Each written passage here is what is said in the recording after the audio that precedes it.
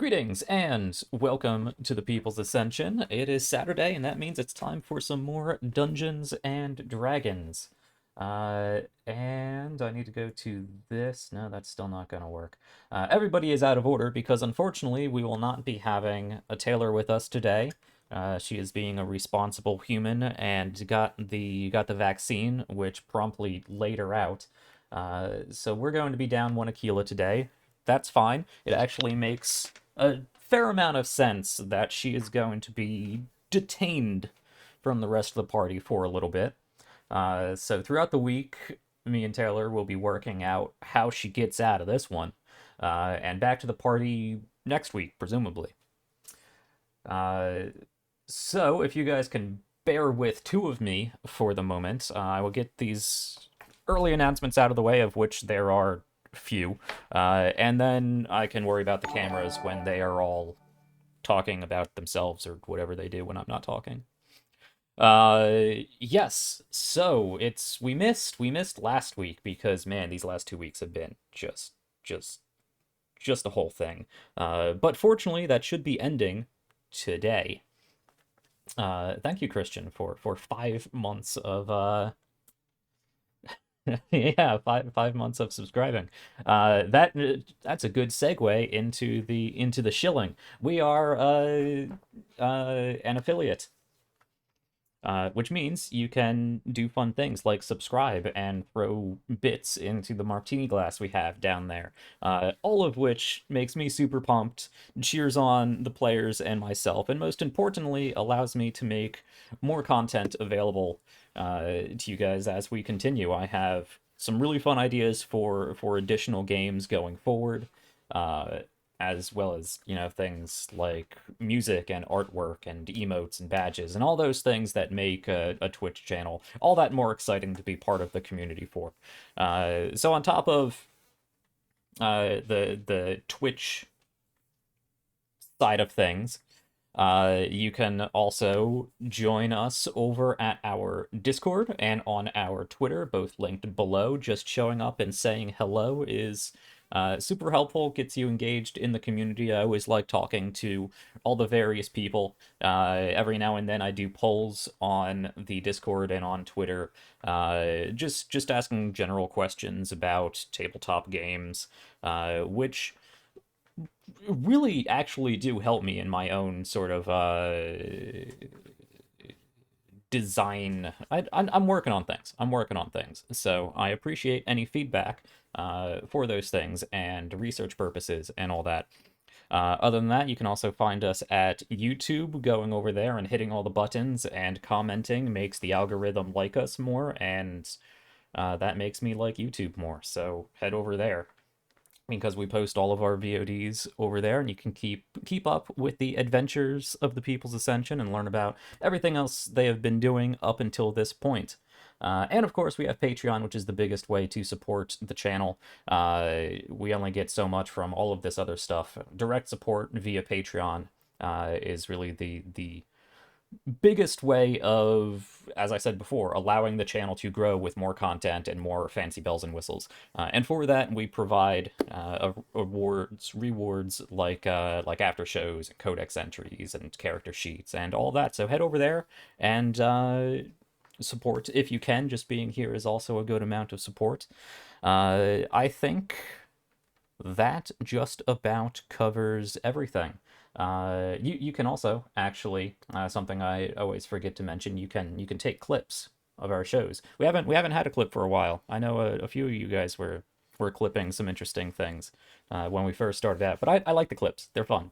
So if you wanna do clips, that's always fun. Anyway, I think that's enough of me talking. Uh, so let's get back into this game. It feels like so much longer than just a week off. Anytime we take a week off, it always feels like a lot longer than a week off. Uh, but I've missed quite a few Feels like a games. month. Yeah. I've missed quite a few games in these last 2 weeks, both because of my own issues and other people having things going on. So I haven't been playing as much. So yeah, I have to remember how to do this whole DMing Twitch host thing. So you guys go or something? Who are you? Why are you here? Yeah, that's no way I to don't know. introduce people. Yes, let's say hello to our fabulous cast of people who are here with us today. While I play around with the cameras, we usually start with Taylor, who is no longer here. So let's skip that position and go straight to Arlene, who is apparently playing Oh, Ander today. ah, Oh, am I? Cool. go That's ahead. what the overlay says. We're doing a musical chairs episode of the People's Ascension, the body swap episode. I'm apparently playing I would Sevki. honestly like to see how Okay, Arlene well. plays Ander versus how I play Tolly. That would, That'll be interesting. but not I'll today. be able to see it. Not canonically. I don't know. I Not think I'd be canonically. scared. I feel like that's a lot of pressure. That's what I said. Not non-canonically. I don't want you That's a killing lot of off my pressure character. being Ander. That's So who would you actually like introduced, Ander or Tolly? No, go ahead, Arlene. I am moving you into position now. There you are. okay. Cool. Well, my name is Arlene. Hello. My character is Tali, the Wood Elf Tempest Cleric Orphan, and she is half of the Tempest Twins. All right. And I just realized that the correct answer was actually Stephen, because now we are way out of order. But let's continue with the position that we started with and head I think there's over two of to me. Christian. Hello, Christian. How are you today? I am doing well, thank you for asking. Occasionally, I roleplay as the character Shliva and her animal companion. It is a fun time. All right. When we're not in the middle of the city. Yeah. Okay. One more, and that will bring us to Stephanie as I try to get you in the right box. Hello, Stephanie. Wait, not one more. We still need to do. We're all out of order. Anyway, sorry, Stephanie. Go ahead. Hello. No. Hi. I'm Stephanie, and I play Sevki. She is a human sorcerer with draconic ancestry, and she's the second half of the Tempest Twins. All right, and I believe that leads us to Steven over here, who I initially skipped. Okay, everybody should be in the right boxes. Hello, Steven. Welcome Hi, to I'm the game. Steven, and I don't know who or where I am anymore. Actually, as a side thought, it would be really interesting to have other people describe characters. I would love to hear the descriptions of the characters from an outside perspective. But yes, I'm Steven. I play Ander, the long-suffering warlock of Zadok, in all his eldritch oily glory. And Jack plays my familiar Redna. All right. Yes, we are all in the correct boxes right now, I think. So no body swap episode this week. One day, we might get to something like that, because that would be fun. I think it would probably be a mess and frustrating for all of you, but it'd be fun for me. Okay. It'll be a fun mess. It'll be like a one. Yeah. Shot. Get some Fae involved. I'm sure I'm down. they're. That sounds like a Fae problem. Okay. Apparently, reality is bleeding into my brick wall here. So while I deal with that, let's start us off with a recap, as we usually do. We did miss last week, so what's up with that? Also, not a good way of introducing things. Last time on the People's Ascension, things happened, and these people are going to tell me what those things are. Presumably. Stephen, go. Oh, bloody hell. Last week, absolutely nothing happened. All right. I mean, technically true. I mean, a lot of stuff happened. Oh, you mean last week? I got it. Yeah, not last week. That is true. We didn't do anything last week. Nothing on here. Nothing fun. The week before that, Session much. 115, though episode 30 for our stream, I believe we started off heading to the museum warehouse to take a look at some artifacts with Ander and Aquila. Oh god, that was last week, wasn't Mhm. it? Yeah. Oh man. So yes, Ander and Aquila were being led to the warehouse by the director of the museum after they got busted. Well, after Aquila got busted sneaking out of the Demo Liba exhibit, and Ander was going to try and talk their way out of it, but we ended up at the warehouse because Aquila wanted to take a look at what had been moved from the exhibit and was willing to flash her ID badge all over the place to make it happen.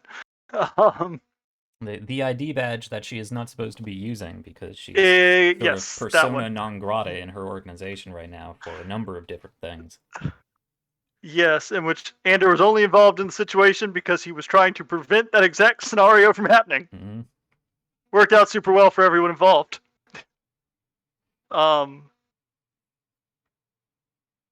While Aquila was doing her Grim psychometry. thank you. What I was about to say, whatever her freaky thing is called. Freaky thing being said by the warlock who serves. Ability to peer into the arcane mesh and recall moments of historical significance permanently ingrained within reality. Yeah, I just like that a warlock whose powers manifest as black, oily tendrils of night sky referred to that as the freaky thing. Sure, yeah.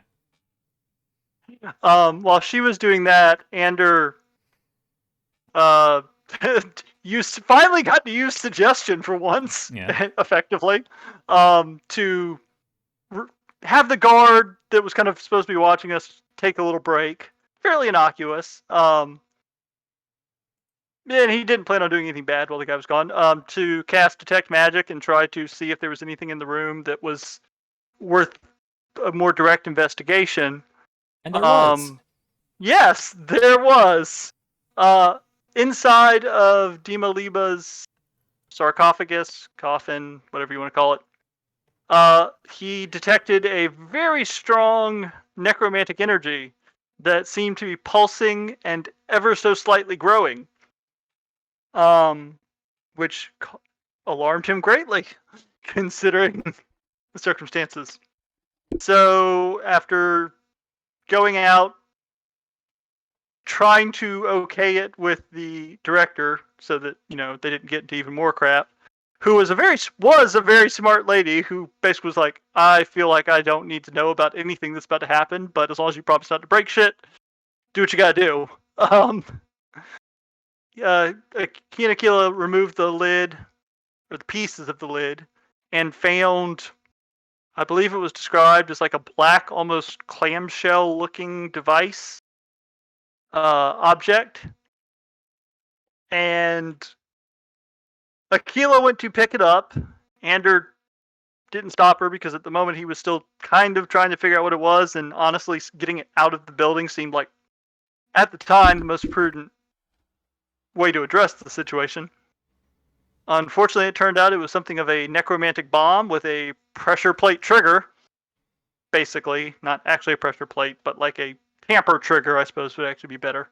And kind of fired off a wave of energy that I think essentially killed everyone in the building but Aquila and Ander, and then proceeded to raise them as zombies. Pretty much everybody in a 60-foot radius, I believe. Yeah, which covered, I think, most of the building Yeah. and some of the outside. Which includes not only laterally, but vertically as well, which is often overlooked. Yeah, so Aquila ran up and out, and I think eventually ended up outside fighting something of a zombie horde. Because we heard screams from upstairs. So she went up to check on the people upstairs. Ander decided to stay down and deal with the former museum director and the couple guards that were down there so that they didn't escape out and cause more havoc. On top of And ended up, some sort of curator that was there as well, the yes, old woman. yes, that everyone had been looking for. Yeah. Finally found her. Spent a little too long dealing with that, and by the time he was ready to move upstairs as well, there was a staircase full of zombies. So ended up using his trusty Armor of Zadok and essentially trying to bull rush his way through. Not that that's actually a thing anymore, I don't think, technically. But got through very much not unscathed. Successful, but painful. Yes. Where he finally managed to reconvene with Aquila, and seeing that a large number of city guards were kind of flooding into the area, decided they could probably handle this, and best to GTFO.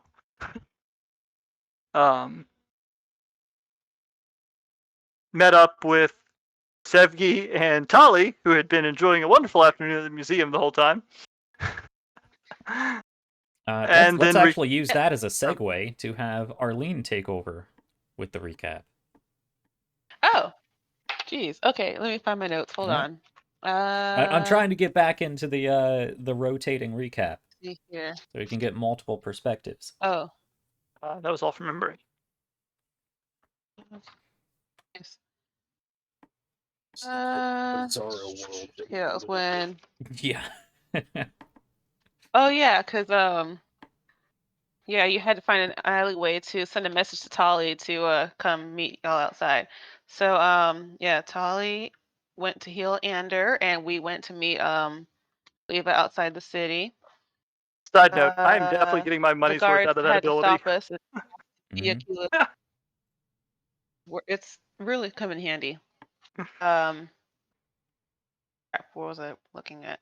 Oh yeah, so the guards at the gate had to stop us and ask to see Aquila's weapons because she drew blood with them. And she used her paperwork again, and the guard let us go.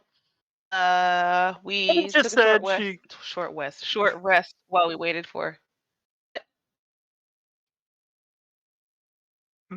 Oh, sorry. I was just saying that.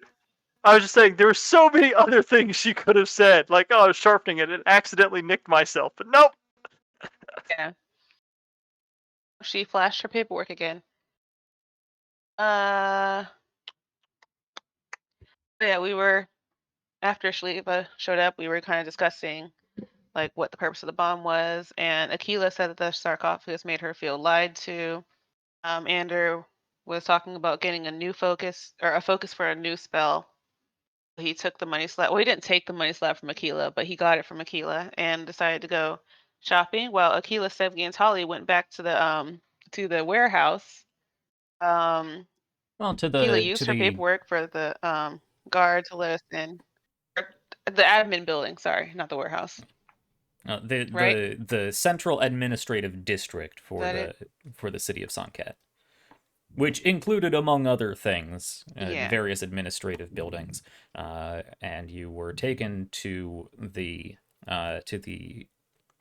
downtown Imperial precinct for questioning. Yes.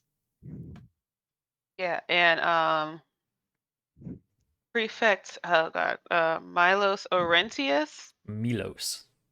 And Aquila Milos. I'm used to Milo because that's my dog. Anyway, Aquila.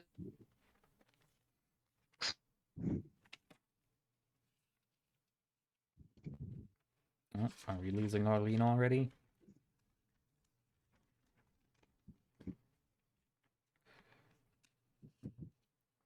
Looks like it.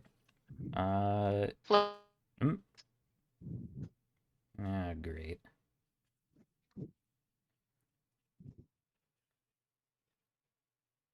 Real?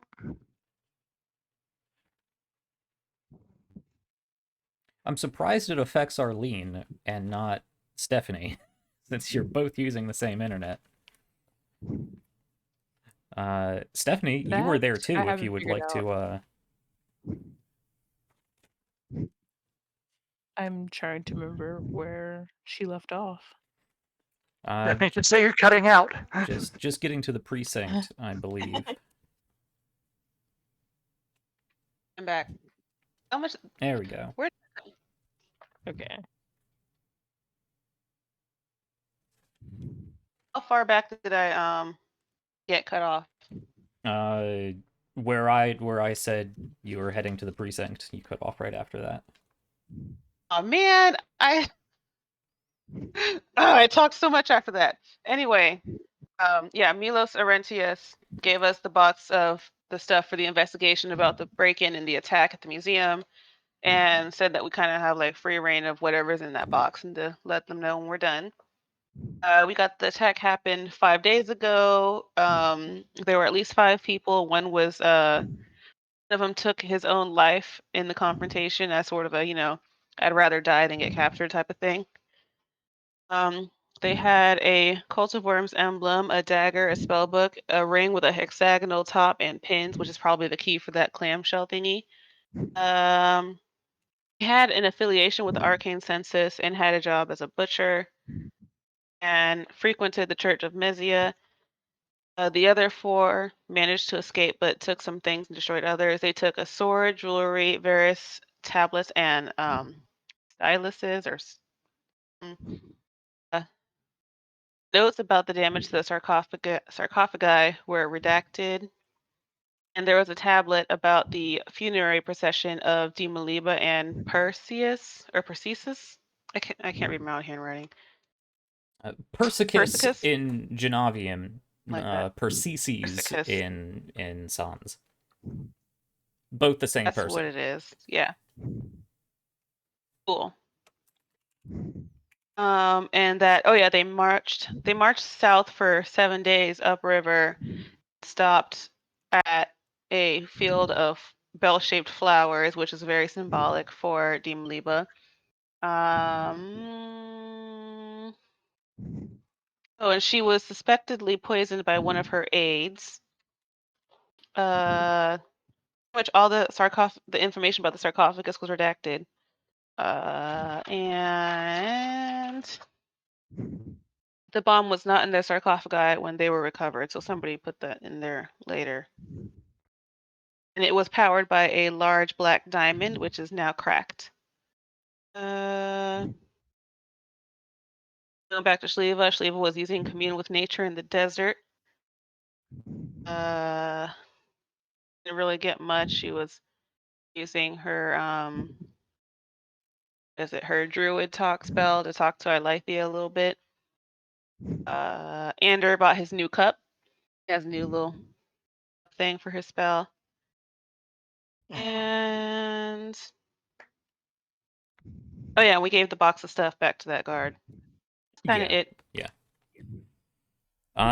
Let's actually pick up there because we are going to not so much retcon but clarify something that I unfortunately was not in the headspace to deal with last week, and that is while the Tempest Twins and Aquila were off getting questioned in their cell block, Ander was going shopping for that goblet. 1,000 gold piece fancy cup needed for his scrying spell. Ander, I did find an image that I think works a lot better than what I initially described. So you have show to players. You have this fancy Sannite chalice, which you should be able to see as a popped up handout. Yes. Yes. It is made of mithril and gold. The gold is actually the really fine cross section, and inlaid with obsidian and sapphires. So where the cross sections of the decorative sort of lacing meets up, there's sapphires embedded in there. So it's not as gaudy as I originally described, and less generic European holy grail sort of situation. This is more of a Sannite chalice, and something you would have found in the area. Easily worth 1,000 gold pieces. Renna can fit inside of it, if a little uncomfortably, because it wasn't made specifically for your intended purpose. So that is what you managed to pick up.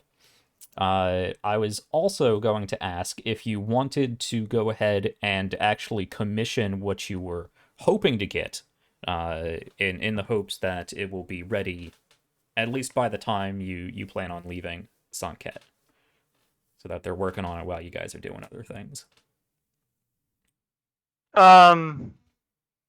Yes. Would it be smart? Would it be smarter to wait until we got back and actually do it somewhere in the town of Whitewood, or would they still have access to fair, like, shipped over here kind of thing? It would be cheaper if you went to the source of the whitewood, because there will be, of course, import and taxes and luxury item fees and whatnot. But whitewood is available in this region. It will just be more expensive. If you wait to go back to the town of Whitewood, I mean, you don't know when you're going to be back there next. It depends on if how quickly you can wrap up things here with the whole Demoliba issue, if that is the only thing you want to get into down here, and if you are able to get back to Genovium immediately after, and then go to the town of Whitewood. So, not impossible, not impractical. You could also, if you wanted to go that route, probably send a message back to the guild hall and have Regina actually send over some representative to the Whitewood with instructions for what you want done. But that'd be more difficult now that I think of it, with all the really precise customizations you want done to it. Yeah, I suppose we can go ahead and commission it here then. Okay. Because money really isn't a big factor for you guys too much anymore. At 9th level, you guys are sitting on, what, over 20,000 gold pieces, or the equivalent. I have no money. Well, party fund. Andrew doesn't have that much. Gold is very important for me, thanks. I have Right. it, thanks. Yeah. To be fair, we've also offered to cover anything you need.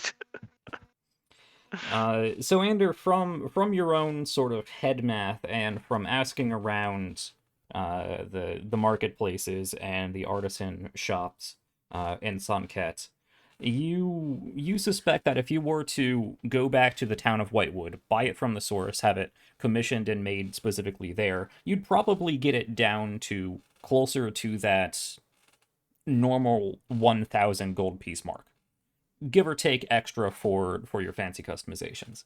But to get done what you want done here, you're easily looking at 1,700 plus extra fees for rush order if you really want it done quickly. I believe it might have even been in the after show, so I don't know if you were considering it character information, but from asking around, you would get the sense that it would take somewhere in the ballpark of closer to 2,000 gold pieces if you want it done within the week. Plus minus negotiations and haggling and yada yada.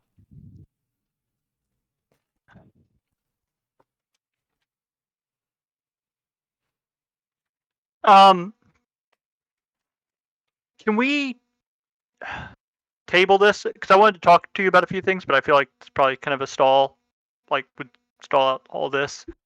And just say Sure. that if, depending on the situation, that yeah, I started, or if not, no, we'll wait till Whitewood. Wait till we get back. Sure. Just so we're not discussing all Okay. that stuff right now and stalling out the stream. Let me say then that the camera follows Ander into actually a fairly fancy-looking artisan shop known as the Desert Dryad. And Ander walks into the building, and at that point, the camera will pan back away to what's going on in with the other three. And we can decide later what, if anything, was discussed in the Desert Dryad. That works perfectly. Do a sort of flashback scene whenever we get to it. Okay.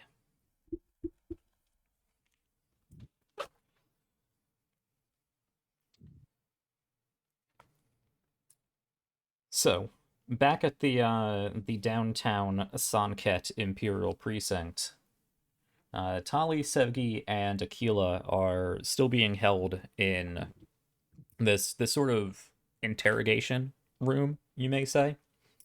We ended off last session with them pretty much banging on the door to be to maybe not necessarily be let out. They're not prisoners, but to get somebody's attention to escort them out and to take the evidence that they were looking over. So with that sort of double tap on the big metal door there, just a few minutes goes past, and you again are met by Prefect Orentius and his two lieutenants, or whoever they may be, in the Imperial Legion. He opens the door and looks at the three of you, sort of surveys the area. Not that it's a big room. It's maybe a 15 by 15 room. You guys are kind of crammed in here, but making sure there's not a mess, things aren't strewn about the place, and gives each of you a very thorough, up and down. You get the sense that he's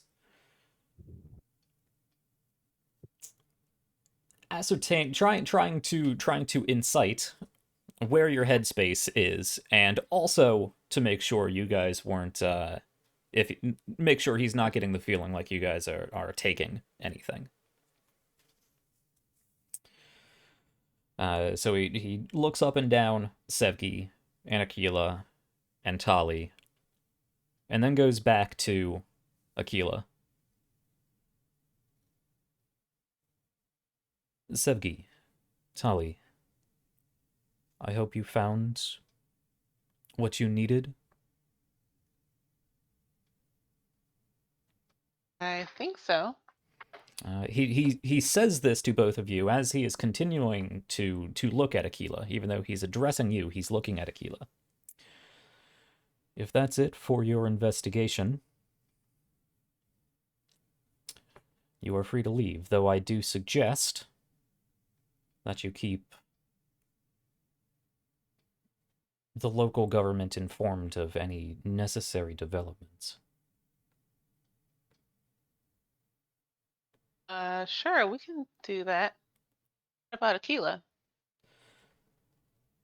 Aquila will be staying with me. Or more appropriately, I will be escorting her to a member of her own order. Reggie. Dang. Continuing, of course, to talk to you, Tali, but seemingly addressing Aquila. It seems that, given the nature of your investigation and the sensitive topic of combining our two investigations, that a more thorough debrief is in order. She'll be returned to you. Most likely, actually, I can't be sure of anything your people get up to. But the two of you are free to continue with whatever gallivanting your organization is sending you on. Just don't cause any more trouble in my city. Okay. And he says that with a Wanna leave it to definitive stop to his sentence, like, conversation over, get out. I You do gonna not need to have I a high guess leave, passive but insight to tell that yeah. and actually, Tali, you do have a fairly good passive insight. This guy is I do. frustrated with the situation. Seems to I mean, there's definitely more going on with the whole Aquila Querent Order situation, and is also still trying to deal with the whole necromantic zombie bomb situation, because that's going to be a PR nightmare. Not that I think Tali would really have Yeah. that level of insight in government public Yeah. relations. But you can definitely I don't tell that care about PR. he is not interested in discussing this matter really any further. Get out and don't cause any trouble. He doesn't want to see Yeah. either of the three of you again. Gotcha. Well, yeah, I'd probably look to Aquila. I assume I'd get some kind of like nod or something, and then yeah, I'll say, I would say I'll Aquila send you a doesn't message later, even. and then I would say Aquila doesn't even really acknowledge you. I feel like she's not so much staring down the prefect, but resigned more or less to seeing through the consequences of what happened. She may okay. do a very slight nod, but not necessarily in your direction. Okay. Well, yeah, I guess I'll just kind of I'll send you a message later, and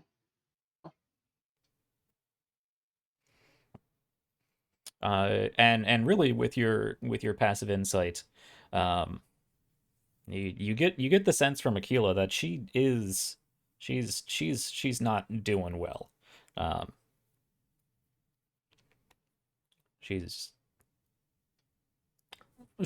is more or less resigned to see through the consequences of what's going to happen here, and you're fairly certain that she doesn't think anything good is going to come from this this debrief that she's going to be taken on. But you know, that's how it works in her order. She's not fighting it. She's not yeah. not looking for anything from either of the two of you.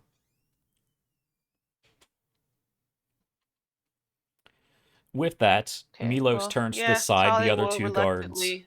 If motion for the two of you to head out. They will yeah, Tali escort will. you, actually all the way to the gate of the administrative district. At which point you are led past the remaining 3 rows of Imperial soldiers that are in front of this main gate structure,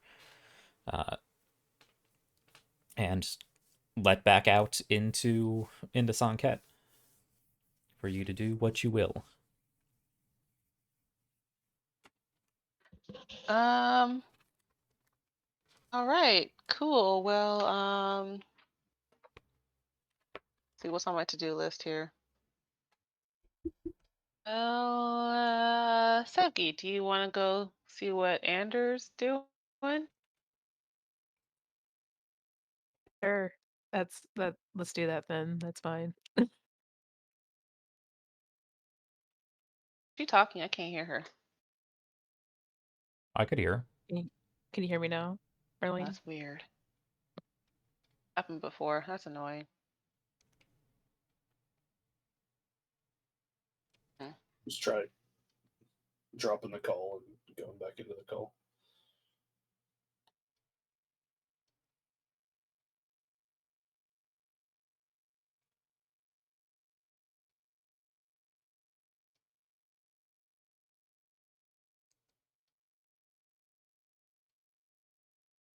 Oh, I can see you now. Can you hear me now though? I can hear you now. There we Yay. go. Okay. But Please. sure. I'll go with you. Yeah, we're gonna guess. Oh, I'm gonna send a message to Anders. Hey, Akila was detained and is being, I guess, escorted to someone of her order. Where are you at?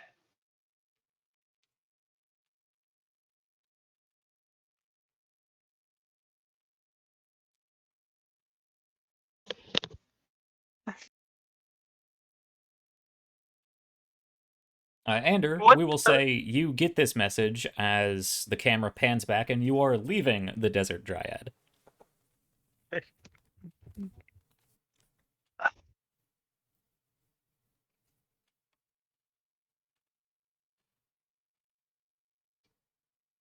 Um,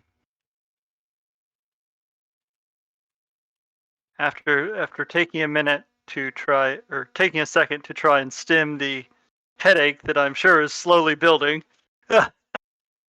um, I was just finishing up some business in the market district. Can Is there like a obvious gate or interest to kind of where the market area is, or There is pretty a seamless? central bazaar, Any and kind of there's a landmark? few different archways that you could direct them to.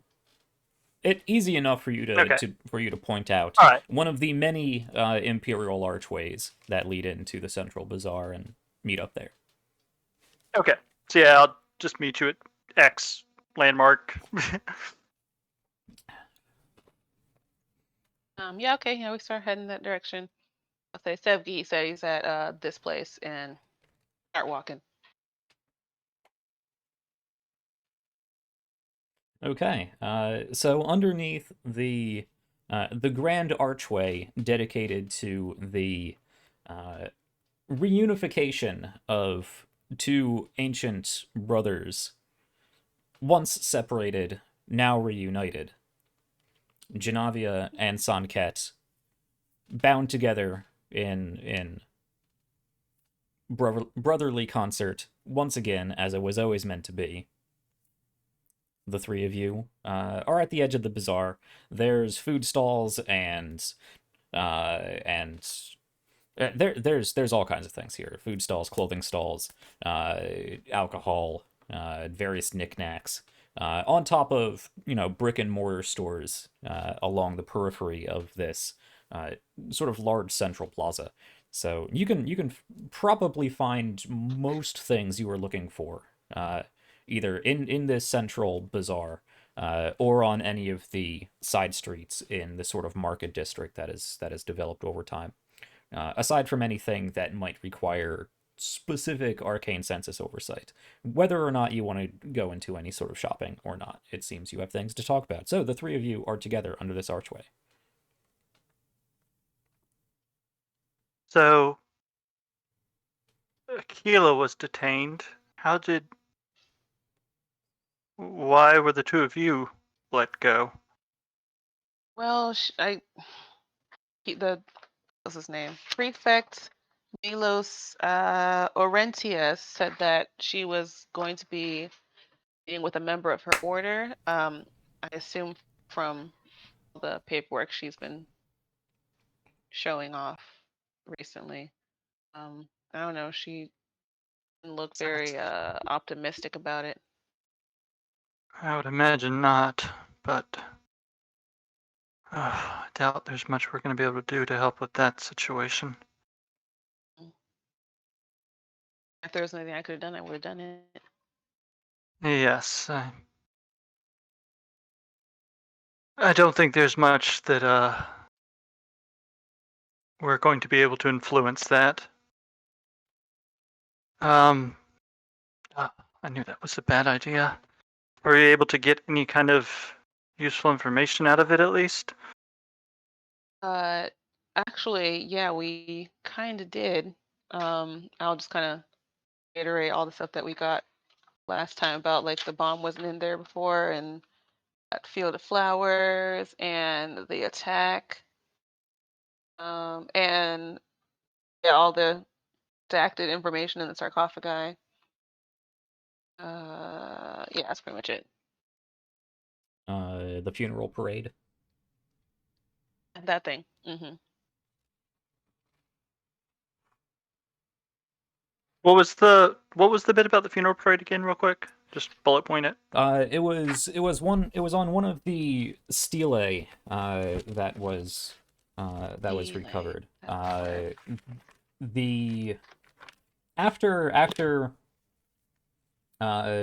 Queen Dimaliba was assassinated, Persicus in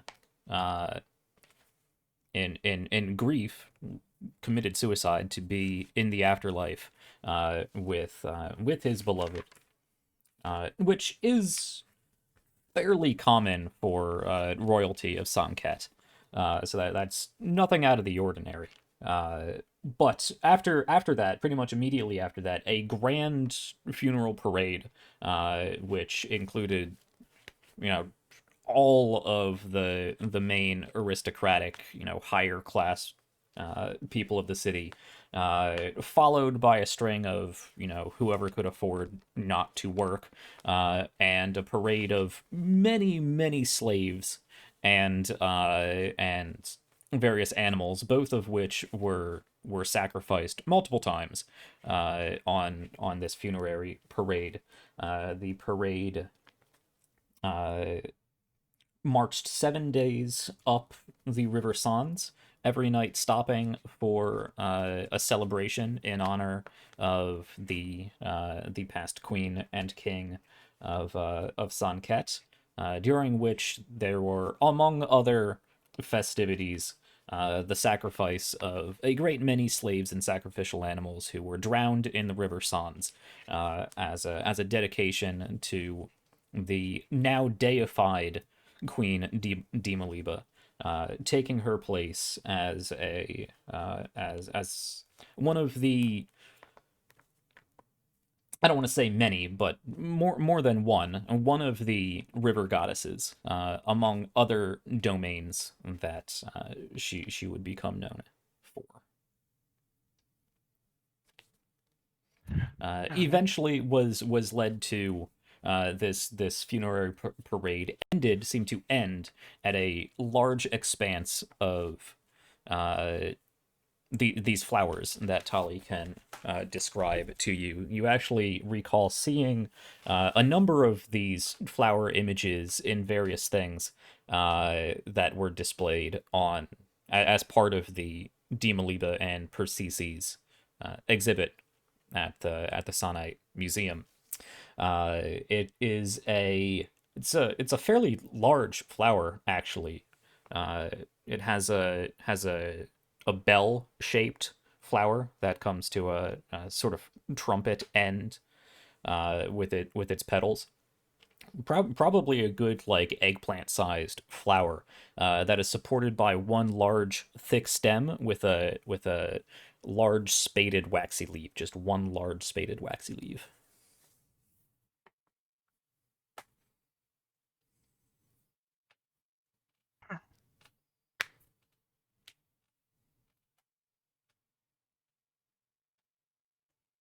Yeah. A lot of very interesting information. Fortunately, nothing that immediately jumps out as helping us figure out what the cult is either specifically interested in or what they might be doing, other than setting bombs, apparently. It's curious how they managed to get in there, but I suppose it wasn't that well guarded. Yeah, there were notes that said that, what's the lady's name? Azabaya? How you pronounce it? Azabaya? Who are you referring to? The Azabaya, something like that. museum, the dean of the museum? Yeah, that lady. Yes, I believe it was Azabaya. Okay. Yeah, Azabaya, the note, the guards, and that one old lady they were talking about, or that you were talking about. Her name was Ethia. Those are the only names that popped up on the log of people going in and out. So I suppose there was they always had the those everyone possibility done. that they were, well, either that or they managed to sneak in without filling out the logs. Too. I was able to sneak into an exhibit without anyone, sneak in without anyone noticing.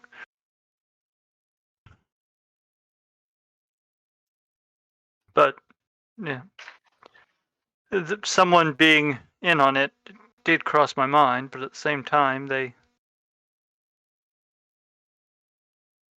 at least weren't concerned enough to leave the premises or leave the blast radius of the bomb. Yeah.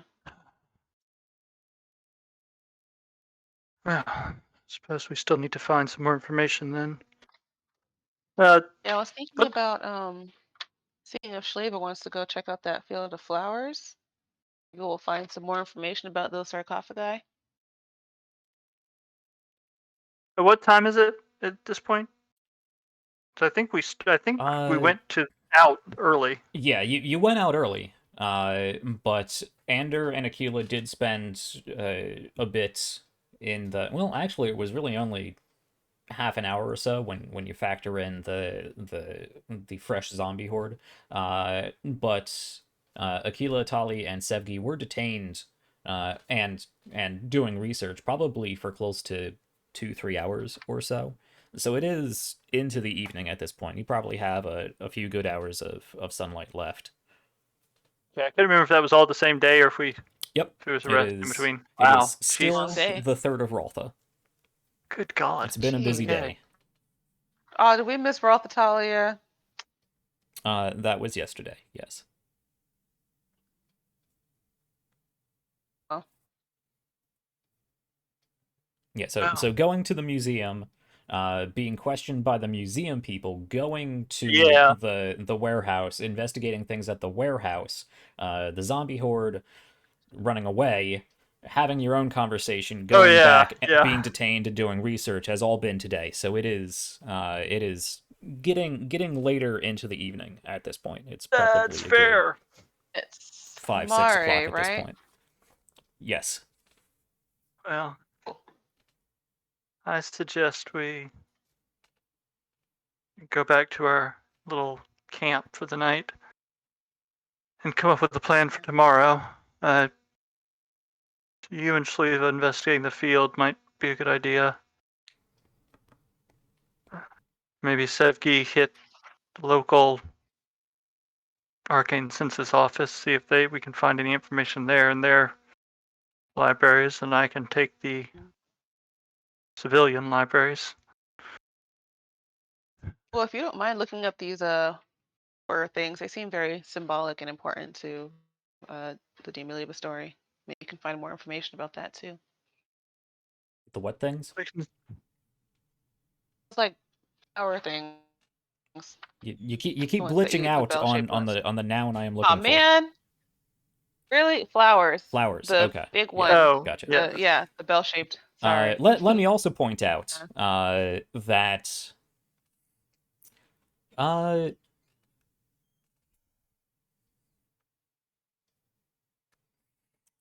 let me look at passive perceptions here now that Aquila is not with you. Yeah.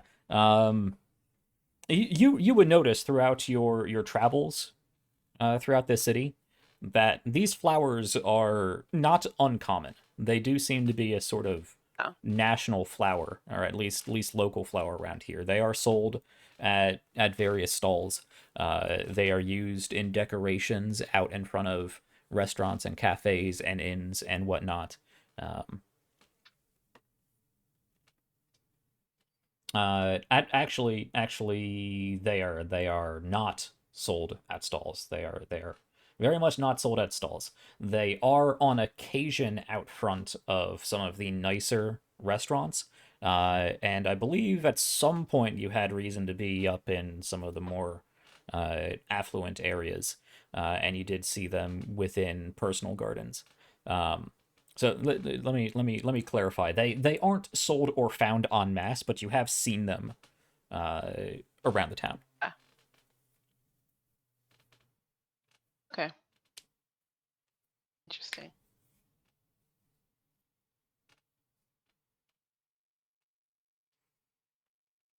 All right. So what is your plan? So I would say Anders' plan specifically, like I said, go back, probably call it a day at this point, but tomorrow, find the public kind of largest public library, and I've got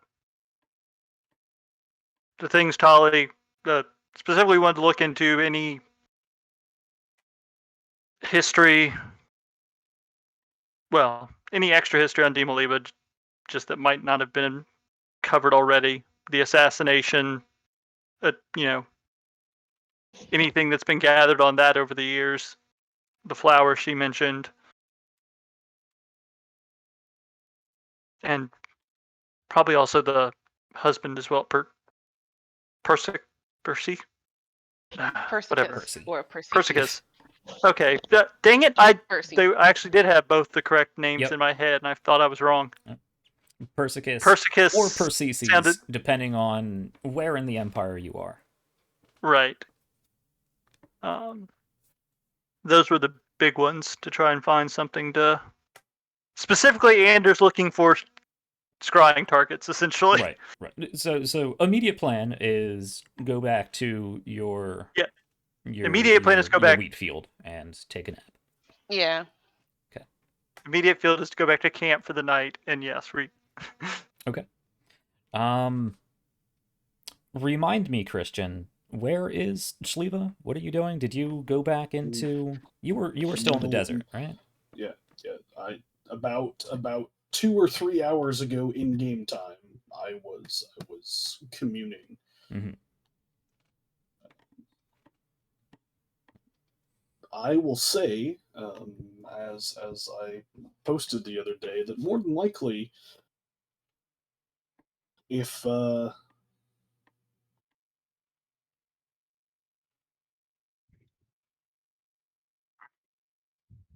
because of my availability of spell slots, more than likely,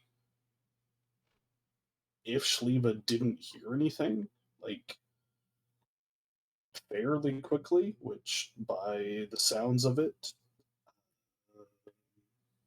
that didn't happen, that she probably would have gone to find Alethea. Okay.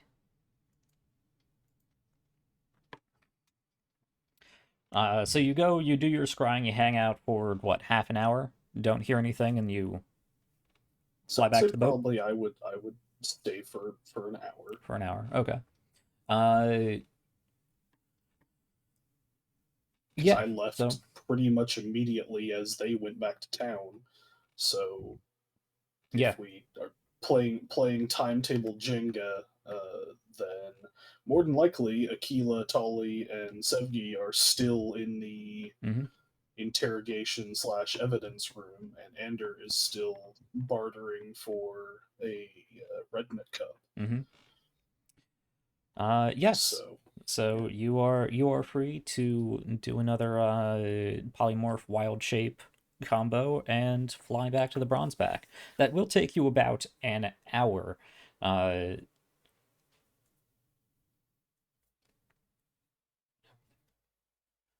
Which still gives you plenty of time before Tali, Sevgi, and Ander meet up. Yeah. Okay. So you were out, I believe, you headed westward. Directly to the west. Yeah. So you polymorph Krushka, wild shape, into your familiar giant eagle form. Pick Krushka up and fly an hour. I will make the caveat.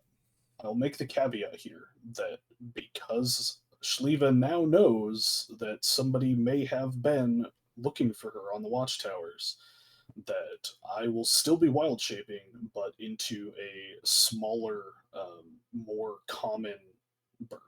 Okay. So I am going to polymorph, or I'm going to wild shape into one of the vultures that I saw.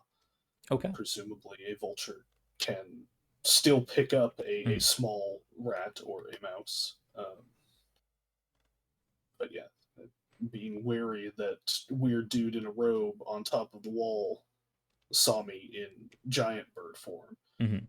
So it will probably slow me down a bit. I don't know how we're going to play that. I'm not nearly as fast in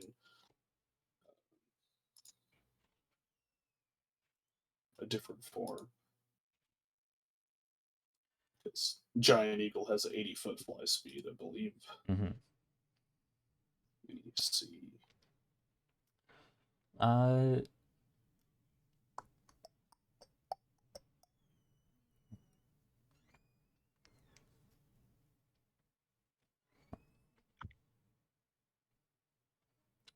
yeah, the limiting factor is not the wild shape duration, but the polymorph duration. And I Yep. believe after that, are you out of slots? Or do you have another polymorph? I believe I would be out of Okay. slots. And you would need to turn off your wild shape in order to do it, and then I think you would be out of wild shapes. Correct. Okay. So Let me. that being the question, would I know that if I were to wild shape into something that is slower moving, that I would need to move closer beforehand? So the main goal is to get Yes. over the walls to where the Yeah. building stops. Yeah. So Leaving from where you are, you would not make it to the docks within that hour. Unless I was going to say you could do a sort of fast march, force march situation, which would be a con save, and if you fail, you might not make it in time. You'd probably get a point of exhaustion. Um, so you could attempt it, but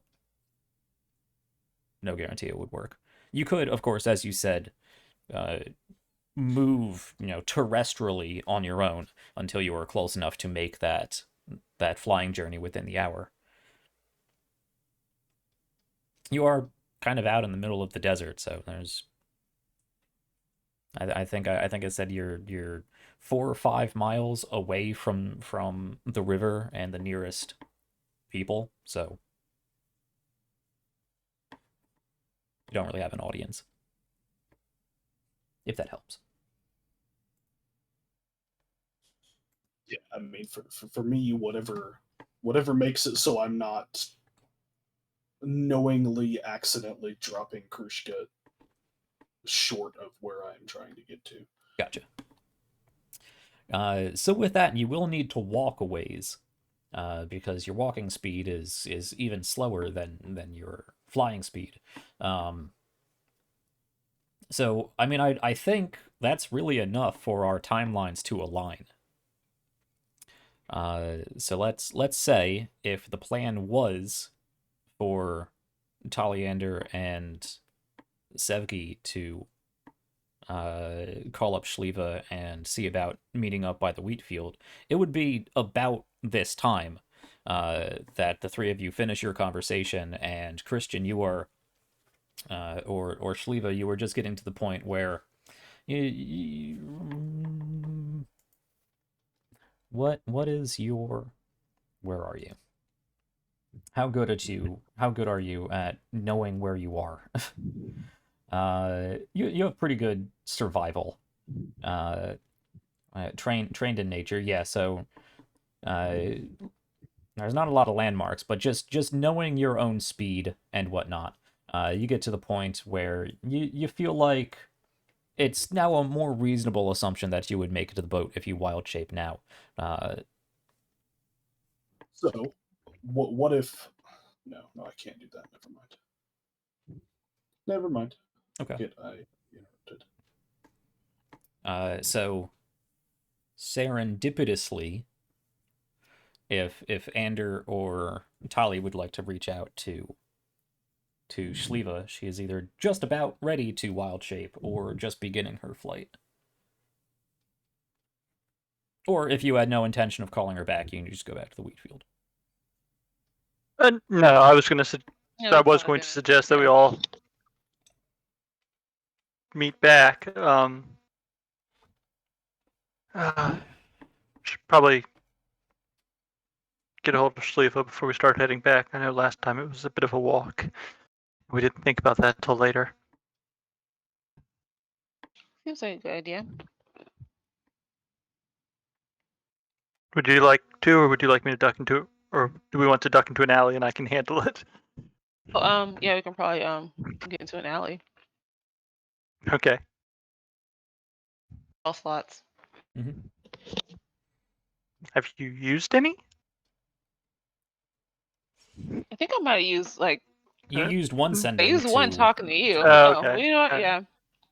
All right. So I'll find a place slightly off the beaten path, pull out the book real quick, and heading back to camp for the night. If you want to meet up with us, plan for tomorrow.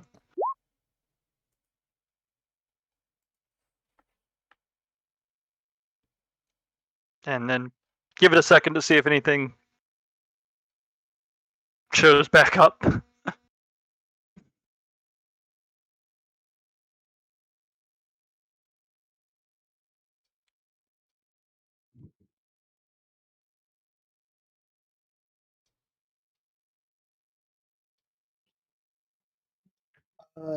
I was going to go see Elytra.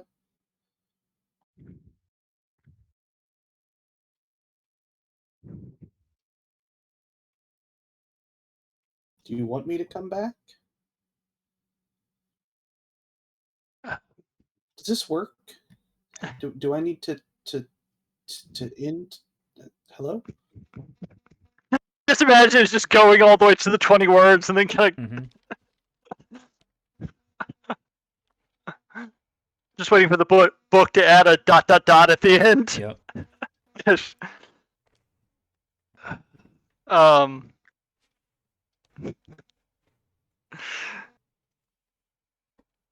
Um.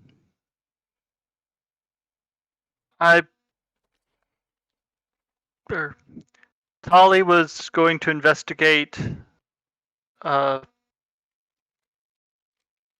Flower field. field of potential interest and was I guess hoping that for your works, help. But up to you.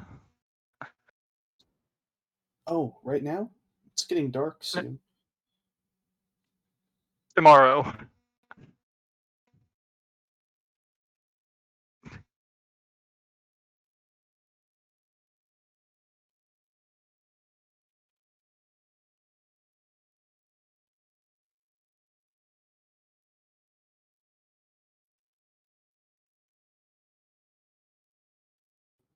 Yeah, I'll just fly back to the hole in the wheat field. All right. Okay. After Anders says tomorrow, I don't respond with anything. Yeah. That's sits there for a little. All right. Okay.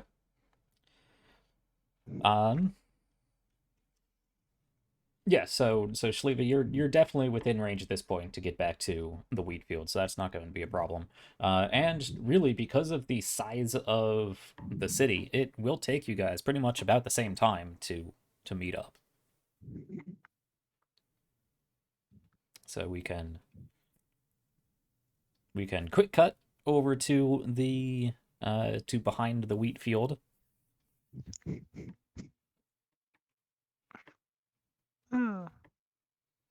The three of you show up.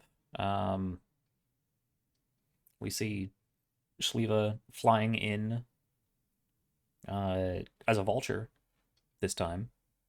Well, if I'm not flying over the city, I'm not going to wild shape into a vulture. I'm going to wild shape into an eagle because Okay, it's faster. Sure. So you actually see, in that case, a giant vulture perched on the back fence, waiting for you guys to show up.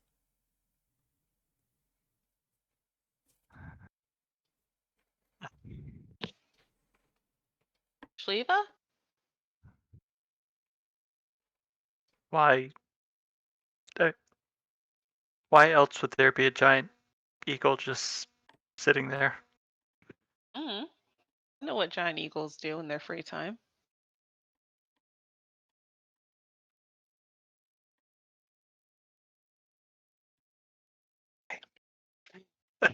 Kershka probably like pokes her head out of the hole in the field.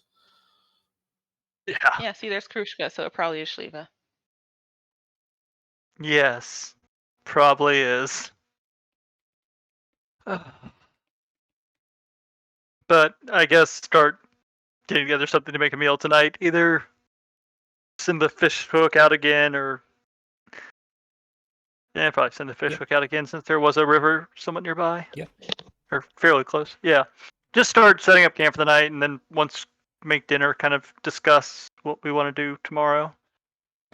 If there needs to be, so like I said, I know I kind of covered what I was doing. It sounds like Tali, if you want to, you mentioned the field. If you wanted to fill Shliva in on your plans, it does seem Yes. something the two of you would be suited Oh. for.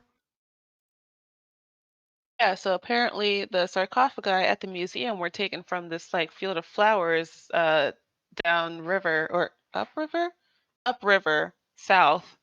Um and the information on the sarcophagi was redacted, so I was hoping to maybe find some evidence there in the field. It's been a long time, but you never know what you can find.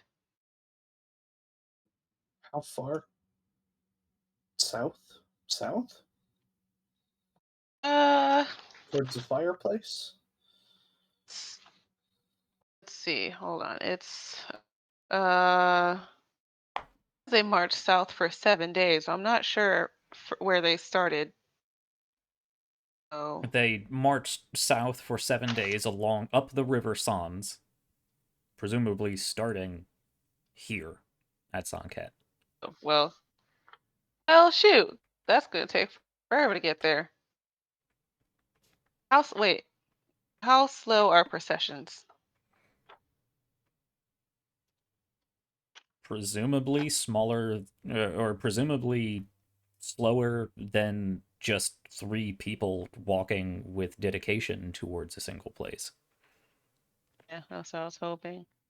Okay, yeah, maybe we can go and get there in good time.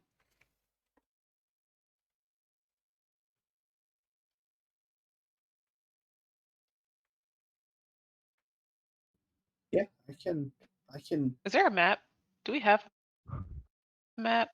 Uh, yes, you have a map with as much detail as the map of Sann'Kett handout that I have provided you. Ooh. Yeah, sorry, what were you saying, Leva? I can speed us up, some of us up, if we want. Are we all? Are we all going? I think it's Anna, just us you two. just okay. Yes, I also didn't realize quite how far away that field was. Yeah, I saw 7 days, but didn't really think about it. Um, I- it shouldn't take us too long to get there, right? Well, I have my long shirts. hopefully no longer than 7 days. Yeah. Yeah, Long Strider lasts for 10 minutes, an hour. I It think so, would yeah. not add an appreciable amount to a day's travel. And that is a Nah. spell used for short-term sprinting. Nah. Oh, darn. And I don't think Yeah. Shliva has the ability to polymorph all of you into fast-moving birds. I wish that I had Just a me. 9th level spell slot. Yeah. mass polymorph everyone into giant eagles for a day. Yeah, I was wondering where you were going with blindly trudging forward to fun. find a field of flowers. An eagle party. Yeah, I was hoping it'd be closer and more obvious than than I was thinking, but never mind. Okay. So say, if it is that far away, it might be best that we all go together. Yeah. I would imagine anything that far out no Speaking longer. Everyone, where's Aquila? Oh yeah. Apparently, She got detained by a prefect and her order.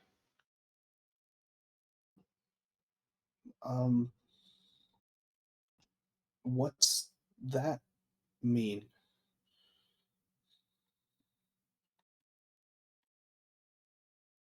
Taint? Prefect? Guess it's like being arrested.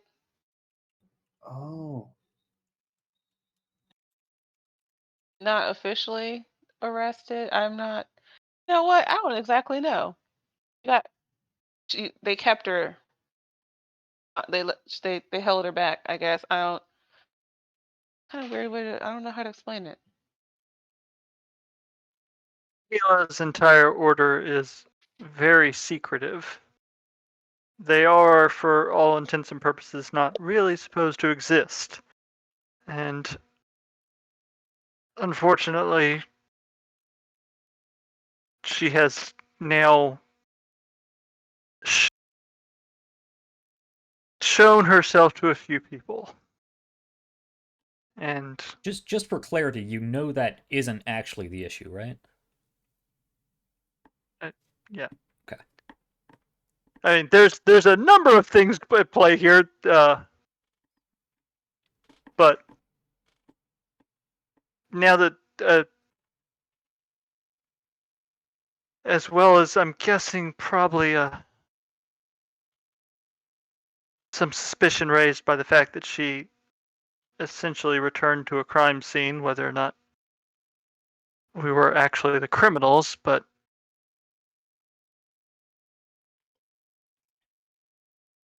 hopefully news of her blacklisting hasn't made it this far and they just want to corroborate stories or whatever it is monster hunters do in their time, but Oh, I hunt monsters. fair. Maybe you can join. I don't think Either they'd like me very much. Aquila doesn't like me very much, so it's okay. Her order doesn't like me very much either. why not?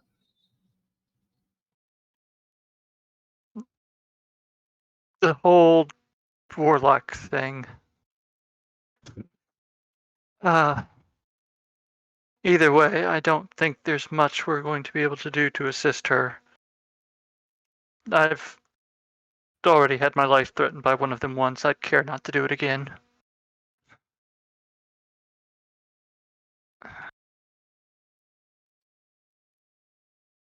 But hopefully she'll be able to talk her way out of whatever mess she's in.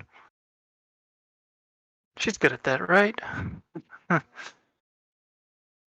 think so. Mm. In the meantime, my plan before I realized how far this field of flowers was for myself and Sevki to, well, for myself to go do some research, possibly Sevki doing the same with the arcane synthesis resources.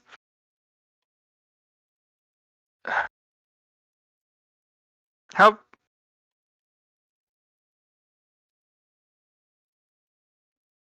I guess there's no way none of us would have any clue how safe and or dangerous the area where this field is, do we? You don't even know No way we the would know. area where Yeah. the field is. Oh.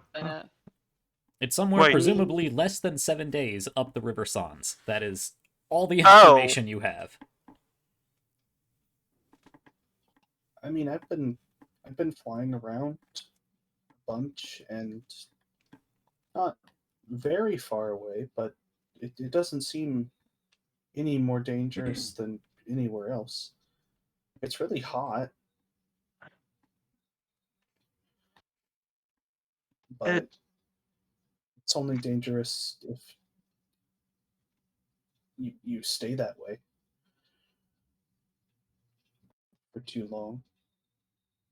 It's generally speaking fairly easy to do in a desert. To stay not hot. No, to end up staying too hot. Yeah, that's probably true. So if we all need to go to this field with a bunch of flowers and stuff, then we should wait for Keela to not be detained anymore. Yeah, Right? especially if we're all going to get.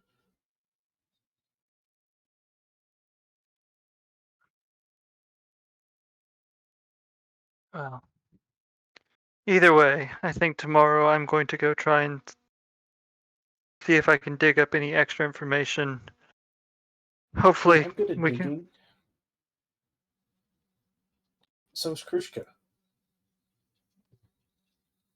I can help. Let me rephrase. I'm going to go to the library in town, look through their books, and see if I can find more information that would help us pinpoint either a location for this field or possibly the location of Dimaliba, considering she wasn't in the box she was supposed to be in.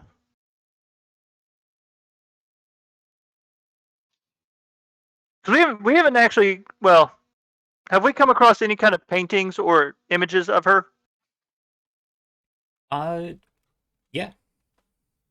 Okay. I mean, she looks like any number of ancient Sannite kings and queens.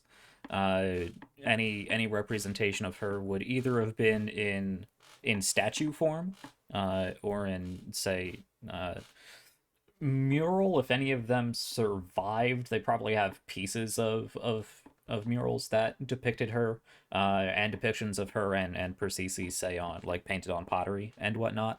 And statues from that time you can only get so much detail from, especially with the wear of age. But at least as she is depicted, she looks like she's usually depicted as a fairly young woman, you would guess, probably no older than her 30s, completely begarbed in all kinds of royal fashion and jewelry and accessories and whatnot.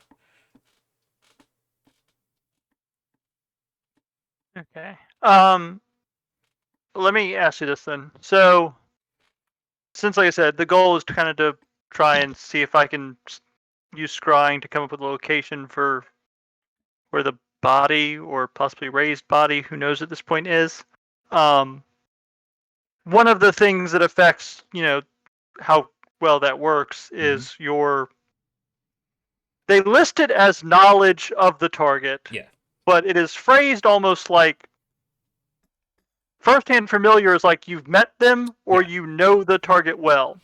Would extensive research and knowledge through that, like through researching them, count, or is that still just secondhand you've heard of? That's secondhand. Okay. Because, like I said, the middle one, you have met the target, says met. Yes. The second one, you know the target well. Well, in theory, you could know all the details about someone very well through research, which would be knowledge. I wasn't sure. No, it's a personal familiarity It's with the really, target. yeah, Yeah, okay. it's not an academic understanding of the target. I figured that was probably what it's referring to. I just wanted to check because on the one hand, like I felt like the wording could have been used. Like I felt like I made a decent argument, but yeah, it's like, hey, I feel like they're going for actual personal familiarity, but scholarly. I mean, maybe if there was like a really thorough, extensive dossier on somebody that you could study, you got a whole psychological profile on them, you had a recent picture, you had, important biographical information on the person's life, perhaps. But you're dealing with secondhand information that has been spread about the course of 2 millennia. Okay, that was essentially what I had. So my plan was to get as close to that as I could through research, but yeah, you're right. It's been probably not going to be able to put that together in a library.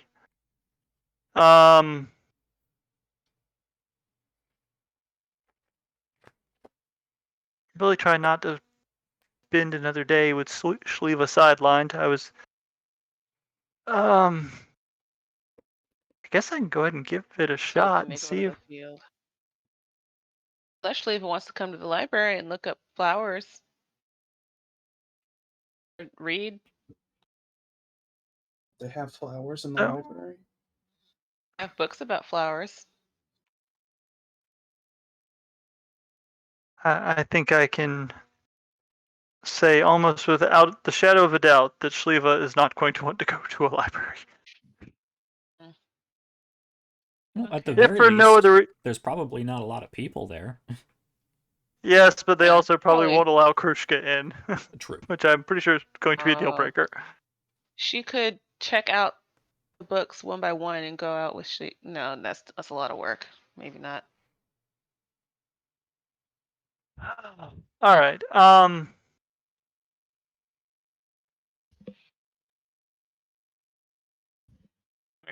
me check something real quick.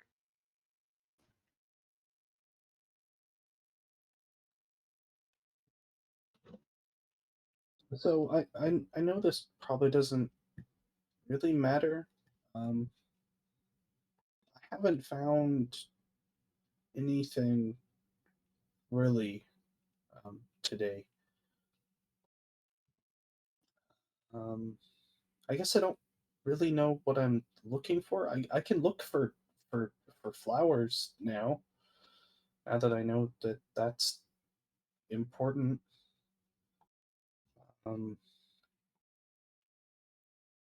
I've pretty much just been asking about dead things, and there haven't been any of those really.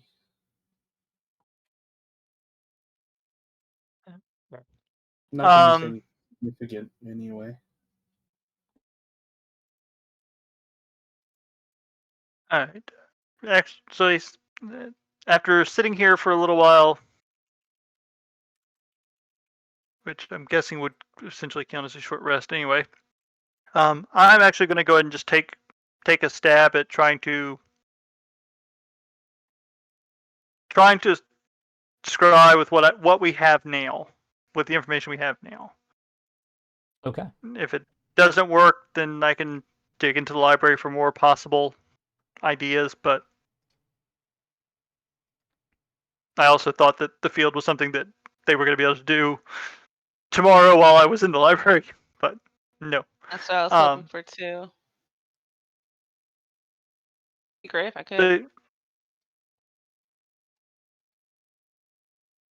So I believe the first attempt is going to be Dimaliba, locating where her body is. Okay.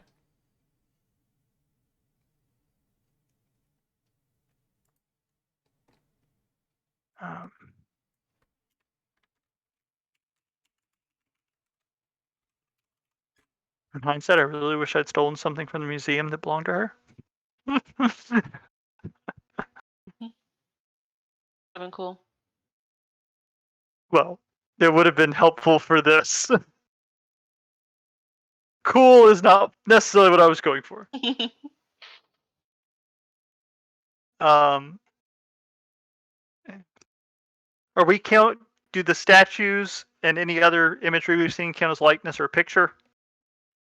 Or is that not no, accurate they're enough? not accurate enough. No. Oh, okay. I'm gonna go back to the museum and start stealing stuff. Not going back to the museum, period, because it's a whole set of issues, but I'm also not just randomly stealing shit from museum. Okay, well, let's just try it cold and see how it goes. I can do it every 24 hours, so it's not, you know. Okay. So you take out your new goblet, which everybody can now see, a very expensive chalice. Ooh. You are.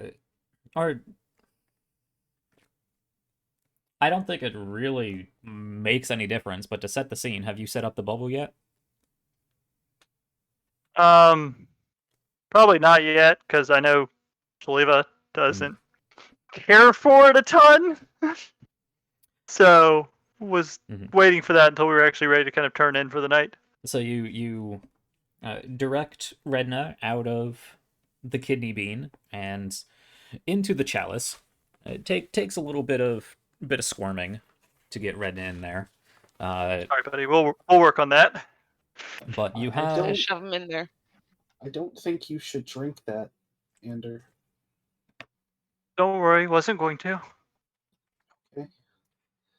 So you have this mithril and gold chalice inlaid with strips of polished obsidian and well-cut gems of sapphire. And within it, you have this dark, viscous, oily substance. A Redna. A Redna, yes. You can grab the chalice with both of your hands and begin this incantation. And it does take 10 minutes to cast this spell. So over the course of the next 10 minutes, you see Ander knelt down on the ground, holding this chalice with Redna in it. Steven, do you actually have... Would you like to flavor this, or would you like me to? So I have one for it, but it doesn't really work until I get a different... Okay. Something wider. Okay. I don't think a cup's going to work for the idea I had, so... Yeah. Okay. So, over the course of the next 10 minutes, the rest of you can hear Ander chanting out these words that don't make any sense to you. And as it goes on, Ander's voice begins to shift and almost gets overlaid with 1, 2, even 3 different voices. All him, but of different tone, coming from seemingly different positions in the vocalization process. Creepy. His eyes slowly fill with that inky substance that you've come to realize indicates he's doing some weird warlock shit. And Redna inside the chalice begins to bubble a little bit.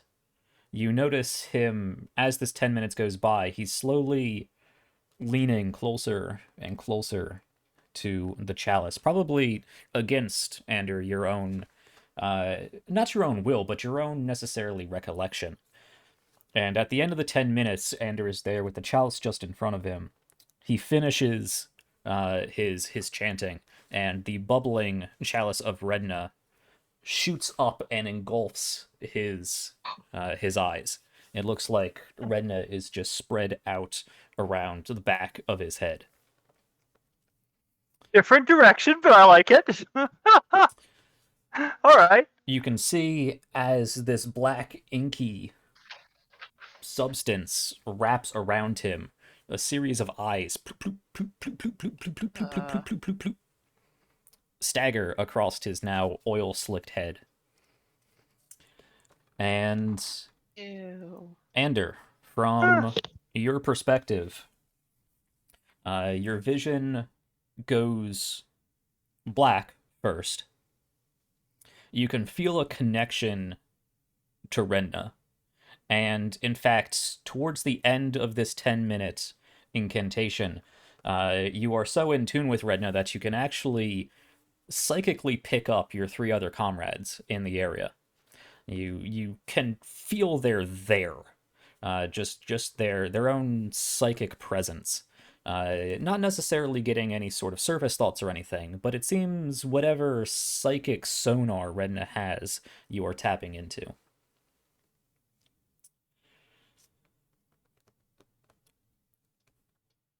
But your vision goes black, and it stays there. It stays like that for a while. Whatever sense of time you have in this place must be distorted.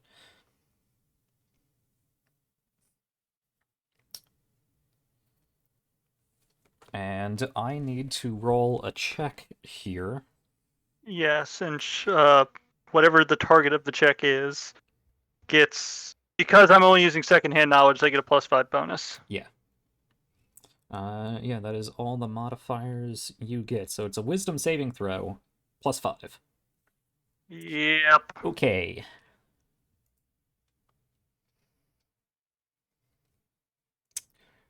Do I have this properly set up? I believe I do. Yes. Okay. Let's see here. I am going to need to click this button, and then I'm going to need to click this button, and then we can add 5 to this result. Okay, so she gets a 21. She passes the wisdom saving throw. What is your DC? 17? 17. 17's the DC. Okay. So either one of those rolls.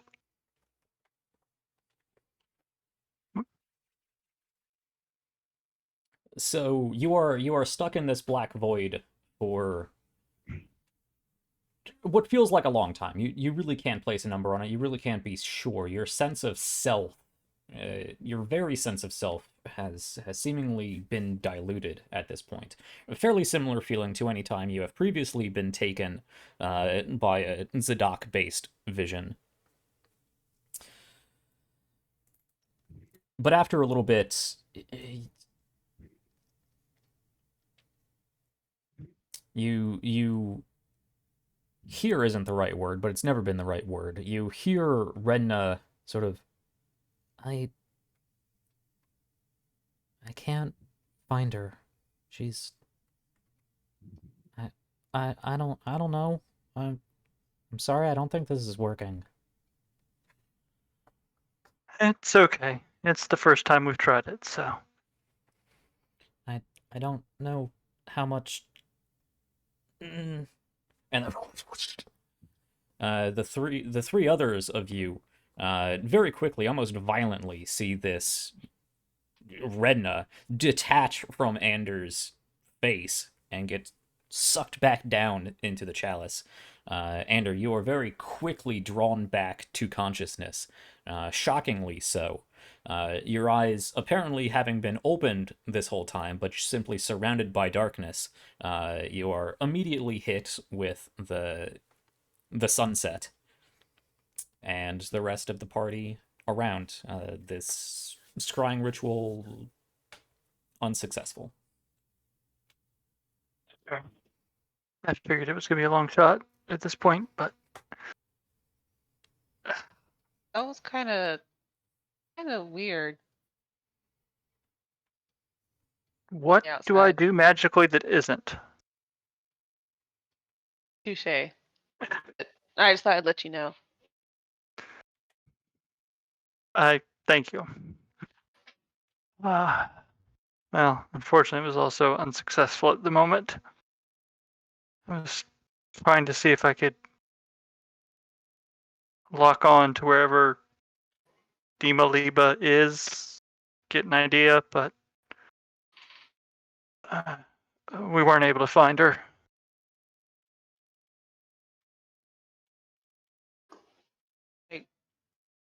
Does it mean if you can't, like, does she just does not exist, or is she? Well, she's obviously dead, but No idea.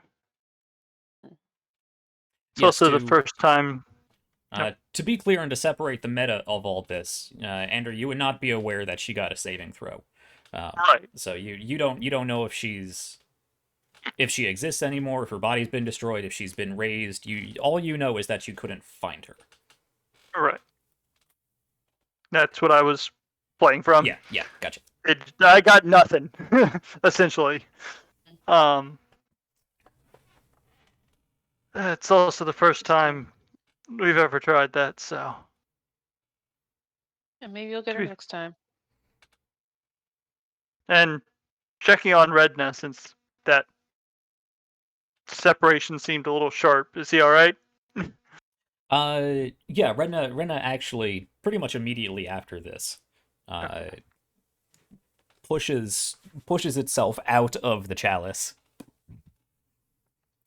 plops down into the grass. It actually stays a goop drenched brain for a little longer than Redna usually takes to shift into something. But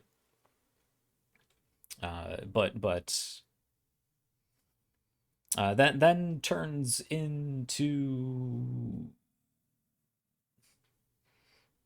There's not a lot of wildlife out here for Redna to imitate. Redna turns into a smaller eldritch version of Krushka, sort of more like a ferret necessarily than a badger. But Redna's unusual amount of extra eyes and various oily appendages. Eldritch spirit.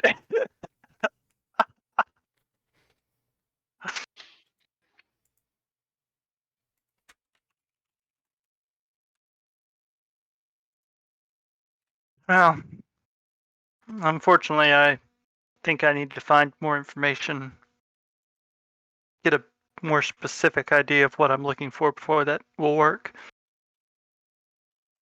I see. Just a name is a bit of a wide target, I suppose.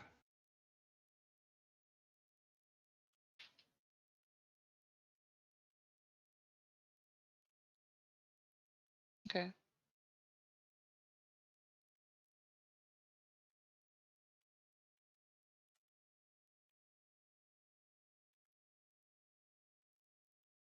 So that begs the question of how do we want to proceed here? As I said, my initial thought was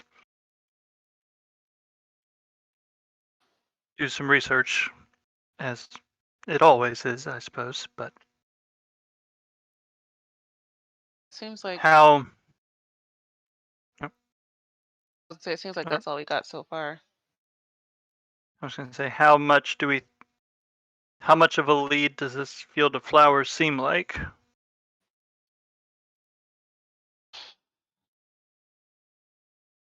I mean, it I just know. seems like a.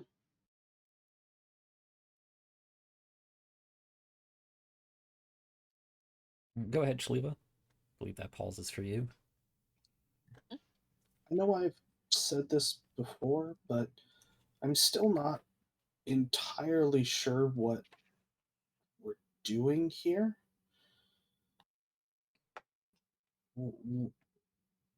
We're looking for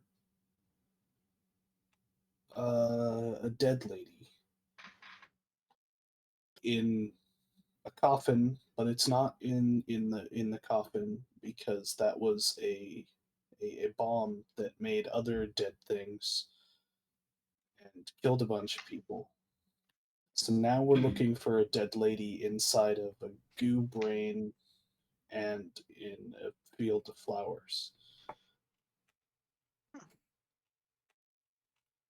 The town that you were in before we first met that was attacked by the undead creatures. Mm-hmm. We're at the end of the day, trying to prevent that from happening again. The same group that, or cult that raised those and sent them to that town is apparently interested in some ancient queen from here. So we're trying to prevent them from getting whatever the hell they want. And the first clue we have is Dimaliba herself. So what we're doing here is trying to prevent that from happening again. But what do they want exactly? Other than her. And why?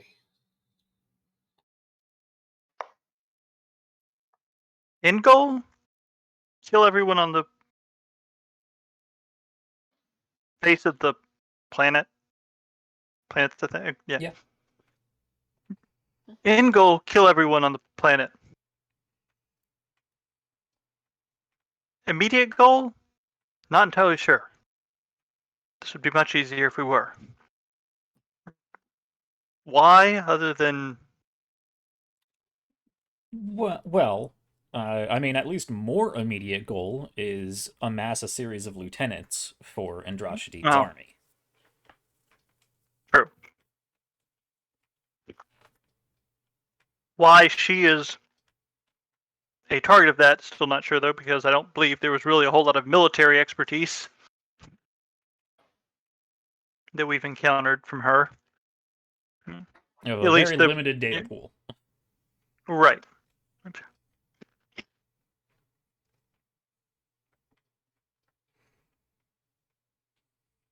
That is... The why is something I was hoping to possibly get a better understanding of through any research I could do or anyone else could do to hopefully give us some idea of where the hell this cult is working specifically.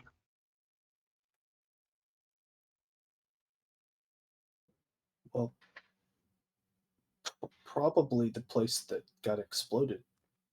At least a little bit, right? I mean,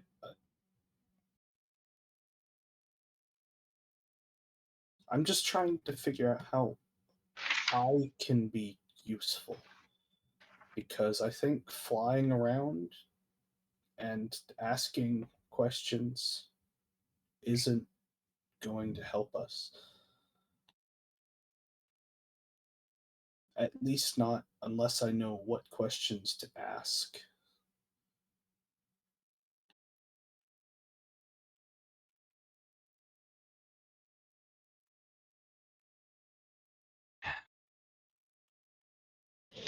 That's fair. I don't think anything we've done so far has been extraordinarily helpful to our goal, other than adding more zombies to the army temporarily.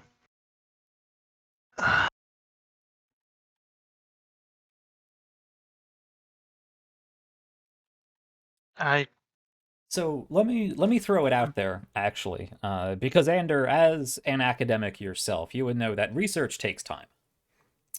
It's unlikely that you're going to go to the library and within 2-3 hours have everything you need. This could take days of research. But between the library you go to, the Arcane Census Library, if you want to go to any churches, if you want to, wherever you want to go, you could easily spend a few days, a week or so, if you wanted to, doing research. In that time, Shliva does have at least something to look for. A field of flowers within 7 days walking pace of the town.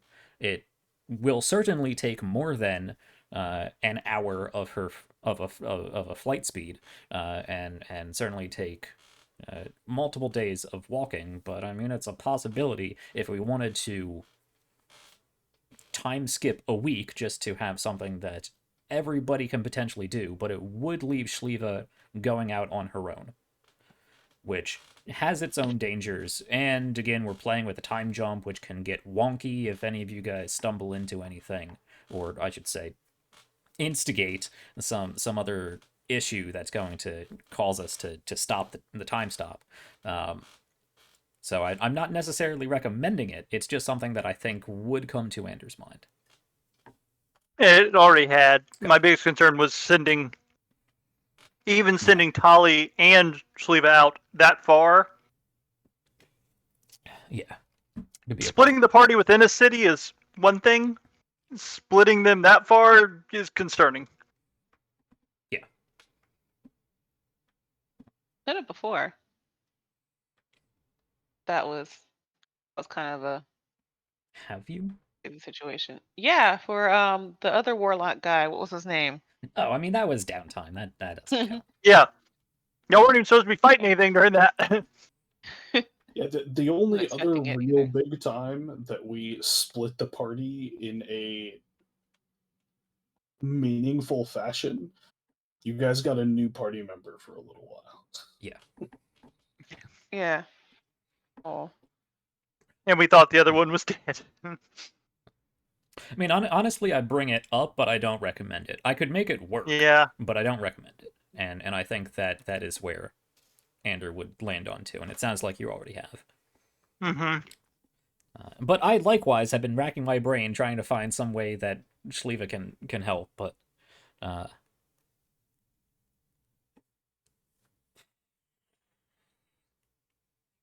Yeah, I was excited about the Field of Flowers thing, not realizing how far away it was. yeah, Would have been nice. I don't know why you guys didn't latch onto that 7 days problem. Well, to be fair, Andrew wasn't there for that. He wouldn't That's have known. true. Sure. I for some reason didn't think about that. Now, I mean, we could do the research and just time skip to the end of it, Yeah. and so that we could get to something that Shaliva could participate in. I don't know what questions to ask that.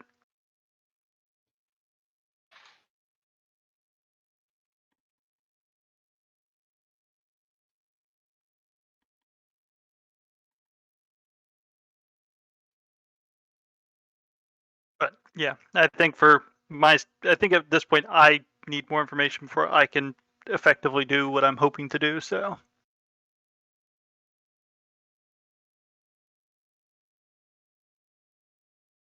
And obviously, I think considering that one of our numbers has been detained, I think we've locked off that avenue for a while. And getting back in. Let me also reiterate: you've only been in town for 2 days, and the only investigation you've really done is to go to the museum. Sure. So it's not like you've been at this for a long time. Yeah, no, you're right. It really feels like we've been in town a lot longer already. This isn't a Lydian situation. This is no. You've been here for 2 days and you've only looked into one thing. So. Yeah, it's just so much has happened in 2 days that it feels so.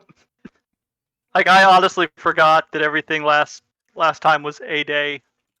It's like surely we had a rest somewhere in there. Nope. All right. Yeah, I say we call it for today, get some sleep, and attack the problem of finding the information we need to actually do something actionable tomorrow, and however long that kind of takes, unless someone has something better.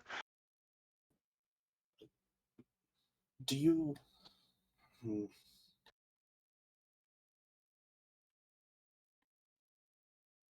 Do you want me to try to find this place? I know we want to wait, but I think it would be easier as a group if we already knew where we were going. Maybe.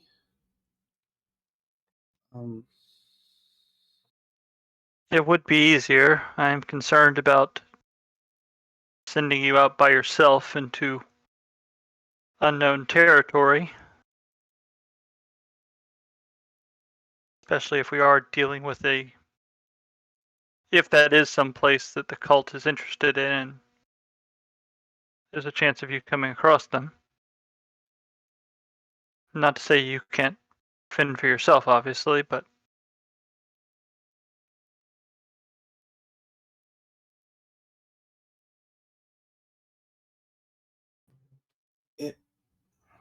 as much as I don't want to do this, it would be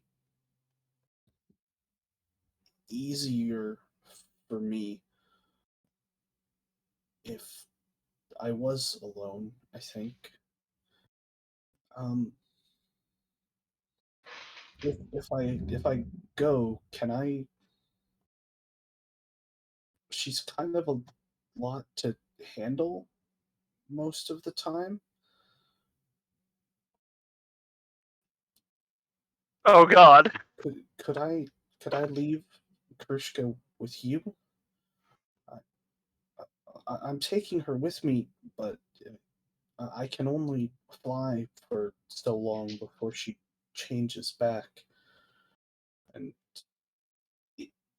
I think in a pinch, I could carry her when I'm a bird, but it wouldn't be comfortable for either of us, and it is. I can get a lot farther by myself. Anders gonna kind of look at Tali. Uh, You're the one that likes let's see my fuzzy animal animals. handling. I do. That is true. So at Um, this point, Eldritch Ferret Redna jumps into the hole that Shliva dug and is laying in. How does not Shliva, Krushka. How does Krushka react to this? Why? Redna's making a new friend.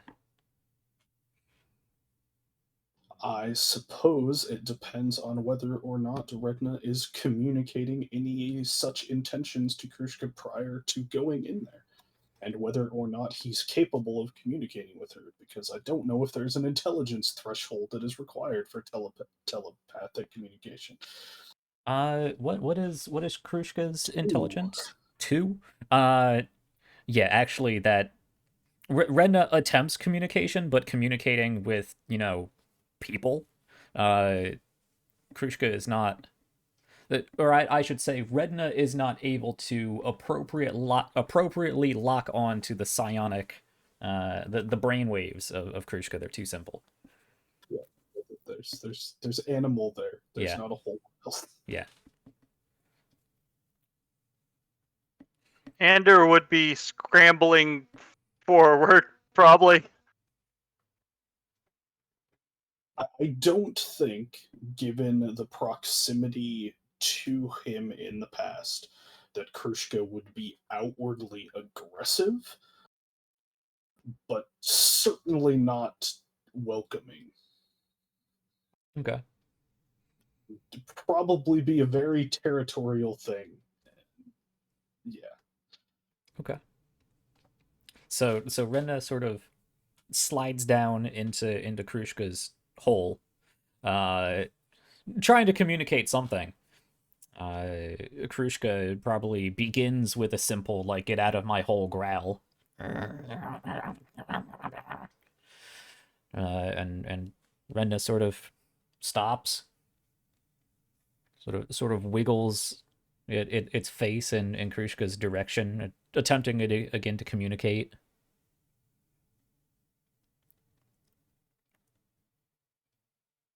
Moves a little bit forward, and I think at that point Krushka does the lunge, not necessarily to attack, but just get away from me or I'm gonna jump on you.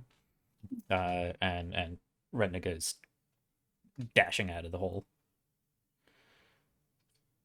runs over to Anders' leg and sort of spirals up the pant. Adorable, but But I can fly for a lot longer without her.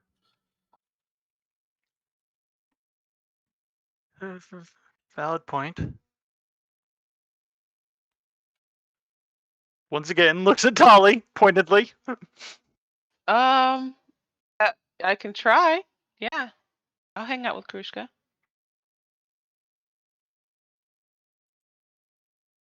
Can I try petting Krushka?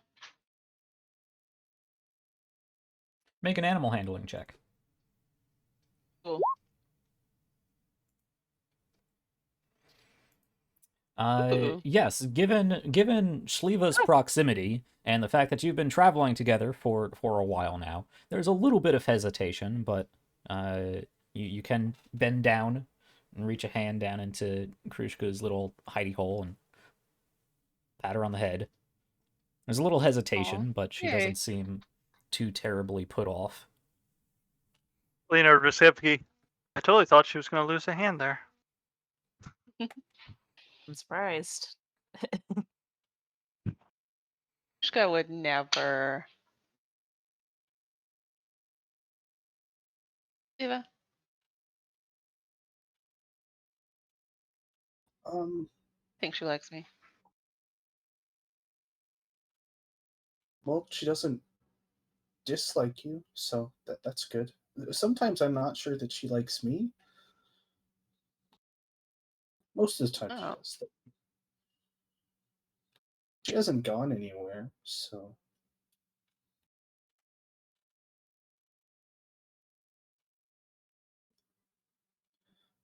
But I could do that. Um,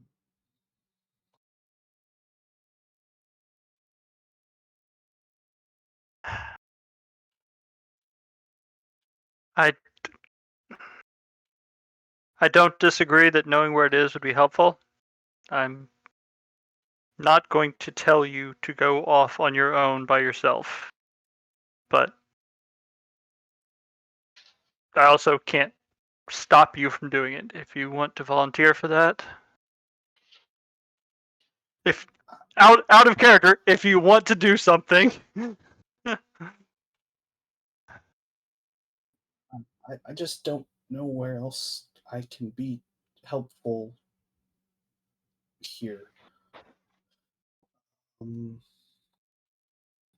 I'm pretty good at destroying these creatures. Krishka helps me a lot with that, to be fair. But I don't know how else I can help. At some point, I'm sure destroying them will be very helpful. We just have to figure out where they are first.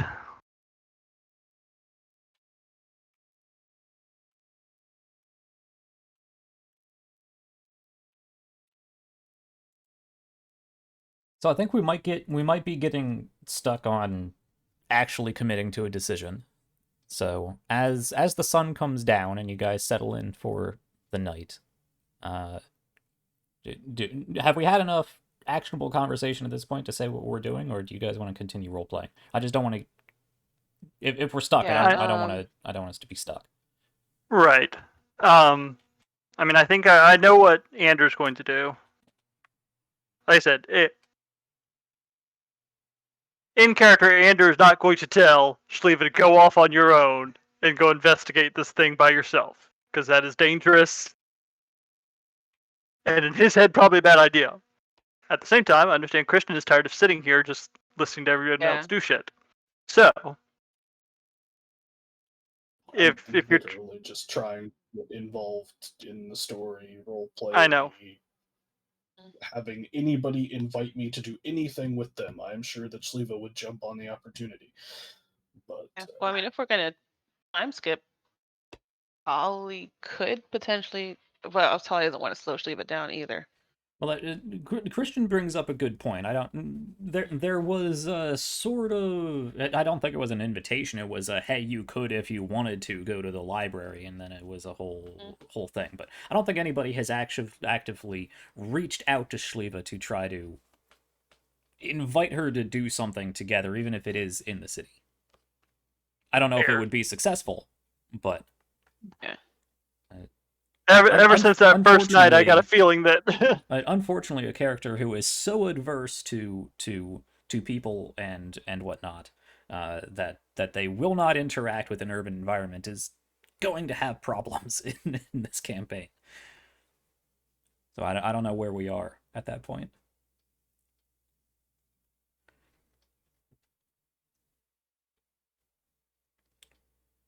would you guys invite Shliva to come with you on one of your Holly would. tasks? Would you Holly would definitely invite Shliva. to do what? Would you like to come to the library with us, Shliva? I guess.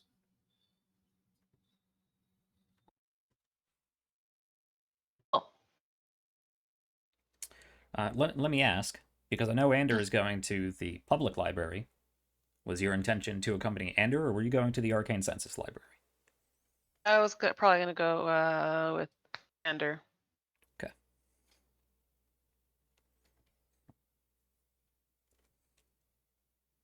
Right? If we want, we could have Shliva go with Ander and Tali go with Sepki to kind of split it up.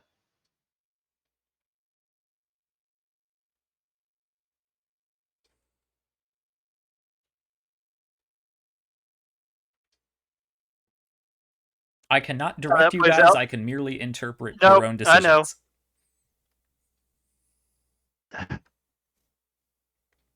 I still imagine the issue would be that Krushka The is probably giant not going to be badger. allowed. Yes. Yeah. I mean, she could polymorph it into something small and sneak it in, and once you get into a research room, it might not be a problem. You might be able to find like a ranger daycare somewhere. Yeah, I mean, it's gonna be a problem. Unfortunately, you either have the giant badger problem, or you have the druid in the arcane census problem, or you Yeah. have the druid not doing anything outside the city problem, or the druid flying off in the direction of trouble on her own problem. So pick your problem. Okay. What problem do we want? Well, we don't want the druid in the arcane census problem. I'm gonna go ahead and We'll put take that one one off out the there. list. Uh-huh. Let's just go ahead and I mean, to put an asterisk on that problem, Hakaib did make her ranger papers. Yeah, he Yeah. did. Whether you want to trust those to hold up and trust Shliva, to go along with that, but there's an asterisk there. I may be bogging things down at this point. I don't know. You guys tell me. I just want to make sure you guys know your options so you can No, you move make a good forward. point. Informed I consent know it and all is. that. I know it is unfair of me, but Shliva is heavily leaning on the rest of the group to make an informed decision for her. Otherwise, she is just going to go hang out on a boat with Alithia and maybe not come back. That is a fifth problem for you to choose from.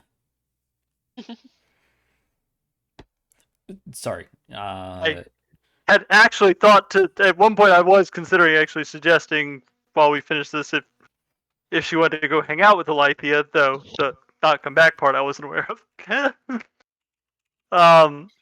that part's the problem. Quick, I suppose test because I feel like this might have been mentioned before. Does Shliva know how to read? I feel like that came up once before, but maybe not. I don't know if we were there. Yeah, I imagine she can read well enough. Okay. Druid who is never in cities. I don't know. Yeah. I don't know that it's Okay. ever come before. Given Okay. what I know of Shliva's backstory, I'd say Shliva probably reads at like 5th, 6th grade level.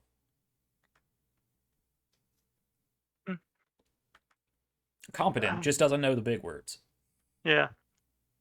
Well, the library would be fairly quiet. The biggest question is getting Krushka in. These And things. Hmm? I have these things, and I'll pull out the paper and the tag that they gave me. This is like the pass Yeah, I'm fine. We can give that a shot. I've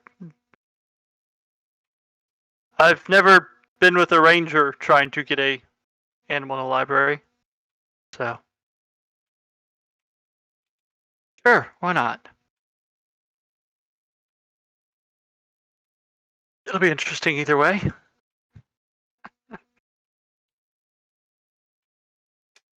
So yeah, I suppose Shliva can come help Ander in the library. Okay. The two illegal characters hanging out together. This will be cool. Okay.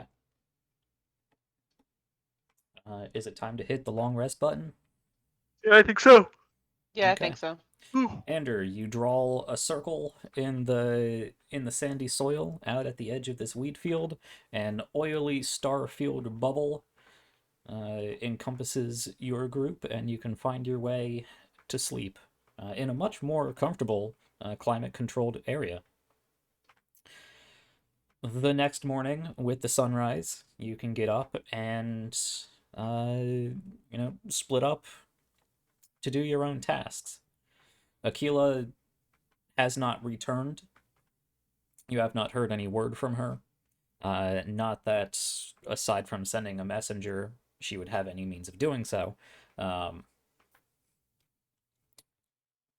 I believe the intention is for Shliva and Ander to head off to the Sannite Public Library, and Tali and Sevgi to head to the Arcane Census. Right?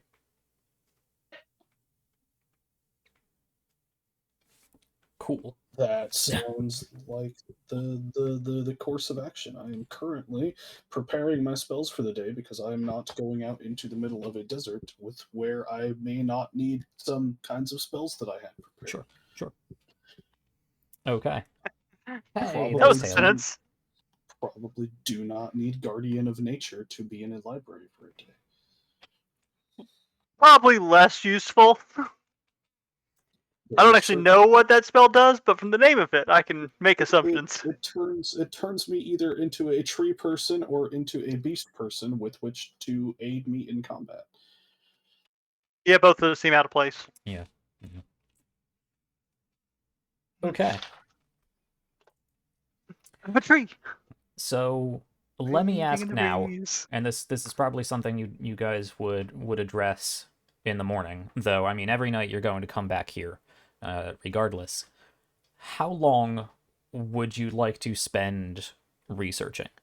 Do you want to go out for the day and just see what you can find? Do you want to say we dedicate the next 4 days to research? Do you want to say we go until we find what we need? Actually, that's less helpful because I'd rather have a block that we can just time skip rather than expositing for however long Right. after everything being like, do you continue? Do you continue? Do you con-? So, what time limit would you like to set for yourselves as far as research?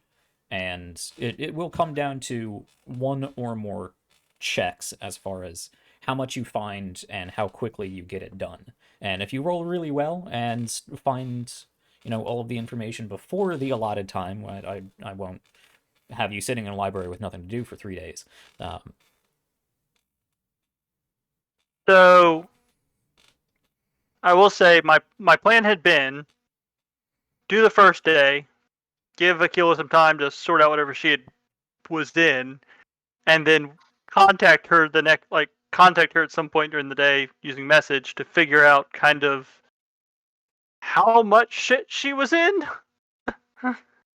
Granted, I realize this is, all kind of to justify her not being here to some degree. Also, there is actual reason for it in game too. So it was going to be kind of based on that, unless she was going to be like indefinitely indisposed, in which case,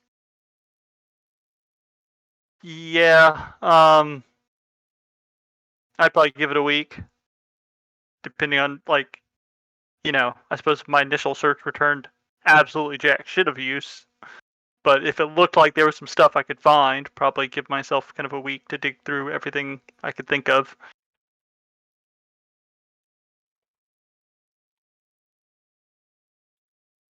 Does everybody else concur? Yeah, I'm good with that. Yeah, just research, periodically checking on Aquila. Also, maybe doing some shopping every once in a while. Because Holly Okay. does still have that shopping list that she needs to take care of. Sure.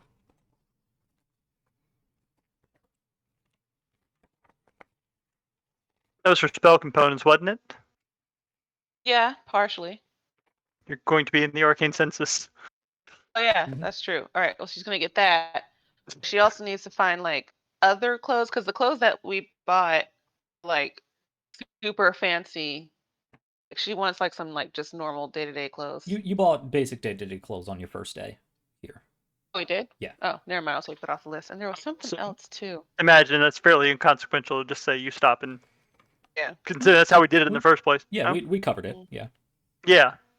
I mean, I didn't Yeah. have you guys design your outfits, so if you No. would like to, but I assume, you go and you pick up appropriate clothing for this area, drop an inconsequential amount of silver because it's clothing and you Yeah. guys are rich ass adventurers. They ever get that group picture from the first night? No. Dang. You would need to set time aside to do that, and it would Okay. probably take a while. And I mean, it'd probably take 3 or 4 hours of a complex ritual to get that embedded in whitewood, and would cost quite a bit because it is a long, Whitewood and magic. expensive, and Yeah. very skilled magical service imprinted on whitewood. A solid slab of a large slab of whitewood. It would be expensive and take time, but it's a possibility. Never mind. That's too much hassle. But Tolly does want to pick up empty glass vials, the extra large water skin, and the handheld fan thing. Sorry, say again. Was the 2 empty glass vials and extra large water, like if they have bigger water skins, and maybe a little handheld fan. Because desert. Okay. Chicken. That is all an inconsequential amount of silver. Okay, We can hand wave that. You have those things. A water Okay. skin that just says big gulp written on the side. Yeah. Yeah.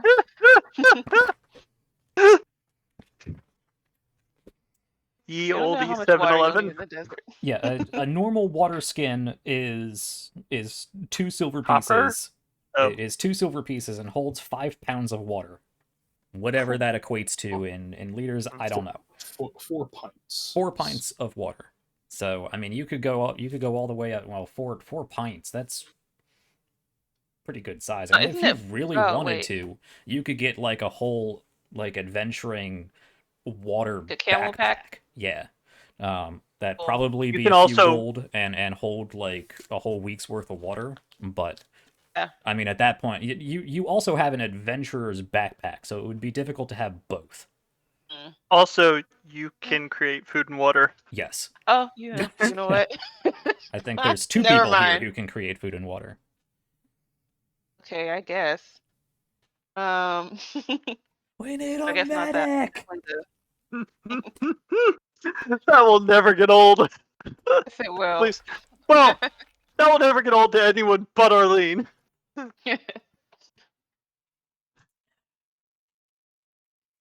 Okay, so Right. Tali, you can easily spend some time throughout the next week picking up those items. They are. Feel free to mark them on the sheet. If anybody else has specific items you're looking for, you can mention them. But inconsequential amount of money. No, we're not going to bog down. Game At some time. point, trying to Ander search that out. is replacing his zombie-eaten outfit with the new one. Yeah, easy enough. Yeah, also but easy enough. yeah. Yeah. Yes. Tolly, if you're going to shops and things, can you buy some things for me, maybe? What you need?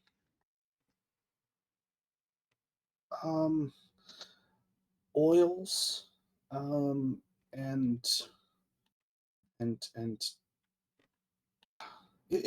maybe it's too specific. Hi. Never mind. I'll try to find them later. Want to come with me? You can. Okay. Cool. I don't know if we can. I think it's going to be expensive. Okay, that's fine. Jack, I am looking for reagents for the reincarnate spell, which is rare oils and unguents worth at least 1,000 gold pieces, which may or may not be able to be located anywhere outside of the arcane census and or churches. Reincarnate is available to sorcerers, right? I believe it is a wild magic sorcerer spell. What level is that? Is it a spell or is it just on their It's table a of? fifth level. 5th level. Is that an actual spell they learn, or is that just one of those things on like the wild magic I goes think it's just on wild? the It wild is- magic, it is, yeah. It is exclusively a druid spell, Jack. Yeah. Yeah, you're not finding those in any one place. Okay.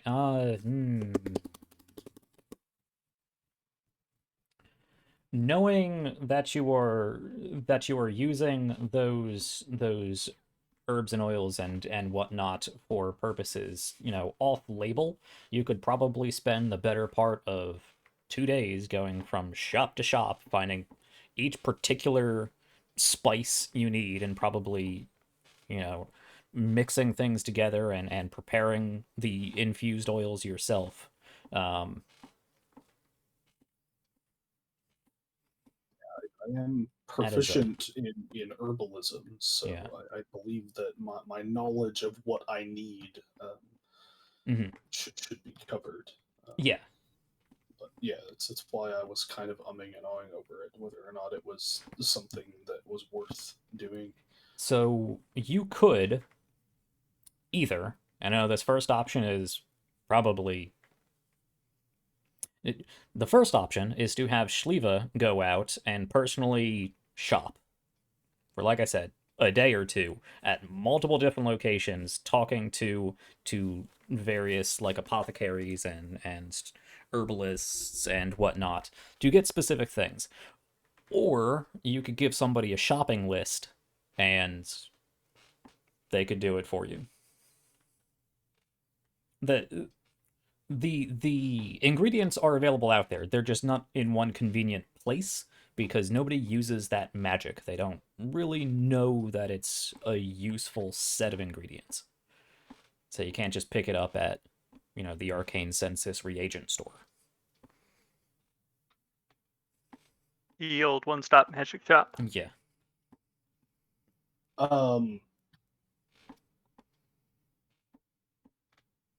Tolly offered to take me around to the places, unless you are wanting it. I don't really want to awkwardly roleplay my way through those interactions if I can avoid it. Yeah. But you are willing to go with Tolly to individually hunt for these things you need. Yeah. Okay. Me, Tolly, Easy a enough. giant badger. I'm sure that it will be a very easy way to do things. Right. Yeah, we can make that work. And Anders still has that bank statement thing that we need, right? I Yeah. assume he does. Yeah. Yeah, we can just take that from. No, I just chucked it. Yeah, it's like, yeah, it's done. No, I still have it. I Cool. would Yeah, recommend at some point you guys. I mean, a thousand gold. I mean, even 100 platinum is a big coin purse. So yeah, you're probably gonna want to go stop at a bank and get that 1,000 GP to have for that specific purpose. But do keep in mind it is a lot easier just to have on hand spending cash rather than going to the bank every time you need a purchase. If you guys are low on personal funds. Well, I have 28 platinum. That's not going to be enough. We won't Have to. bog it down. I will. That's inconsequential. I don't need to worry about that. We can just, draw some gold. Yeah. Okay. So let's turn the clock ahead a week and see where we end up. Or at least the clock is going to progress up to a week as we do some rolls. Christian, you can go ahead and you can mark that you have those spell ingredients. It will take a few days, and with Tali's help, your knowledge of what you're looking for, and Tali's more personable nature, going out, finding the shops, making sure they have what you need, haggling over price and whatnot. You have what you need.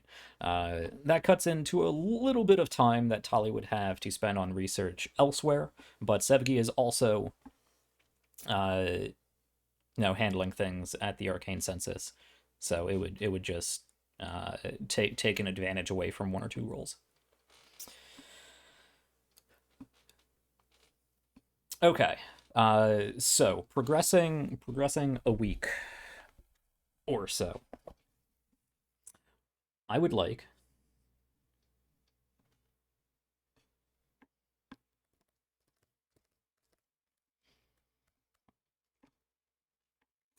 yeah, okay. I'm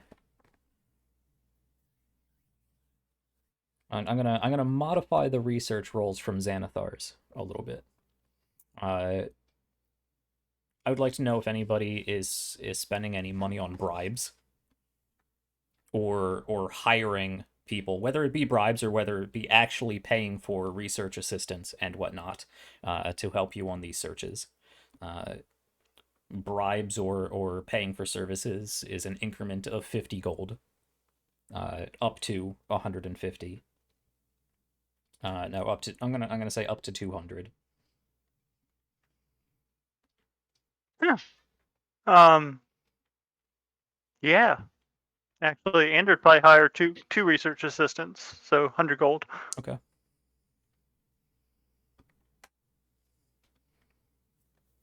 Any buff the AC team would like? Yes. While I am researching with Ander, I am going to be giving him specifically Fox's Cunning via enhance ability. It gives him advantage on intelligence checks. For How long does that? Sorry. 1 hour. 1 hour. How many spell slots do you have? To cast that spell and no others, I can cast that up to 10 times a day. Okay, because we are looking at like a 6 to 8 hour day of research, so that will be using up your spell slots. Yeah, I'm Gotcha. perfectly okay with that, as long as I know that, one, I'm not going to get caught out for using said spell, and two, that we're not going to encounter anything else with which to use my other spells. So I mean, I can't promise the second part. Gotcha. Let's call it. I'm willing to do that up to 8 times a day. I think that is fair. That'll work. Yeah. Okay, so with Ander's persuasive ability, Ander, you can send your research assistants out every hour or so for new material for Shliva to re-up the spell for you, and that will take care of any problems. You'll be off in your own little research cubby somewhere, conference room, whatever you want, to do your research. That won't be a problem. Team Arcane Census. Any buffs or other considerations when it comes to research? I guess I can probably bribe a couple people too. Hire. That's the word hire. No, you would bribe first. At the Arcane Census, both are viable options. I'm gonna say hire. I'm gonna say bribe. You could go both ways. One of us bribes, one of us hires. We can cover all of our bases. Okay. Dragging academia through the mud. So I'll give you guys a +2 as well. Yay. Okay. That said, in this week, is there anywhere else you would like to go as far as research, or are you spending the whole week or as much time as needed at the Arcane Census Library for one team and at the public library for the other. Is there anywhere else you'd like to? I really want to go somewhere else, but Shliva would not have the inclination to do so. There's one specific I other think place that was I it the really Church wanna of go. Mesia? Yes. Yeah, Tali would also probably think of that. She could spend like a few days in there, see if she can find anything in there too. I do actually have one other thought. Either between the research I'm doing or just asking around in relation to it, if I would be able to find out if there are any private collectors in the city that would happen to have something that actually belonged to Dimaliba.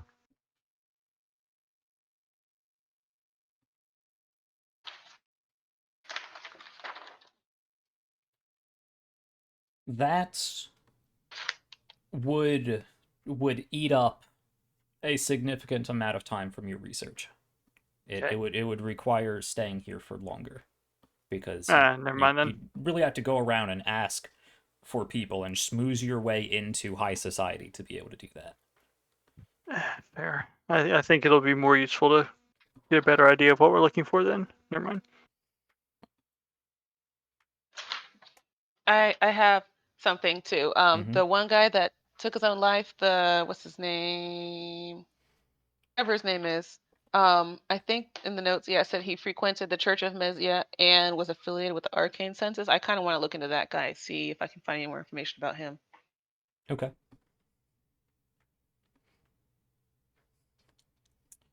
Okay, so let's jump ahead to some rolls.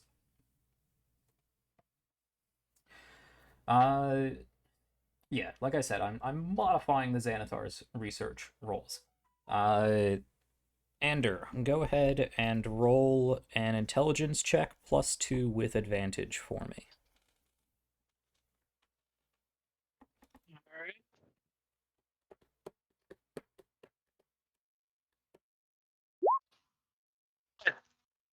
Wow. Oh. Okay.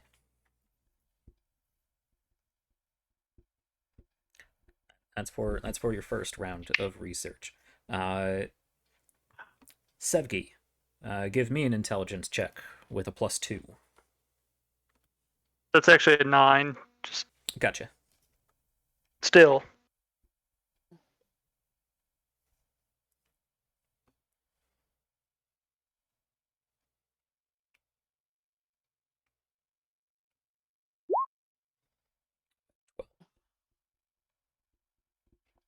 Okay. Well, 14. Yeah. 14. Gotcha.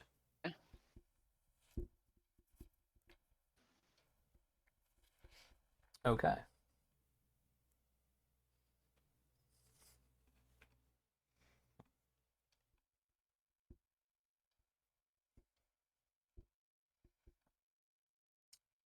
want to split now. Let's just for brevity's sake, because neither of those numbers are going to get you everything you're looking for in the first half week. I want Ander to give me another one of those rolls. Intelligence +2 with advantage. I want Sevgi to do the same as before, intelligence +2. And Tali, this is when you are going to be off looking into that guy. I found his name. It was Maliv Aklatahi. Yes, Maliv. Okay, so you're looking into Maliv. Go ahead and make me just a straight intelligence check. Oh man. Oh, not 20. It's a 21. All right. I know exactly who this guy is. That's exactly where you needed that high number. Yes. Ander and Seppi, please go ahead. Are you fucking kidding me? All right. Okay. That's a 7. Oh my It's god. advantage, my god. Oh.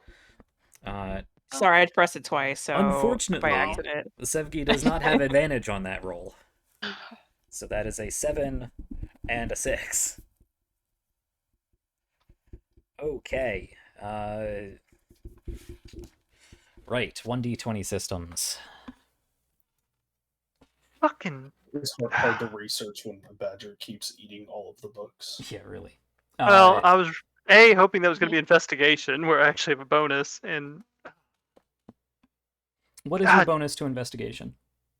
+6, I'll keep that in mind. and the sage background. What exactly is Fucking the sage background? 5 and a. Well, the sage background is any knowledge that exists in a public Mm-hmm. scriptorium, university, library. You know where it is and how to find it. Yes, but not necessarily how to effectively absorb the information. But I will also keep that in mind. Yeah. Fair. Okay.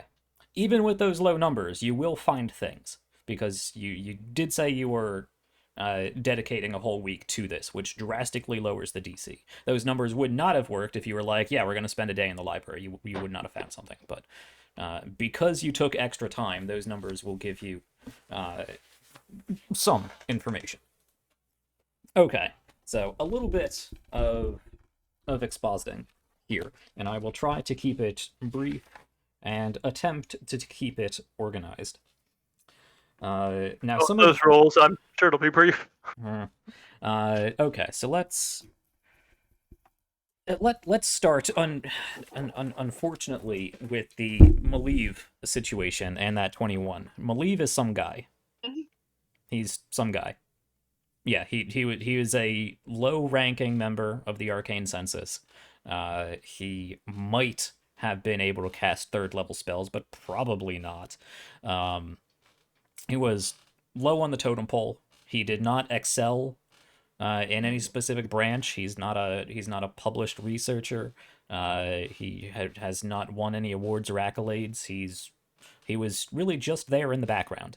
And as far as the Church of Mesia, he went there on occasion. He was a practicing member of the congregation, but other than that, he was not a leader in the church community.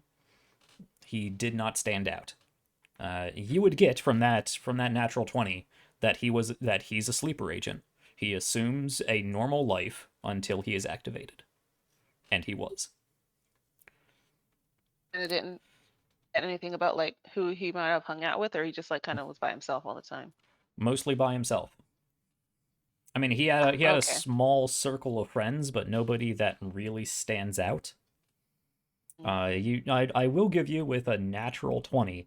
You get the sense that, especially given your urchin background, that this was organized. Unless he particularly is way sneakier of a person than the evidence would suggest, this was a deep cover setup. He's a sleeper agent. He slept until he was activated. And you could extrapolate that there are probably a significant amount of Cult of Worms members who are just out living normal lives in society, ready to hear word from whoever or whatever it is that sets them on a goal. They are integrated in church communities, in the Arcane Census, of which you already have first-hand evidence of, just out in the community. Right. With a natural 20, I will actually give you, you do find his home. You find his home, and in his home, after searching through some things, you do find a shrine dedicated to Gastrea.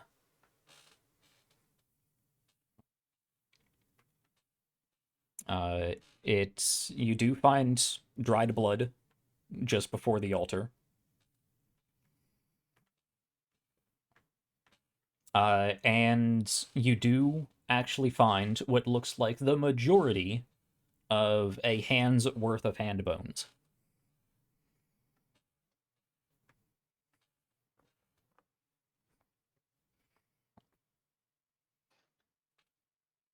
And bone's Okay. connected to the arm bone. Not when Connect to the Gastray is wrist bone. involved. The hand. Eh. All right. Any other specific questions on Maliv? No. Okay. I mean, that should be significant information. It is, yeah. Can't really Okay. think of anything else specific to ask. So Yeah. Ander and Shliva at the library. You spend the better part of 3 days or so peering through old tomes. Let's see, the first roll was a 9 and a 7. Okay. So it's slow going. There's not a ton of information, and Shliva and Krushka are not the best study partners, but they are trying, and especially through empowerment spells and whatnot. Shliva is definitely you can feel yourself getting through information a lot faster. But the assistance you purchased, and just having to keep an eye on a giant badger, makes it a little difficult to get things done. But let me start. What is your priority? What specific questions were you looking to have answered? And then I can fill in any additional information. So the big things for me were any more significance to that flower since it came up. If there's Okay. yeah, let's start with that I one. would say make a list because I want to hit these point by Okay. point. That flower. It is colloquially in Janavian common simply referred to a lover's bell. It is a flower that it is a flower that is at the very least associated with Demaliva.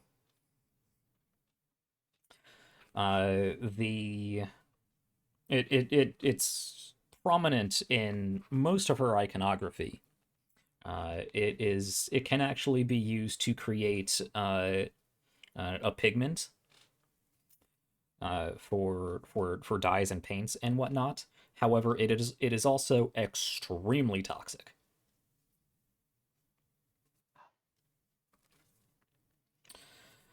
It does seem to be a flower that, like I said, is heavily tied to iconography of Demaliva, but it is also I will throw this in there. There is a sort of partner flower to that associated with Persicus.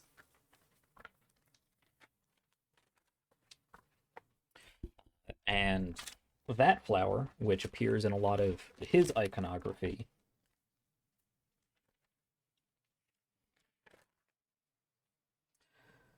is known as an Insdablu sprig.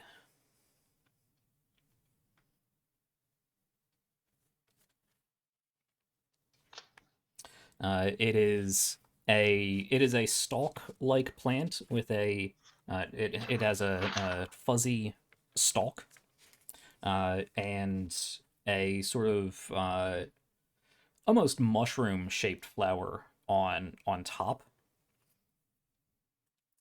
It does not smell great, but they are often grown. The two flowers are often grown together because they help cross-pollinate each other.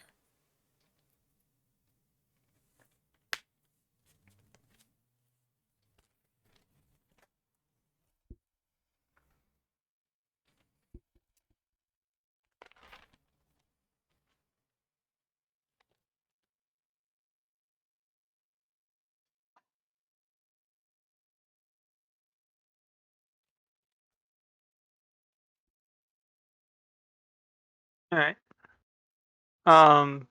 Next on the list was more information on her assassination, death, if there was any direct connection to the empire that was ever made.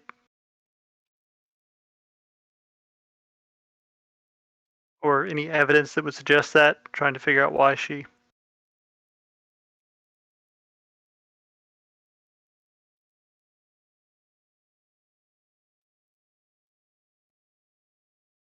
Roll me a separate investigation check here. Okay.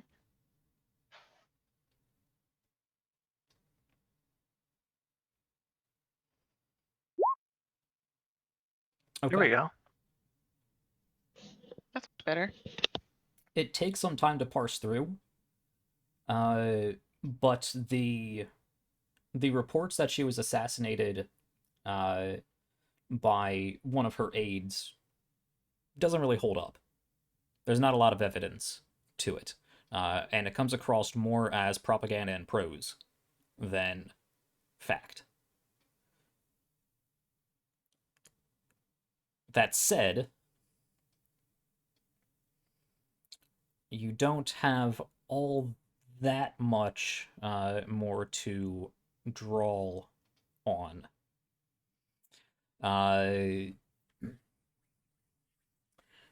You would, going down that line of research, you would find that after she passed and subsequently Persicus passed, the rulership of Sann'Kett actually skipped a generation and went down to her grandson, who at the time was young. You're not sure how young, but presumably too young to rule properly on his own, the sort of boy king situation. Her grandson. What's that? Why did it go to her grandson? Because her son was also assassinated. Oh, I missed that. Okay. And because I didn't say that. But yes, her son was also assassinated. At the same time? Like, you're not sure? It's kind of skipped over.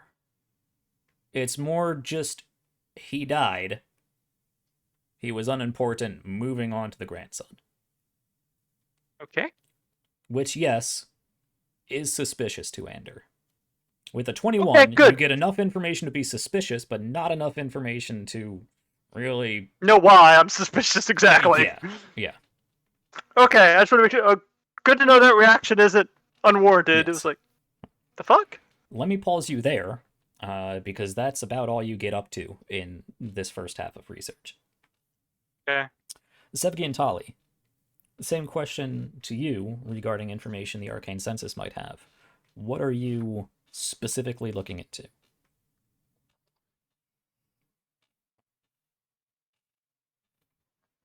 I guess the same thing, like where exactly she was buried, if we can find more information and stuff, like finally looking for a flower field.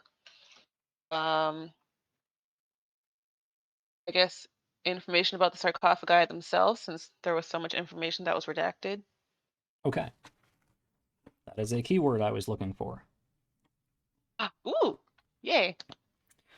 And depending on what Aquila is up to, she may or may not come back. May or may not have information if she may or may not come back. But going forward, yes, Tali, Sevgi over the next few days.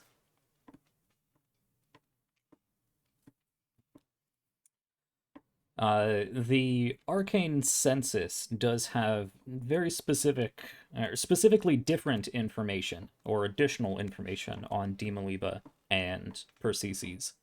And let me actually have whoever wants to head this also roll me an investigation check. The intelligence check. Is Sevgi at investigation?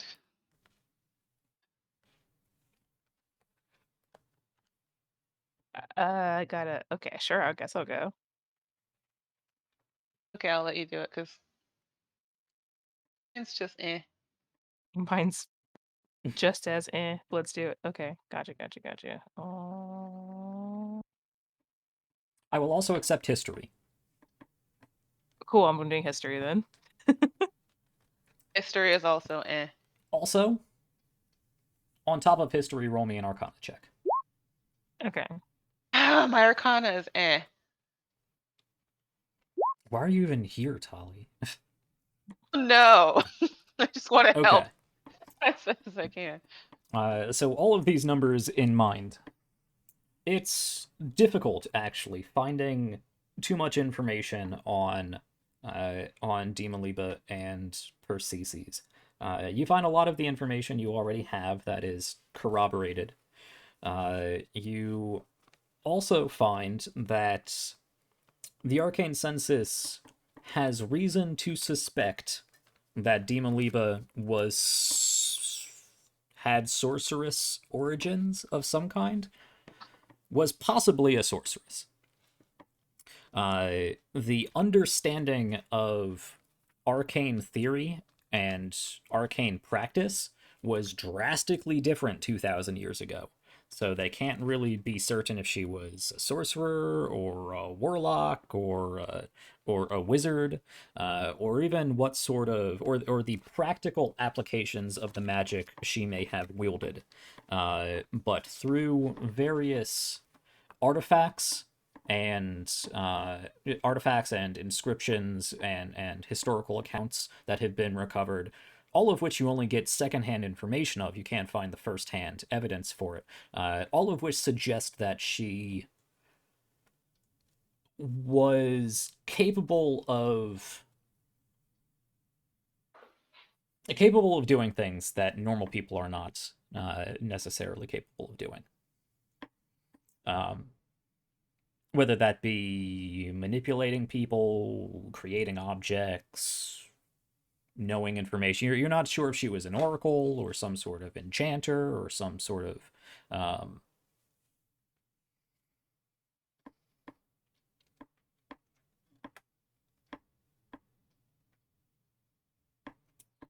magic back then was much more ritual based. It took longer.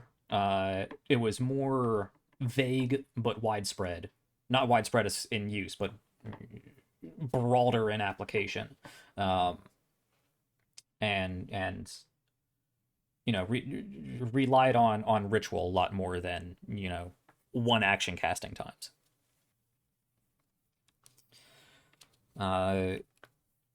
As far as with a 9,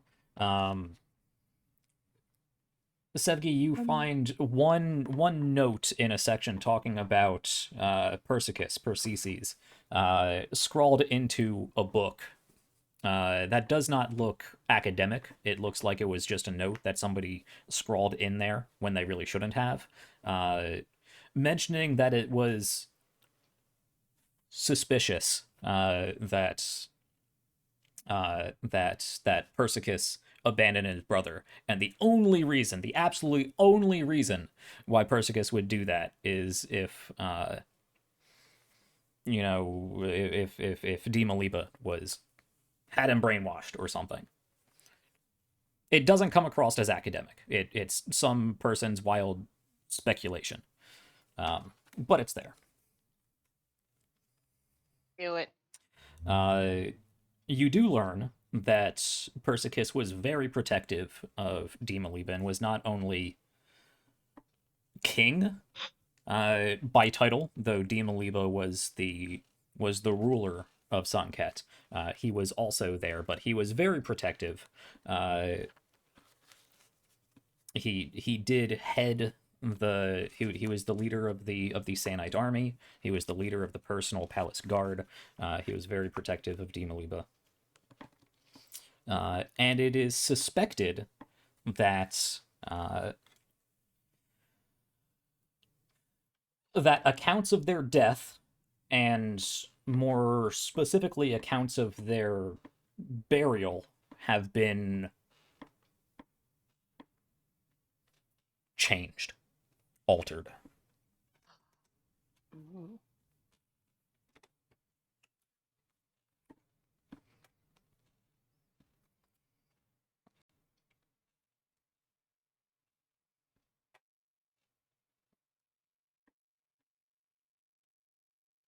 knew he was sus. I think that's all I can give you.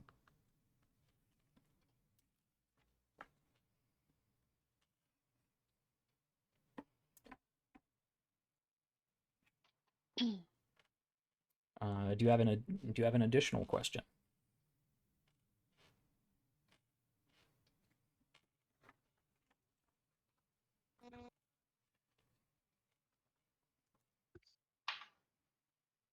So nothing about the sarcophagi themselves.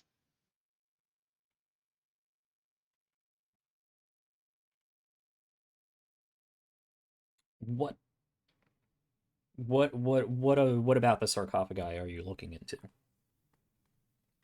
I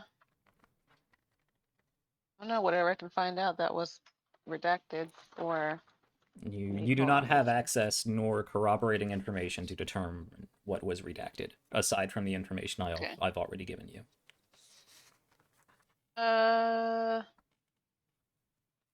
Okay, we already figured some stuff about their resting place. Ooh. Oh, what about this all-female cult of Dimaliba?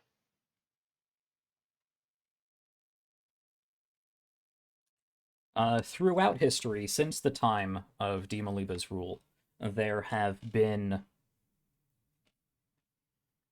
Give me another history check.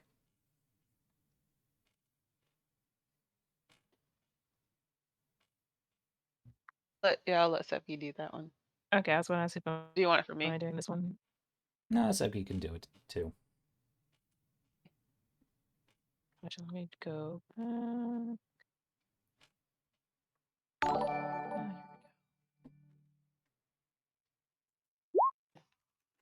Okay, that is significantly better.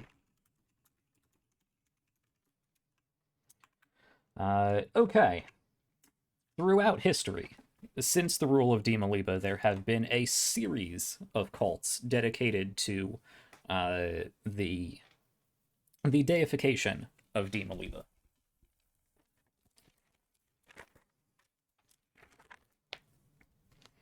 It was previously, and by previously I mean 2,000 years ago, just after the time of her passing, when her cults were most prevalent, when she was still in the cultural collective memory.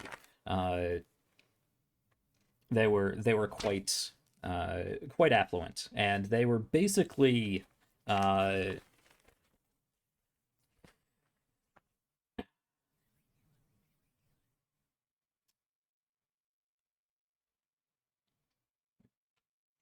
to clarify with this, I will put out that Dimaliba was the first actual queen of Sann'Kett with any sort of power, who was not just riding second throne to a king.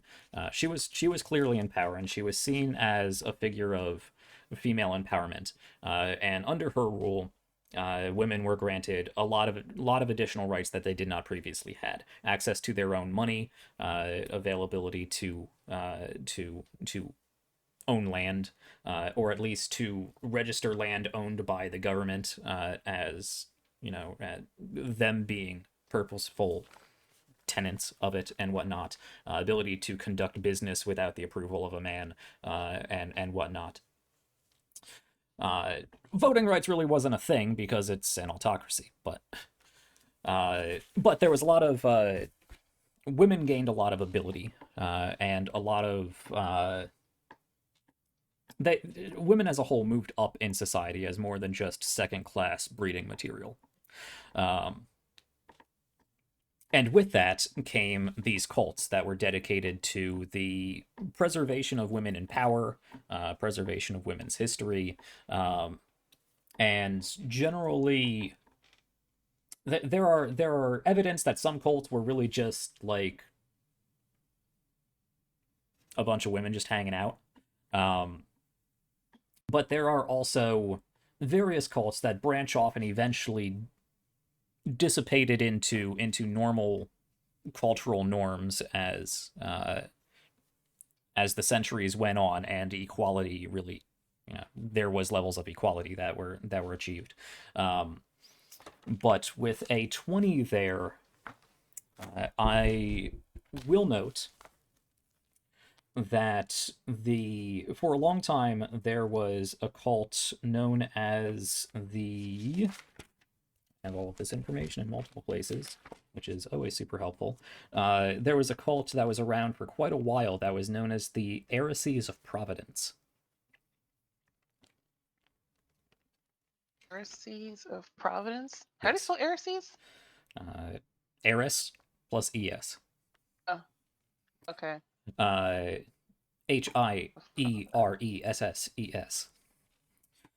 The Heresies of Heresies Providence. wrong. Okay. They were around for a while, and were credited with being adjacent to positions of power. For a while, governance was more or less went back to men. Demon Liba was not the last of the queens of Sann'Kett. There were others, but none that achieved as much civil reform as she did. It gets you get the sense that it's some sort of pseudo historical secret society.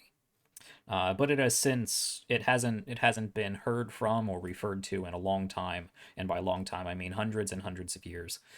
So it doesn't seem to be active. There may still be plenty of other small cults out there that regard the deified Dima Liba as some sort of patron or house saint or ancestral spirit that could be called upon, but nothing that stands out significantly in modern time. You would also learn that the deified name of Dima Liba, when referred to in the deific case, is... I have to remember how to pronounce this. Damala Batahar. Damala Batahar. That is the deified Dima Liba.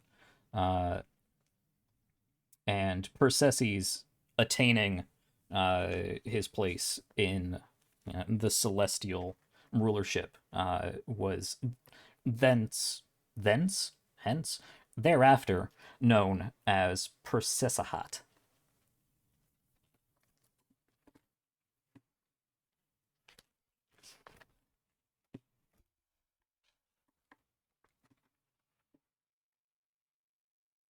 Oh.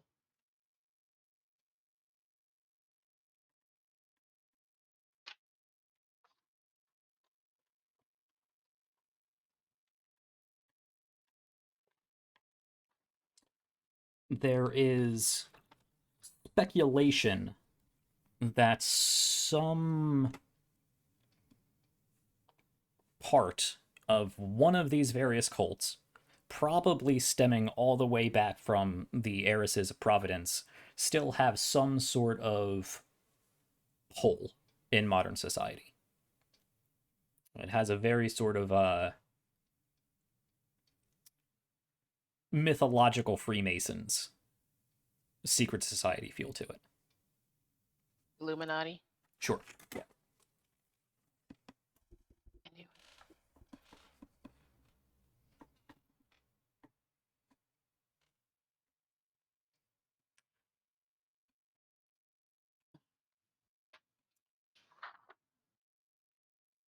With a 20, I will also throw in there that the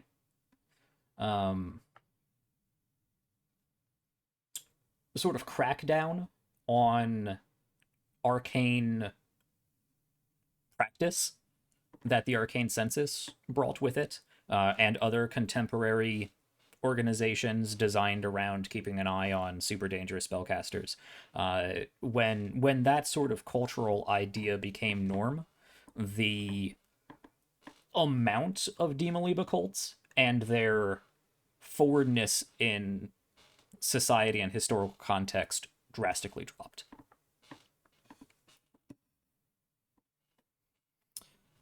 You would also find, actually, that Dima Liba, when the Empire came in and was like, "You worship our gods now," Dima Liba was subsumed under the worship of Lesidana, as a very minor saint of Lesidana.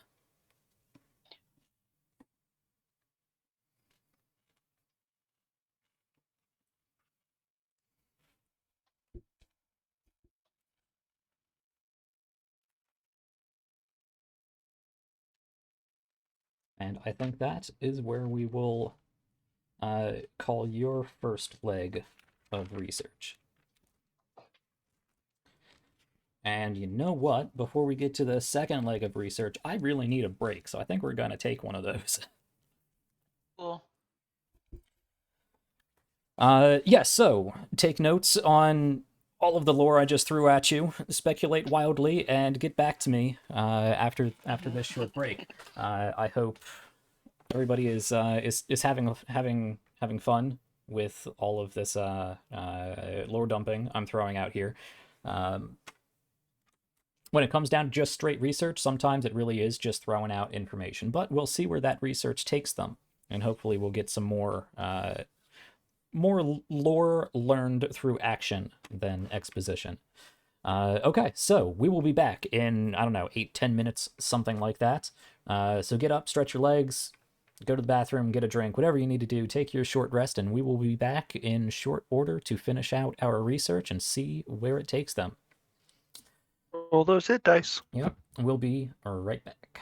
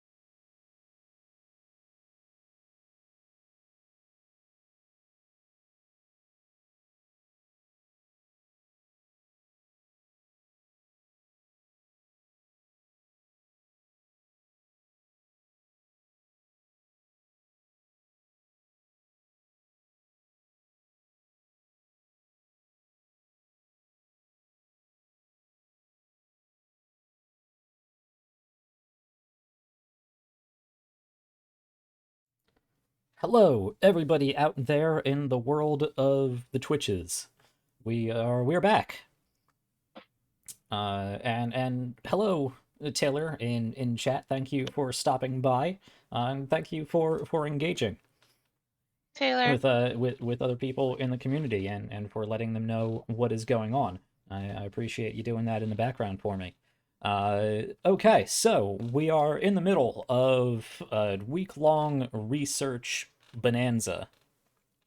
And let's pick up because we finished up the first half week of research, and I would like to pick up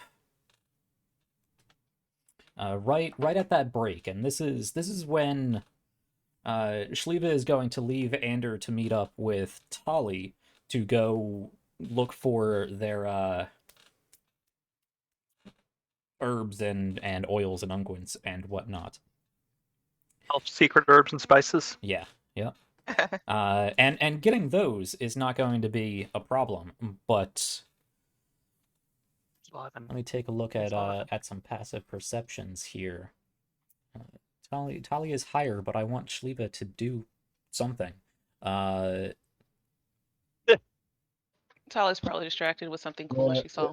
Let me roll For something. better or worse, I quote unquote min-maxed it so that Krushka has the higher passive perception That is of true. the two of us.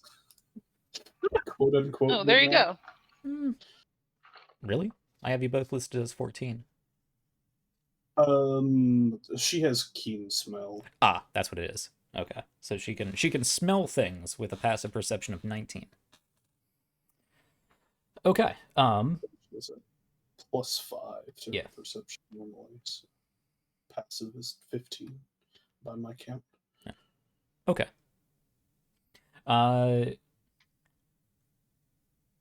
Both of you roll me perception checks. Me and Shliva or Krushka and Shliva? Me and Krushka. Tali and Shliva. Krushka is not helpful in this exact situation. Said perception, was it? Perception, yeah. 24.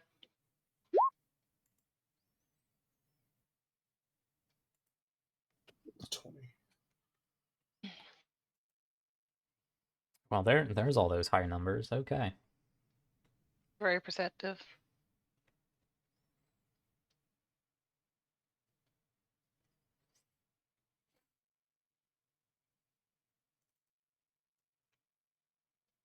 While you're out amongst the town, the bazaars, the shops over the course of the next 2 days,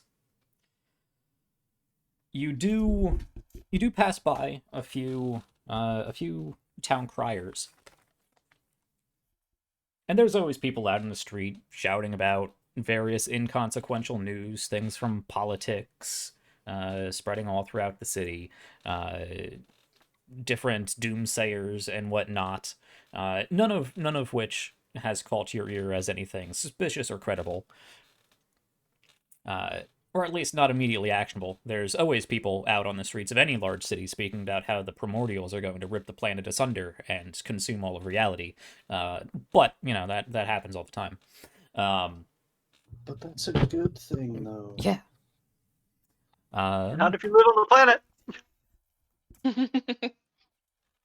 That's no fair. You can move into Zadok's house whenever you want. Not yet. Yeah. I haven't got that much clout yet. That requires work still. Then y'all are your own. But amongst these various news reports that are cried out, you do learn that there seems to be recently, and there are reports that crops up along the river are wilting and blighting. People are falling ill in some of the more southern communities along the River Sanz. And that there are disturbances in the night. A few people have disappeared. Property has been damaged. But nobody knows what it is. Anybody traveling up the River Sanz is advised to be cautious and stay someplace safe at night.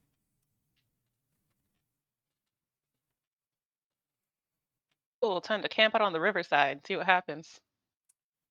With that, you get your various things, and let's see here. Wow. Okay, I love these dice. Oh my god. And with that, as you are gathering various things, Tali, you can't pinpoint it, but you feel like you're being watched. You look around. You don't see anybody clearly peeking around a building, anybody looking pointedly at you. You don't see anybody out of place. And at first you brush it off and keep moving on. But over the course of the next whole day, you feel like you're being watched. You can feel eyes on you, that instinctive, natural predator and prey sense that has been evolutionarily ingrained in every living being to know when somebody is looking at them. You feel like you're being observed, followed, even. But every time you look, you don't see anything out of the ordinary. Shliva, do you feel weird at all right now? Yeah, most of the time. Should have seen that coming. I don't know. I feel like we're being watched or something. I'm just being paranoid. I don't know. You learn to just sort of ignore it, I feel like.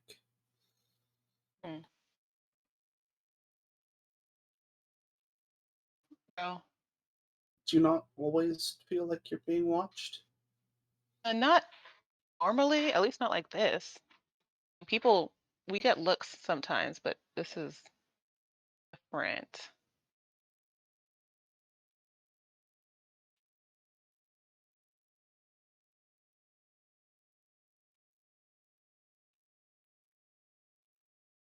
I noticed that, like, am I noticing like the same person in multiple places, or is it just like too many people to realize There are so what's many going on? people out in the city. Okay. Gotcha. You couldn't say one way or another. It'd be the world's hardest game of moving Where's Waldo to find a singular person that has been amongst the crowd this whole time. But as you look around multiple times throughout the course of the day, you don't find one single individual that seems to be obviously intent on observing you. Ooh. Cast a spell? I feel like casting a spell in like a crowd of people would not be a good idea. It could have some problems, some consequences, depending on what it is. I was thinking detect evil and good. I think I'm gonna do it. I cast detect evil and good. Okay. Verbal and somatic. Okay, so you clearly evoke a prayer to Lewena and wave your hands around and take a look around. What exactly does detect evil and good? Right. You know if there's an aberration, celestial, elemental, fae, fiend, or undead within 30 feet of you, as well as where the creature is located. You know if there's a place or object within 30 feet that has been magically consecrated or desecrated. You do not detect any such thing. Or person. Okay. Or being. Good try. Cool.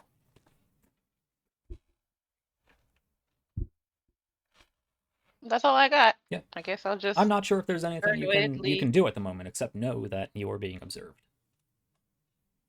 Yeah, that's it. They're always watching you, Tali.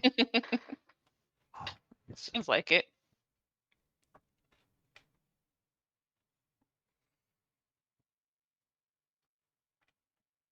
I guess I'll just paranoidly go about my day. Just pretend it's your god watching you. It'll be fine. No, this feels different. Not the same.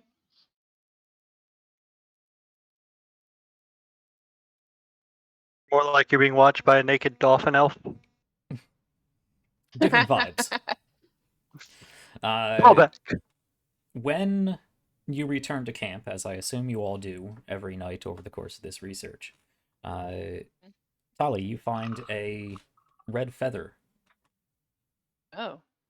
stuck in the back of your belt. Ooh, a red feather. What does that mean? I don't I'm know. gonna keep it. Okay. Put it in my pocket instead. Or actually, Braid it into your hair. yeah, I'll just keep it. Could do that. It has to mean something, but I don't want to put it in my hair yet. Sure. Okay. Been marked somehow. Am I a sleeper agent? I don't know, are you? I don't know, am I?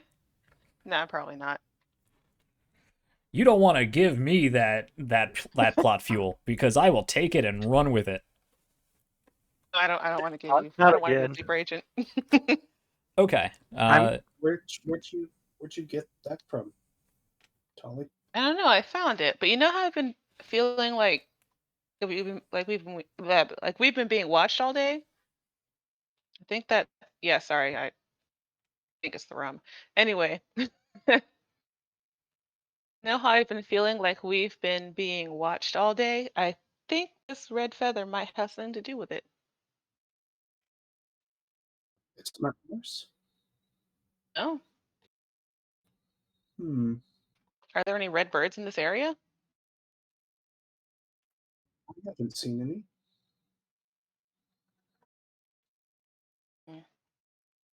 I should point out that this feather is probably 6-7 inches long. Oh, that's a long feather. Yeah. Big bird. You have seen on occasion various colorful small birds in reds and blues and greens that flutter around, Not but big nothing that has a birds. feather this big. No, it's not Big Bird. He's yellow. Yeah. There is a red big bird in another country somewhere. It's not that one either, probably. We haven't. I mean, granted, we have limited dealings with the cult, and most of those were under pretense at the time. But it's not ringing any kind of bells with anything we've seen with their iconography before, right? No. At all? Yeah, I didn't think so. I don't remember anything especially red or feather related. Just one of your weird hippie religion things. Is that Anna talking to Tolly, or is that? Hippie Yeah, you religion? guys have all met up. You're back at camp. No. No. I mean, unless it's a message from Arclish, but I don't think he uses red feathers. Unless he's trying something new. Maybe Lewena. Unless he's trying something new. I don't know why it's funny as hell, but it is. Can I look at that? No. Guess I'll hand it to Shliva. No, it's my precious.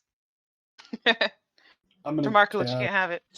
dispel magic on the feather. Okay. You do so.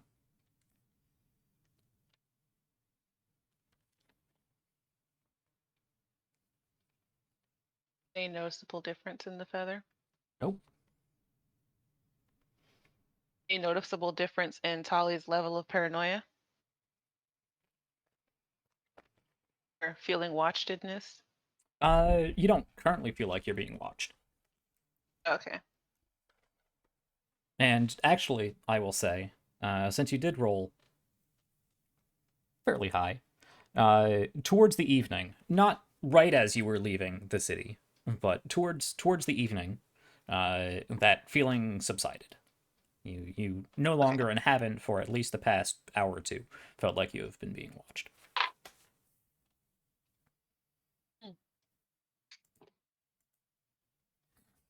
Interesting. I don't remember if I've already done this, but if I cast Detect Magic, does anything ping on Shliva? Shliva, does anything ping on you? I got nothing. Okay, well, if Jax isn't aware of it, that's not what I was thinking.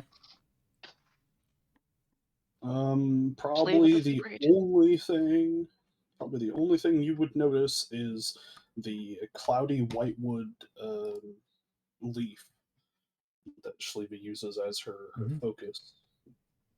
Exudes a very minor amount of magic, but yeah, nothing else. Nothing you haven't previously detected on Shliva when she's been around during your use of this ability. Okay. I just realized, I wasn't sure if I'd ever actually checked her since the whole got tagged by some dude on the wall thing. No, I wasn't sure if that was. Yeah, I just realized, we didn't actually check that, and maybe it was actually Shliva that was being watched, and Tali was just collateral. Just getting the backsplash. Or No, pick that me, doesn't. That is not supported through the use of Detect Magic. Cool. Interesting. Good to know. You can keep this if you want to, but I mean, I guess I might as well. Somebody gave it to me. the only thing I'll say is if I want to, I can find an item if I've seen it before. Oh. What if we left it here and see if you feel the same way tomorrow? You can do that. Experiments.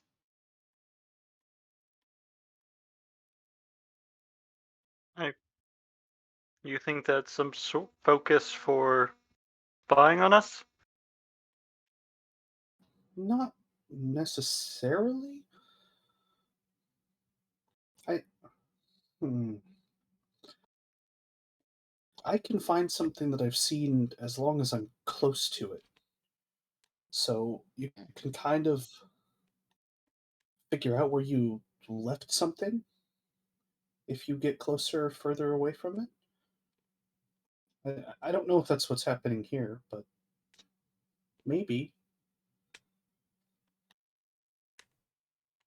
Well, if that's a possibility, is there any good reason for us not to just destroy the feather and remove that option entirely? Well, it's pretty, and Tali seems to like it. I was just gonna say that. It's a nice feather. And someone just randomly planted it on you while you were in the town. Or it fell from the sky and just happened to land in her pocket. It was on my belt, I think. Yes, because the odds of that are greater.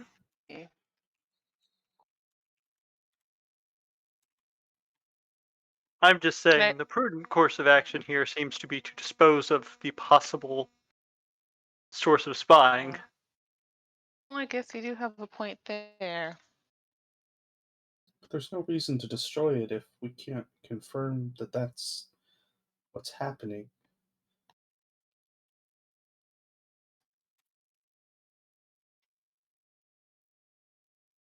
And if we're wrong, it leads someone. Do you have a feather, Sevgi?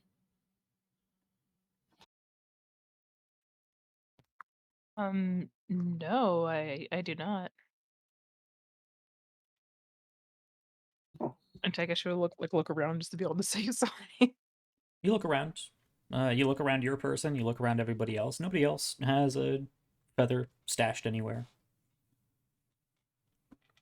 Then, just to confirm, I'm guessing not, since it's already been dispelled in theory, but the feather didn't ping as anything at all magical.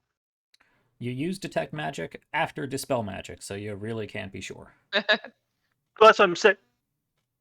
assuming what there was either nothing or dispel magic was successful. The feather does not ping as magic. Yeah. Currently, no. Okay. No, I realize there's no confirming it was ever magical. Just that now it is not. Mhm. A red feather associated with any of the other like not religions, deities? You know, do any of them have red feather? I mean, it depends on how loose you want to go with it. Red is a color that is frequently associated with the Church of Roltha. I mean, the Church of Arkelage is known for using various bird feathers for different rituals and whatnot. The Church of Weodoma, depending on where you are in the Empire, has used bird symbolism as a denotion of safe means of travel or passages of travel, and there you could draw loose association with many different religious connections.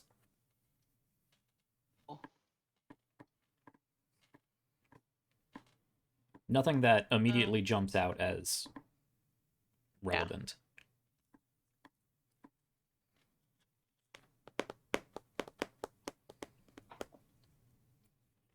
Okay, destroy or keep.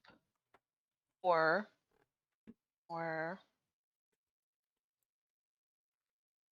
yeah, that's it. Or we can hide it, so I don't know. I guess we might as well destroy it. Okay. How do you do so? I assume we'll have some kind of campfire going. Sure. I just chuck it in the fire. Chuck it in the... I mean, you really don't need... Actually, it does get fairly cold at night, so you probably do have a small campfire. You can chuck it in the flames. All right, feather destroyed. It's a shame. It was pretty. Ooh. Yeah, I was thinking the same thing. Okay.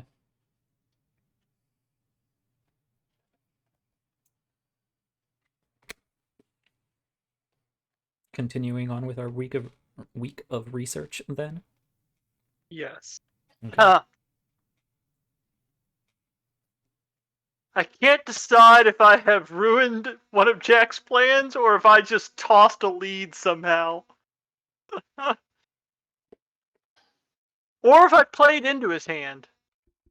I have a lot of hands. They're all doing different things. I know you do. If we really need it, there's going to be another one. So. Sure. There's always more giant red feathers. Yes, because that's how Jack works. Okay, so continuing on with our week of research, with a 7 and a 6 going forward. Shleeva, I assume you head back with Ander to the library and continue providing the bonuses. And actually, Tali, this is when, even though we started with this information, this is when you go off on your own to look into the Maliv cultist situation. So cool. this will just be Sevgi at the Arcane Census. So with those numbers in mind, and perhaps new information, do you have any additional questions, specific questions? We'll actually start with, we'll keep it the same. We'll start with Steven and Stephanie. While we're doing this, consider if there's anything more. Feel free to pool with Tali, with Arlene, as to what you might ask. But Steven, Ander, what are you researching? And again, this is specifics. Yes. I will, if the numbers allow, give you additional information, but specifics. So, I believe my next question has to some degree already been answered, which is why the cult exactly was interested in her, since if she does have sorceress tendencies, that would explain why she would be useful. Probably just to quickly confirm, there was no military, like, she's not some master general or something either. Any history of... the biggest military history context that you can get from that period was of course, the Nemoyan convoy leaving Sann'Kett. And with it, it took a sizable fleet, and did not leave on good terms. And there are reports of small skirmishes as they were leaving Sann'Kett. Nothing that boiled over into full like army on army conflict, but there was definitely a divide in public opinion and whatnot as to these people leaving. So there were some fights that broke out. There was some property damage, but no major military conflicts under her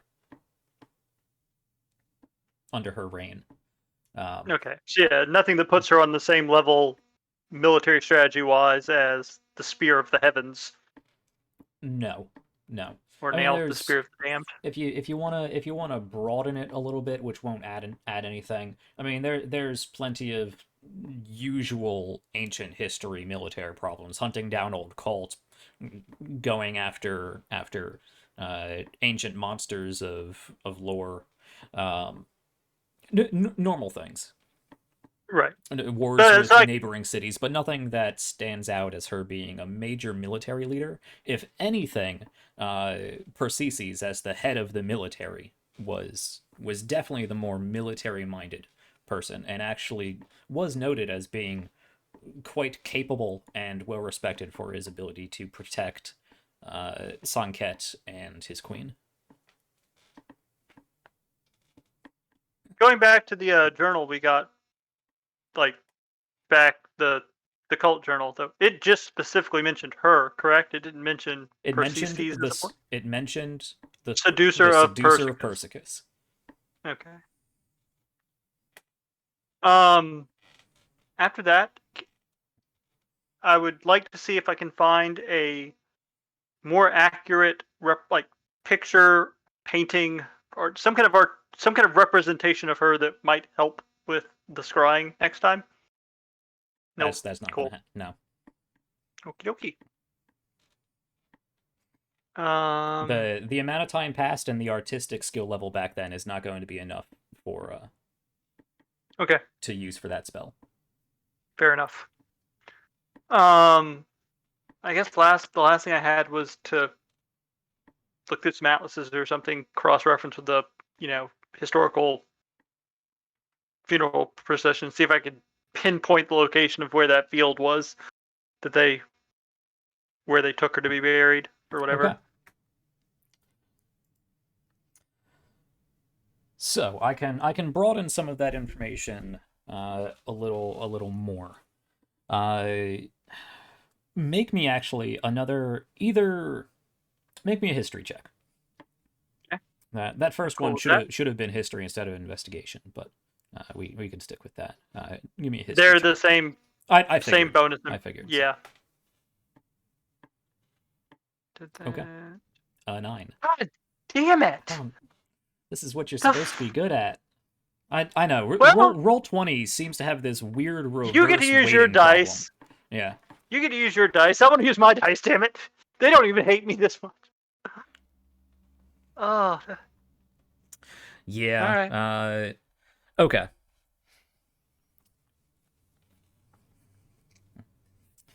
You would know, since the passing of Dima Liba, likely associated with some Quick of... question. Yes? Since Shleva is with me and has been casting that Fox's Cunning, which is advantage on intelligence rolls, right? Yeah, I assumed that Jack was adding that into him giving you these checks. Oh, okay. Roll again.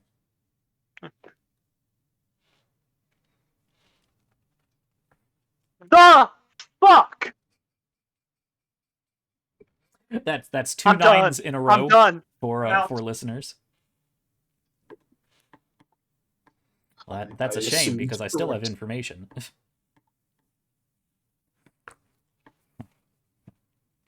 So the initial check, the intelligence check, was for finding usable information or information, and subsequent history checks or anything else is the depth of the information you found. So you still get stuff. The flower associated, the lover's bell, and by extension, the Innsdablu sprig, did become more widespread and more well known and grown throughout the region since her time, which spiked for a few decades or so after her passing. Leveled off for a couple centuries and has since declined as just another pretty flower that can be used to make dyes, but is super, super, super dangerous. You would know that it's not often grown in mass quantities because it's dangerous, and there are really other less dangerous things you can use for red dye. And actually, not even. I mean, it does come out as a very vibrant pink, to be honest. So, which is a color that really doesn't come up all that often, but enough that it's a sort of luxury item, but not grown in mass quantities. You would Comes up know a lot once. Hmm? Came up a lot once. Yes. Moridesta. Yes. Okay. Moridesta's Demoliva. Confirmed. I knew You it. would know, taking a look at world maps over the passage of time, or Sann'Kett maps over the passage of time, that the land for probably the first 50 to 75 miles up the River Sanz was pretty much used for agriculture and the sprawling suburban community. Outside of that, probably 3-4-ish days up the River Sanz is when you start getting into a little bit more. You start getting into the floodplains area.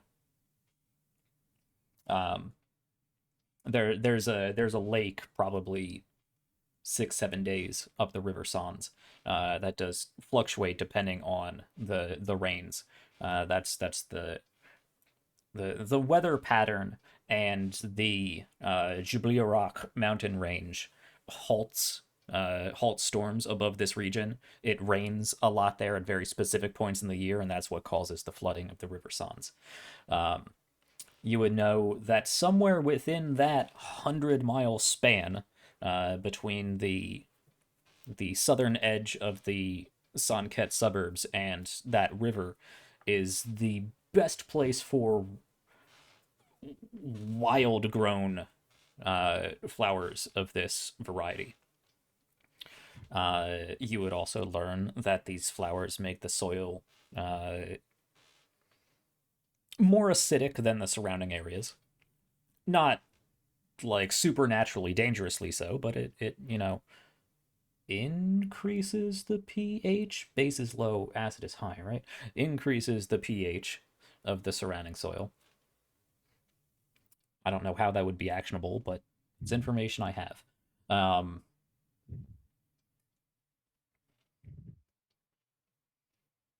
You said that was 100-mile area where that would be likely. Yeah, but you would know, and Shliva could corroborate that there's only, at least until you get to the actual. I don't think floodplains is the right word, but where it rains a lot, it might be floodplains. There's maybe 5-6 miles of usable soil before it is overtaken by desert. So it's a long Gotcha. strip, but it's only so wide. Cross-reference that to how long it would likely take a parade to travel for 7 days. You get a general idea of where in 1 to 2 hexes you may find something like this. That's true. Whether that field of flowers is still there or not, we'll see. Fair. Is It's that the 2000 same years. direction that the crops and were blighting, people were getting sick? I mean, the river. You're at the mouth of the river where it exits into the sea. Oh, So following the that's river, right. Everything is everything the same down, direction. everything up the river is going to be south. Yeah. Yeah, right. Gotcha.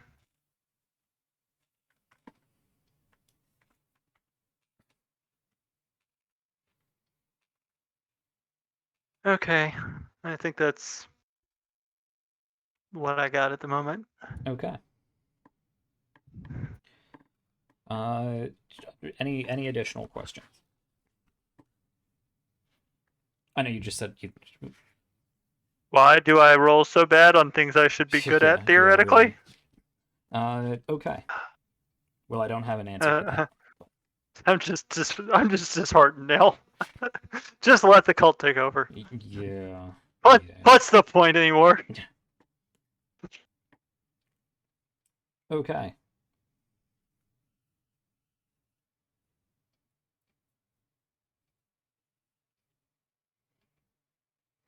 And I think that more or less covers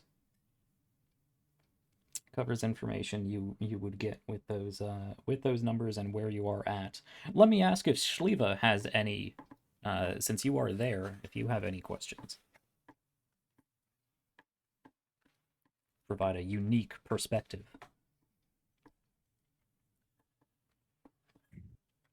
Oh, it is so hard to formulate questions when I don't know which character has what knowledge and in what order I have received said knowledge.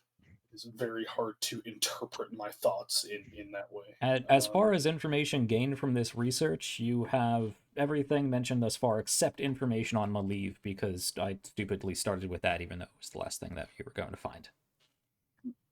Right. I more mean my other characters and what Oh. information and knowledge they have compared to what this character has, compared to what I have and what questions I want to ask as a player.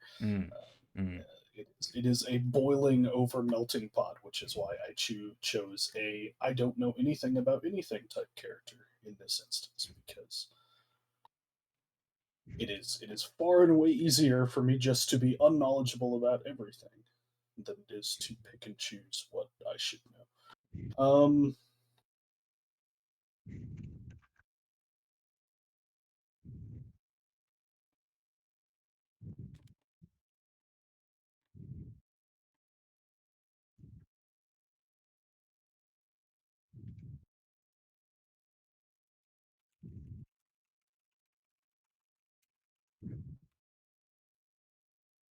I don't think it is at all actionable, but Shliva wants to know about the elemental plane of fire presence that she found. If there's any time that can be spent in researching that, quote unquote, but I think that is not actionable nor relevant. Yeah, that's not really. I'd say you get limited information from that because Anders trying to keep you on point. But you would know, you would learn, because Shliva probably doesn't have this information already, that the smoldering expanse is to the south, just past the Jubliohak mountain range. Once you go more than 50 to 100 miles past that border, it becomes unlivably hot. It is believed that that is a breach into the elemental plane of fire itself, dating back to some pre-modern era, where the primordials almost succeeded at sundering Eos. That land has only been explored, like I said, maybe 100 miles south of that border, before it just becomes too unbearable. But it is rumored that that area has all kinds of strange primordial fire elemental monsters and all kinds of ridiculousness. But it's kept to the south because they can't get all that far out of the fire plane before it becomes too cold for them and too far away from their elemental anchor. The hot presence, the sort of fire elemental planar essence you found from your commune with nature, was far too close to be the actual smoldering expanse, but you do know that given the or you could learn, given the proximity to the elemental plane of fire and the smoldering expanse, that the barrier between this reality and the plane of fire is weaker here, and therefore small pockets of fire elemental planar portals may pop up sporadically in places of extreme heat in the desert, sort of randomly, just as you would know as Shliva. Random portals and influences of the Feywild may pop up in areas of particular overgrowth and Naturiness. whatnot. Naturiness, yeah. I really want to go check out that smoldering expanse place. Sounds cool. Not temperature cool, but you know. And I did actually That's funny. come up with something else. Very minor, and again, probably inconsequential, but what can I learn about the properties of the Instablu sprig other than what's already been given to me? Is it likewise extremely toxic or useful in any other way than to cross-pollinate with the lover's bell, or it can act if manufactured properly as an antidote to the lover's bell poison. The word insdablu is actually Old Sannite for fuzzy penis. So that's basically the extent of it. It is heavily associated with Persicus, just like the lover's bell is associated with Demoliba, and they are often, or at least were often, found to grow naturally together. Usually in a much smaller proportion, smaller amount of insdablu to a larger amount of lover's bell. You know, when you mentioned it had a mushroom-like top, I was like, I wonder if, and I decided to leave it alone. Yeah. You'd be surprised how many plants out there are natively referred to as genitalia in their native language.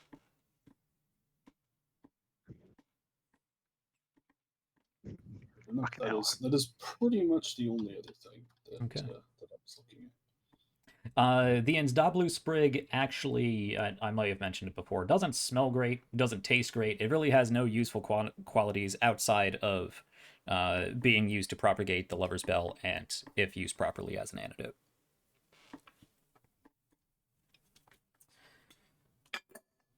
Okay. And I think that's about all you can get from the public library.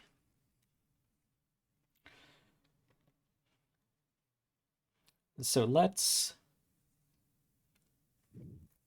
head back over to the arcane census with Sevgi. Tali no longer being there, but you can chime in if you want, having left some notes or whatnot of things to look into.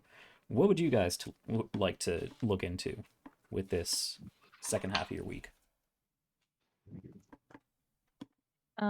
Let's see. Well, Arlene made a good point that Tali and Sebi most likely would have talked about what they both found individually. One thing that I kind of brought up was, I guess, the note about Persicus, and I was probably going to look more into that, if possible. Note about Persicus? What are you referring to? The scrolled in note about the story of Demoliba's aid doesn't hold up, I believe. Yeah, it was that one. That it was weird that he abandoned his brother. The only explanation was that Demoliba brainwashed him, I believe, is the note that was scrolled into the book.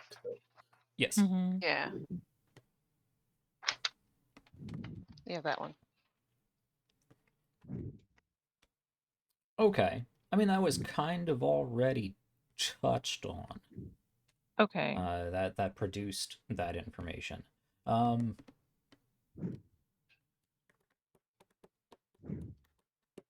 Well, I If you have guess. additional questions, you can ask those. But if you want to specifically double down on this research, I could give you another history check with disadvantage.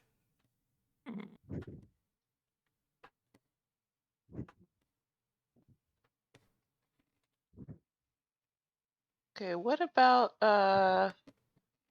yeah, how Dima Liba is was turned into a saint of Lessedana.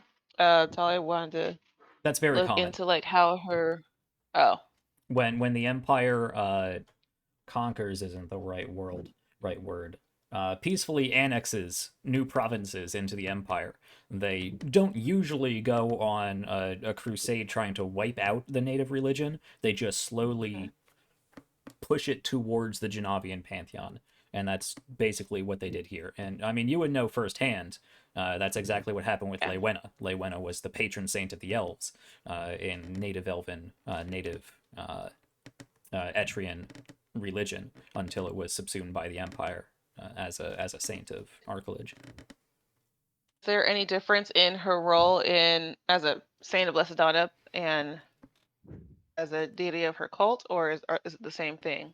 As Damala Patahar, in the original Sannite religion, she was quite a prominent figure. Now she is only a lesser celestial figure that nowadays really is there's no reason to call on her.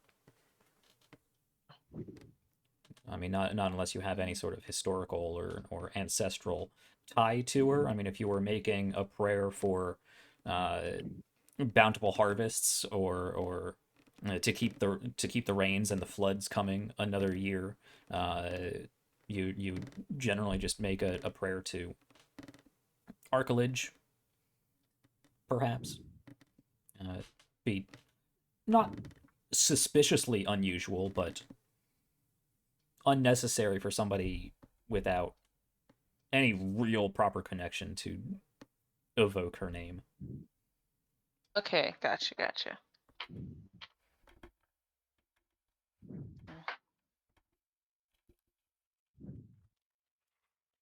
Let me also note, and it may be reiteration at this point.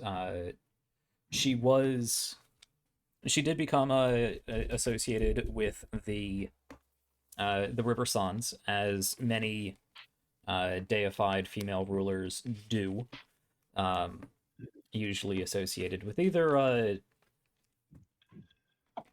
a particular area, and that area would be that sort of 7 days procession march. But has since through the course of time, you can't pinpoint an exact area of where that is. But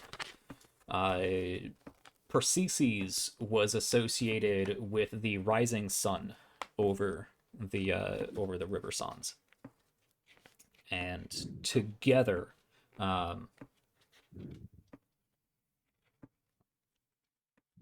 looking at it from a historical context with information about the funerary process or procession, you would note that it's likely that their resting place was buried somewhere on the eastern banks of the River Sanz.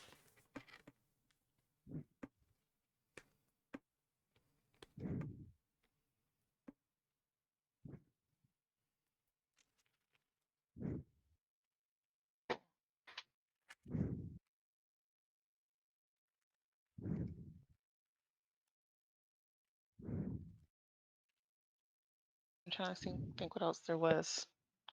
Probably would have asked Sevki to look into.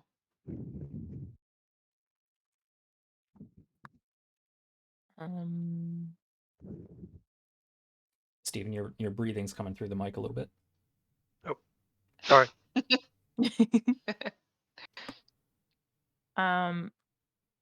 I And you didn't roll great on that second check, so you don't have much more you can get from this. But if you have additional questions, do let me know.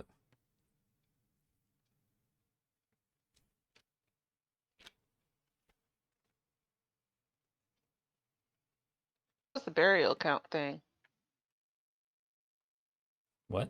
As it said, the burial accounts had been altered or changed somehow. Is it possible to find out original one said, or is that just too high of a You got DC? all the information you could find given where you are, the access you have, and the numbers you rolled. And what about Is red there like feathers? yeah, that was my next one. What's that? Let you go ahead. Oh, I guess if any information about like any type of symbolization for like the red feather that was found or anything like that. Okay. Like if there's like, any like spells or anything that were used for that red feather and where it came from, I guess. Roll me a history check and an arcana check. Okay.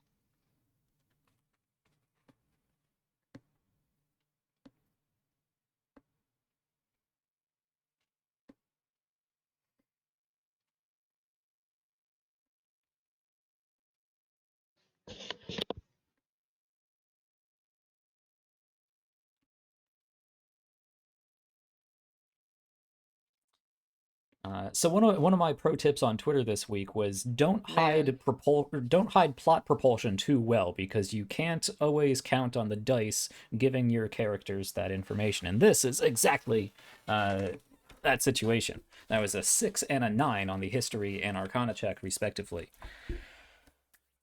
Okay. With that, you would find the most basic information. This feather belongs, or I should say belonged, to the red crescent heron, a bird that has been long extinct. Ooh. Wait, that's not good. That could have been worth some money. Yeah, probably. Very rare feather. Very well We preserved. just burned it. Yeah, and you just tossed it in the fire. Oh, Yeah. whoops. Oh well. Too late now. Yeah, that Yeah, belonged that's in a private awful. collection or a Hilarious. museum or something. That was a valuable feather. Shouldn't have just stuck it on somebody's belt. Yeah, Other exactly. than that, my God,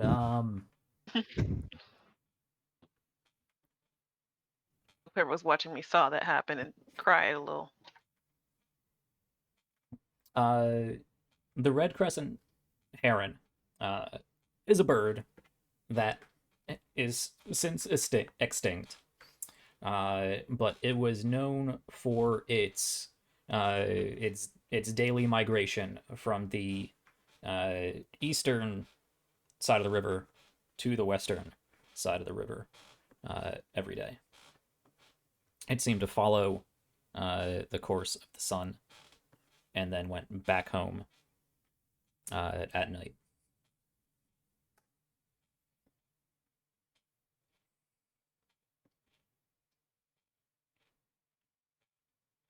I think that's all I can give you with a 6 and a 9. No spell associations? Not with a 9. Mm. Unfortunately.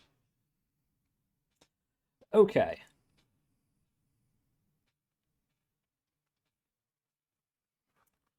I think that's about all we're going to get up to as far as this research. Anything further will require new questions, new locations, and more time. Yeah. But before we get to that question,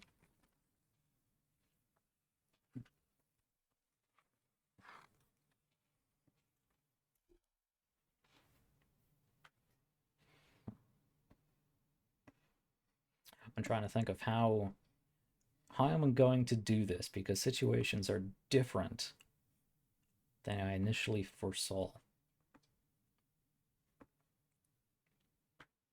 Because we rolled like ass. Or because And did we do the it or did Keyless, Roll20 do it? we initiated the rolling like ass.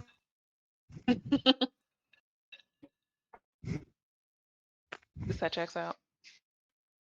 Yeah, I don't know about you guys, but my first roll in 2 weeks was a 20, so Mhm. I don't want to hear about it. I am You did have assuming a pretty good perception roll. that Shliva, you are staying in the research room. You probably have no reason to go out into the library proper, right? Yeah, I unless it is asked of me to vacate or to fetch something, Sure. or on the occasion that myself or Krushka need to relieve ourselves, or potentially to get food. Mhm. There's a lot of Yeah. maybes. Yeah, let's go with that. We often overlook the mundane happenstances of the day in fantasy worlds, going to the bathroom, getting things to eat. Ander, in one of these instances when Shliva and Krushka get up, they decide they're hungry and want to go out. Actually, there was some time spent with the two of them, Tali and Shliva doing their own thing. A period of 2 days that overlapped into the second line of research, where you were alone. She was actually But with Tali right now. no, this would happen. This would happen right at the end. This would happen right at the end.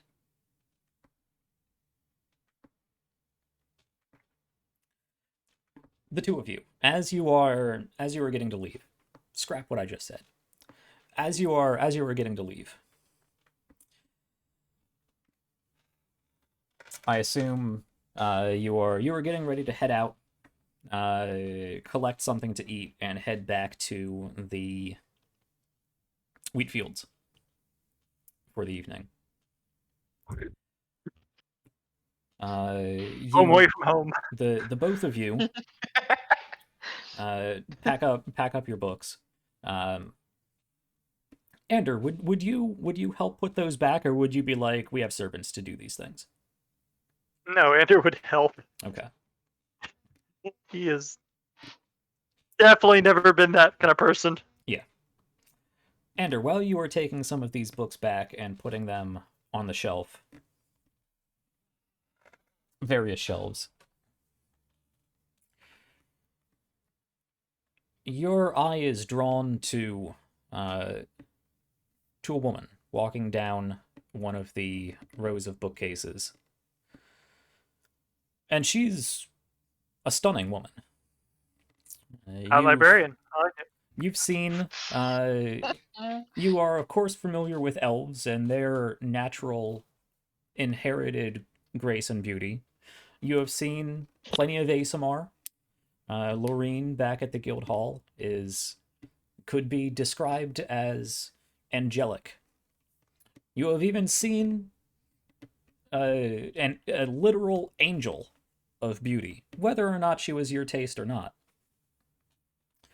But this woman is stunning, enchanting. Tall, but not too tall. Slim, but shapely. Has a nice sense of fashion without being gaudy. An appropriate amount of jewelry for the area, which is more than most places. Various accents of gold and lesser expensive gems ornating headdresses and different accent pieces, bangles and rings and whatnot, but not to a gaudy extent, not overdoing it. Not a tunic, but a Sannite type robe or wrapping of layered whites and reds. And a thick mane of glossy black hair that seems to sway and bounce despite its volume. It's an exceptionally beautiful woman, but not something that would invoke a charisma save. It's not supernatural. And she... I would say bring it on anyway, but after how I've been rolling, maybe not. Sure. I don't trust my +9 even. Sure. And immediately, Ander looks up, notices a beautiful woman, and goes back to what he's doing. But she does walk in your direction glide in your direction is more appropriate. Not physically hovering off the ground, but her movements are fluid. It's as if the wind itself is swaying her down this hallway.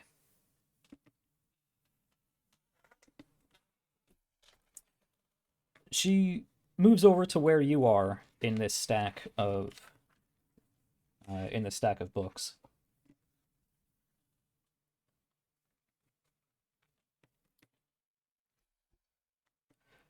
And approaches you, doesn't touch you, doesn't call for you. Moves over close enough that you do instinctually look in her direction. She gives you a smile and twists, a fluid twist towards a table nearby. Glides over, slides into the chair, throws a hand up, and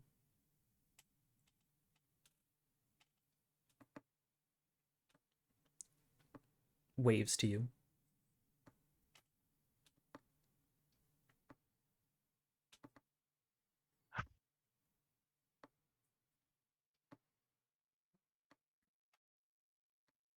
And I haven't, at any point in the week I've been here, seen her before. Oh, you would remember if you did. Right, that's what I'm saying. Deeply suspicious of this.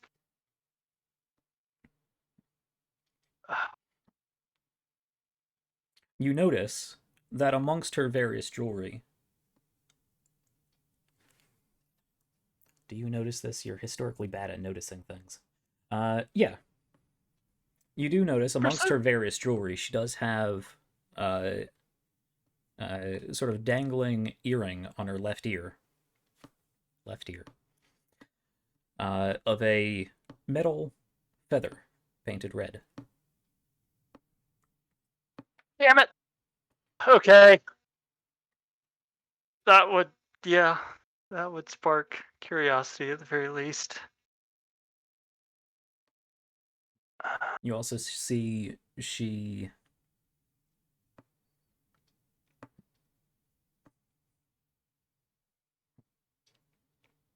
amongst her layers, all the finest of linens and silks, a variety of colors from white to a deep red. There does seem to be a single sash that is a bright pink. An accent piece at most.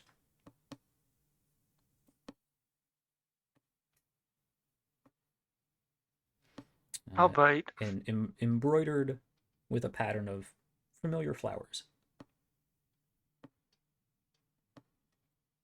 Guessing they look a lot like the lover's bell flower. They do, if an artistic representation, yeah. Yeah, all right, I'll bite. Finish putting up whatever he's putting up and walk over to the table she's sitting at.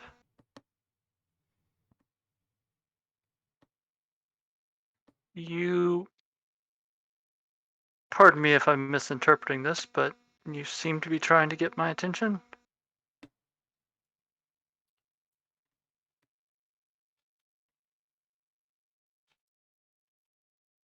Yes.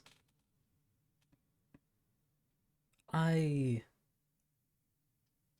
I noticed you are not from around this area, despite how fetching you look in our attire. I am, as you would say,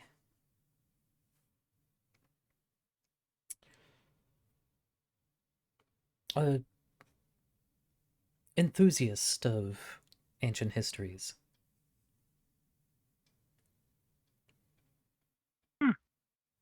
And I noticed that you have taken an interest in, well, a mutual interest of myself and friends of mine. I kind of point on Ander to wherever the sash is on her, specifically kind of where the flower is. I assume we are referencing the former Queen Dimaliba.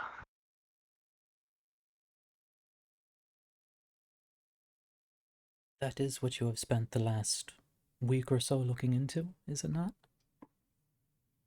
It is. How, out of curiosity, how did you know that? Well, as I said, myself and my friends keep an eye on these materials. They are some of our favorite reads. And once again, just kind of point to his ear. I suppose you may have been the ones that were keeping an eye on my friend then? It is possible, I suppose. I have been keeping my eye on you. It has not been a burden.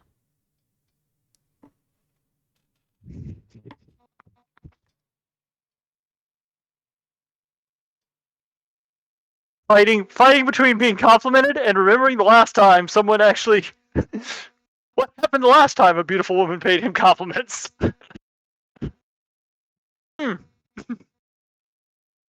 Dangerous shit. Yes, I have been doing some historical research.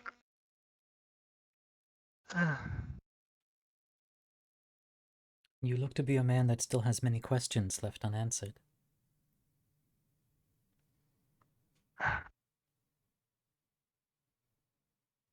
I suppose so. I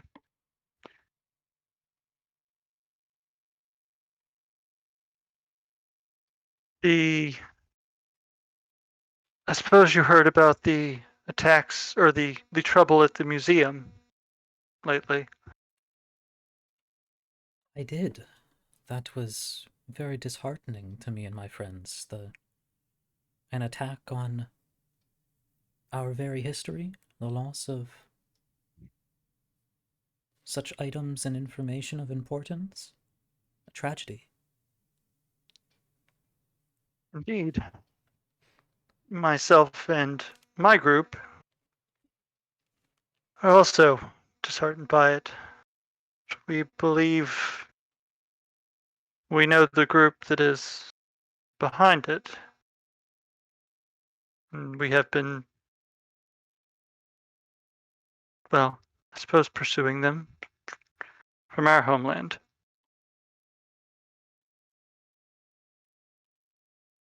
Unfortunately, they always seem to be a little ahead of us.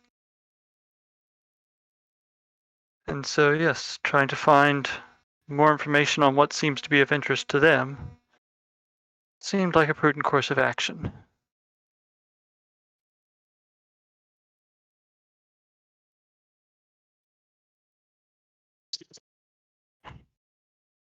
Well, that is news, isn't it? I would say that as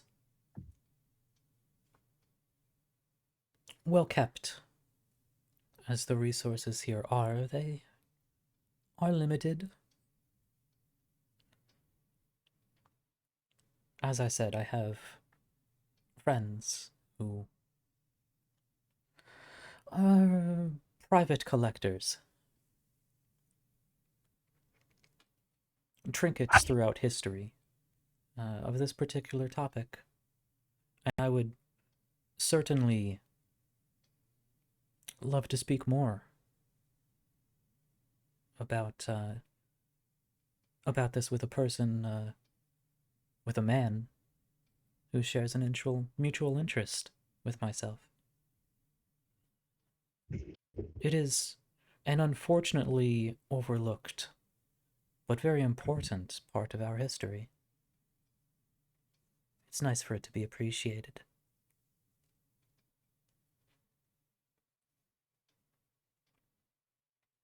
Roll an inside check on her. Sure. I don't expect it to go well, considering, but I just saw the Are you trying to incite anything? God damn it!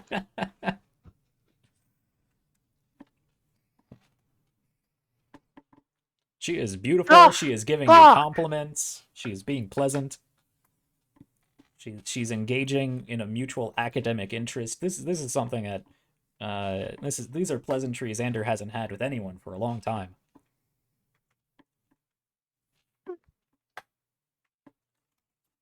Good pleasantries with God damn it.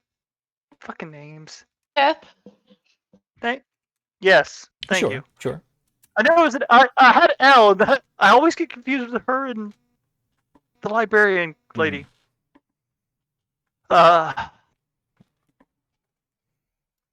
She is obviously hinting that that she would like to continue this discussion elsewhere. Yes, and is intimating that she has both potentially more information for you and would like information from you. Other than that, you, aside from very obvious suspicions, I feel like Ander is not enthralled because you've put off the very advances of a celestial being. A mortal woman, even of her caliber, isn't manipulating you, Ander, not today. But she is beautiful, and she knows what she's talking about, and it would be a lovely evening to discuss history with her. Right. It was more trying to figure out if I trusted her or not, but I suppose I do. Yeah. There's considering her role. Yep. Seems legit. Just real quick, your name doesn't start with M, does it? Why, it does. What an odd coincidence. Why would you ask that?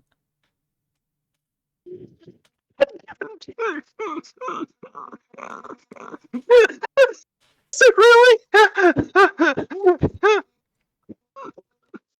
And just no reason. Yes. I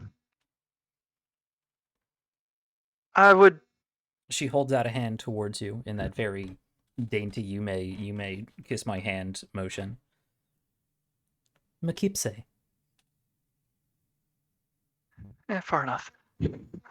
Ander. It is a pleasure to meet you. Same to you. Hopefully we can provide useful information to each other. I have a place where me and my friends like to discuss such matters. It is very comfortable. Drinks and refreshments, if you are free this evening. Yes, I don't believe I have any prior engagements. Lovely. Would you mind escorting me there? It is getting dark. Of course. Let me just inform my companion, and we can be on our way. Yes, what is Shliva doing, noticing that Ander is taking a long time putting these books away? Wonders where he's at. Yeah, okay. She's just standing, presumably in the research room, just idly petting Krushka's head. Unless Ander had her wait outside for him or something. No, he was just going to put up books, so... So, yeah, Ander would return to wherever she was. Do you ask to be excused to go talk with Shliva, or do you stand up as if you were going to, get her on the way out? Well, I specifically kind of gestured back, said, "Let me go, let my companion know," and gotcha. Kind of, I'll come back and. So yes, get up and kind of go walk back to the research room. Find Shliva. So, I may have found a lead, though. A number of warning. Dinner time now. We're gonna go eat, right? Krushka's hungry. She gets angry when she's hungry. I can imagine. Can you make it back to the camp by yourself? I'd rather not, but I guess.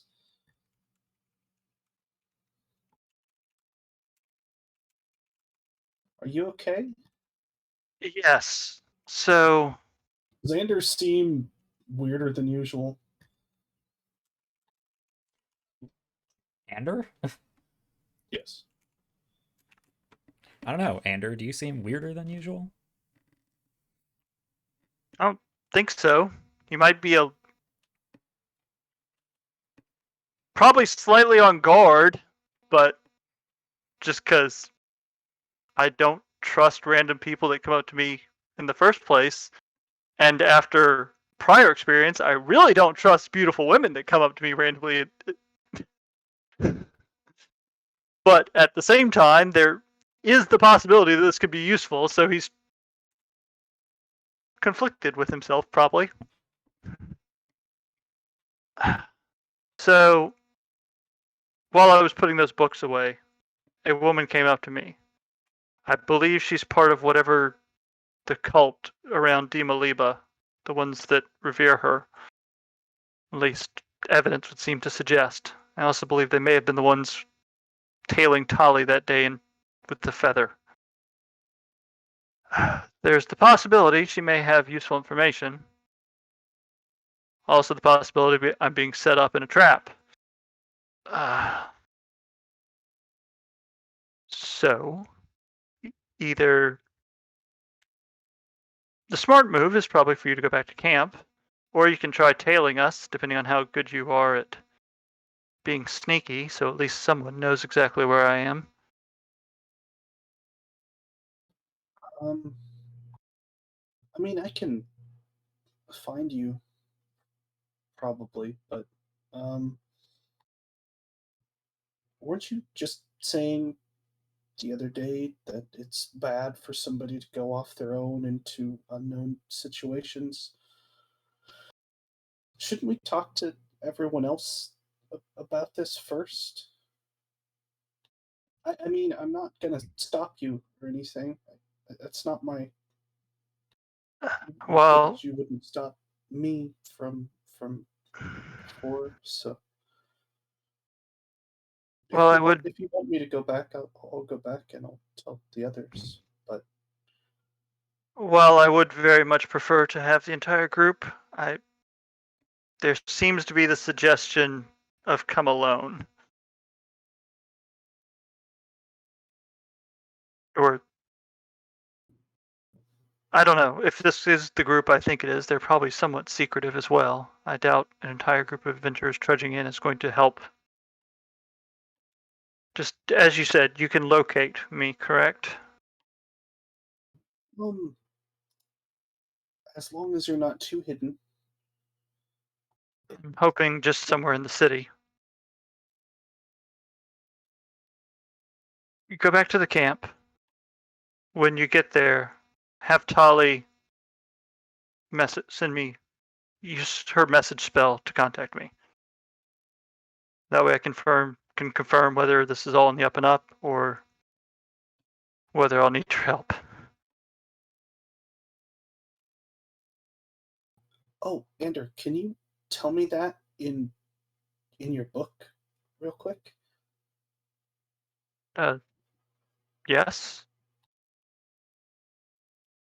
Pulls out his book and writes what he just said. Shleva thinks back to you. I could make her give us the information you want.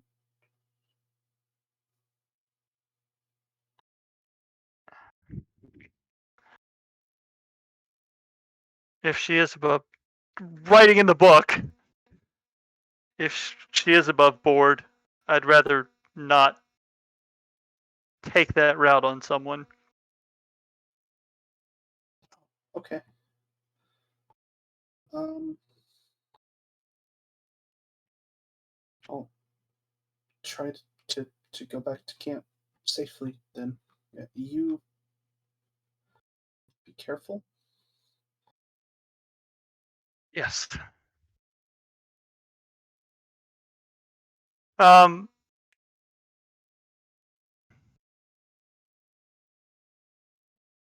quick while I'm in this room, I'm going to cast Detect Magic. Okay. Open the door just long enough to get kind of a visual of her, and then dismiss it. Okay.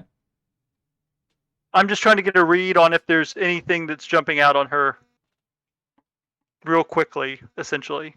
I don't obviously want to walk back to the table considering the noticeable effect it has, but yes. But I'm hoping if I just open the door, I see it and then dismiss it, because in theory, dismissing it should just be a thought. Mm-hmm.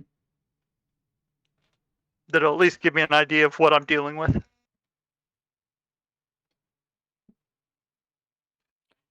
You detect a minor abjuration or from her. Okay.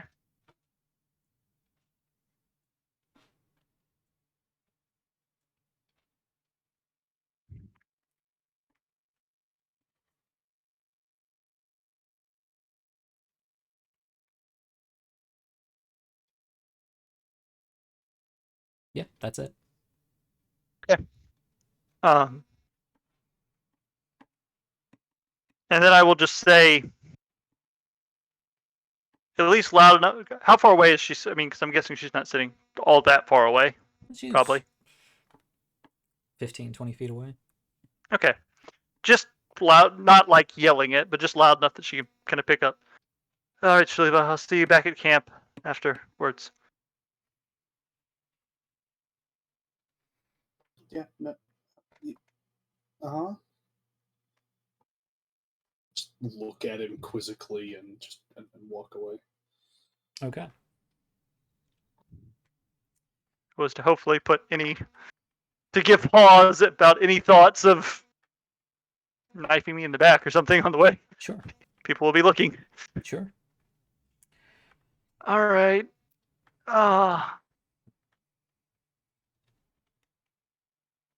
And I suppose I will escort her.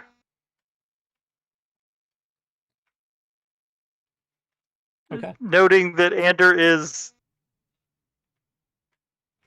about as outwardly trying to be very hospitable and nice, on edge, like crazy internally. Like,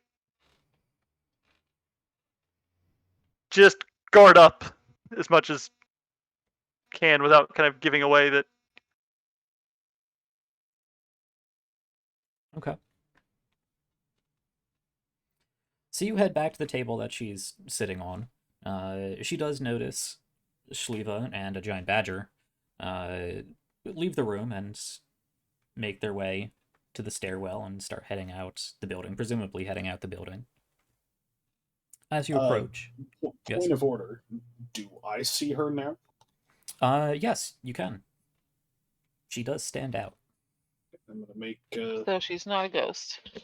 I'm going to look at her enough to get an image of her in my head. And probably staring far longer than Sure. is normal for a passing glance, but She's as attractive as Jack says. She's probably somewhat used to it. Mm-hmm.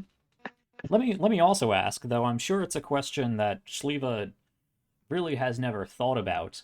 Is Shliva attracted to women?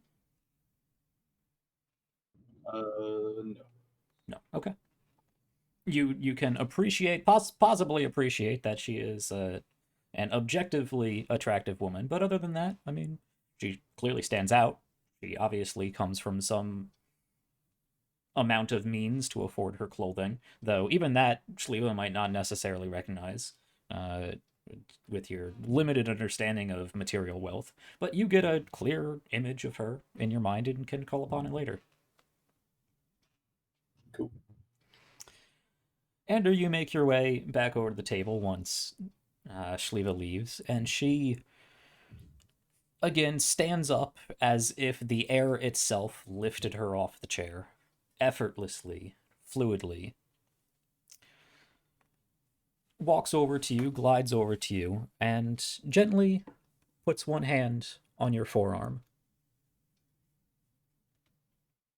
In a sort of, you may escort me sort of fashion. All right. And she says, "Oh, will your friend make it back home all right?" She should be able to find her way to our camp, yes. Good.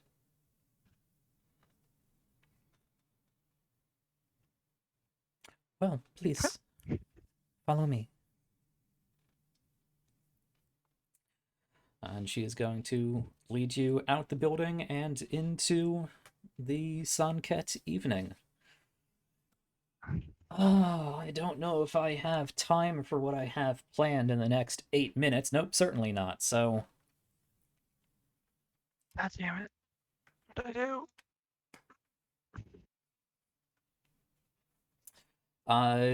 What's this lady's name again? Mekipse.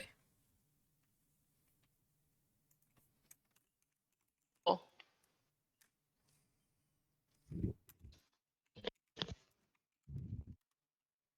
There you go.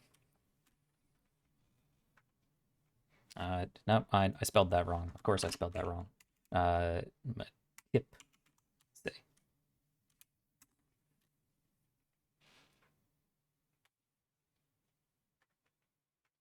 you spelled. Oh, okay. I was gonna say. Yes, the P is I thought you before the spelled it the S. same, but never Yeah. mind. Yep. Makispe. Cool. Okay. Let's actually leave Ander exiting the building with this beautiful woman, and pan across the city as Shliva, Tali, and Sevgi, presumably, unless you're up to anything else, make your way back to camp. The three of you, returning to behind the wheat field, notice that Ander is not there. And Shliva is walking up with Krushka as normal, but otherwise without Ander. Unusual.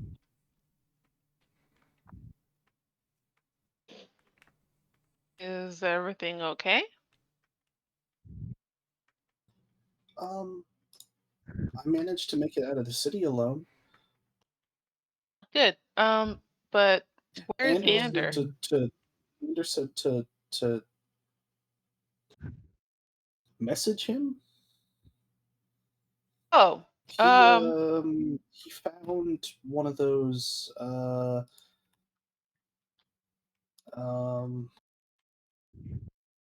hairdresser prominence ladies and went to her house. He said it a was a lead. hairdresser's house? The hairdressers of His prominence. hair has been getting long lately. Oh, okay. Gotcha. Okay, okay, I'll send a message to Ander. Hey, Shliva filled me in. Where are you? Are you okay? Please write down that message, and we will get back to it next week, because this is happening an Okay, hour cool. after Ander left with the pretty lady. Right, which was kind of Okay. the idea. Hopefully by then I would get there and Yeah. have an idea of how screwed I am. Mhm.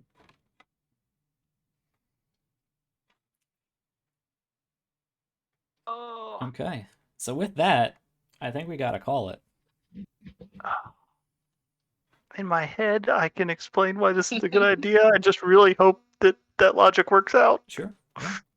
If there was anyone who wasn't going to convince you, it was me. So Yeah, I was thinking some after show insight for free here. I was thinking when I originally wrote this out, Ander's probably going to be at the library on his own. The two arcane census capable people are going to be in the arcane census, and Shliva, I don't know, on a boat out in the desert somewhere. But then I was thinking, how do I get Ander and Shliva separated? How do I handle... Oh, it really doesn't matter.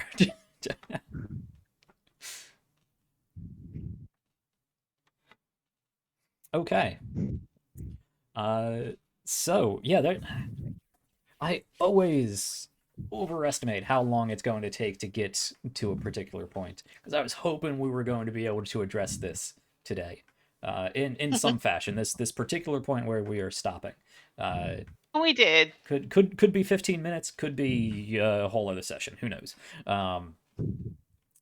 So we'll see where we pick up next week. Presumably, Taylor will be back with us, in some way, shape, or form. And I think you guys have a ton of new information, some of which should, I hope, be actionable. Things that can definitely be put together that I welcome you to muse about throughout the week. And then we can figure out where this pretty lady is taking Ander.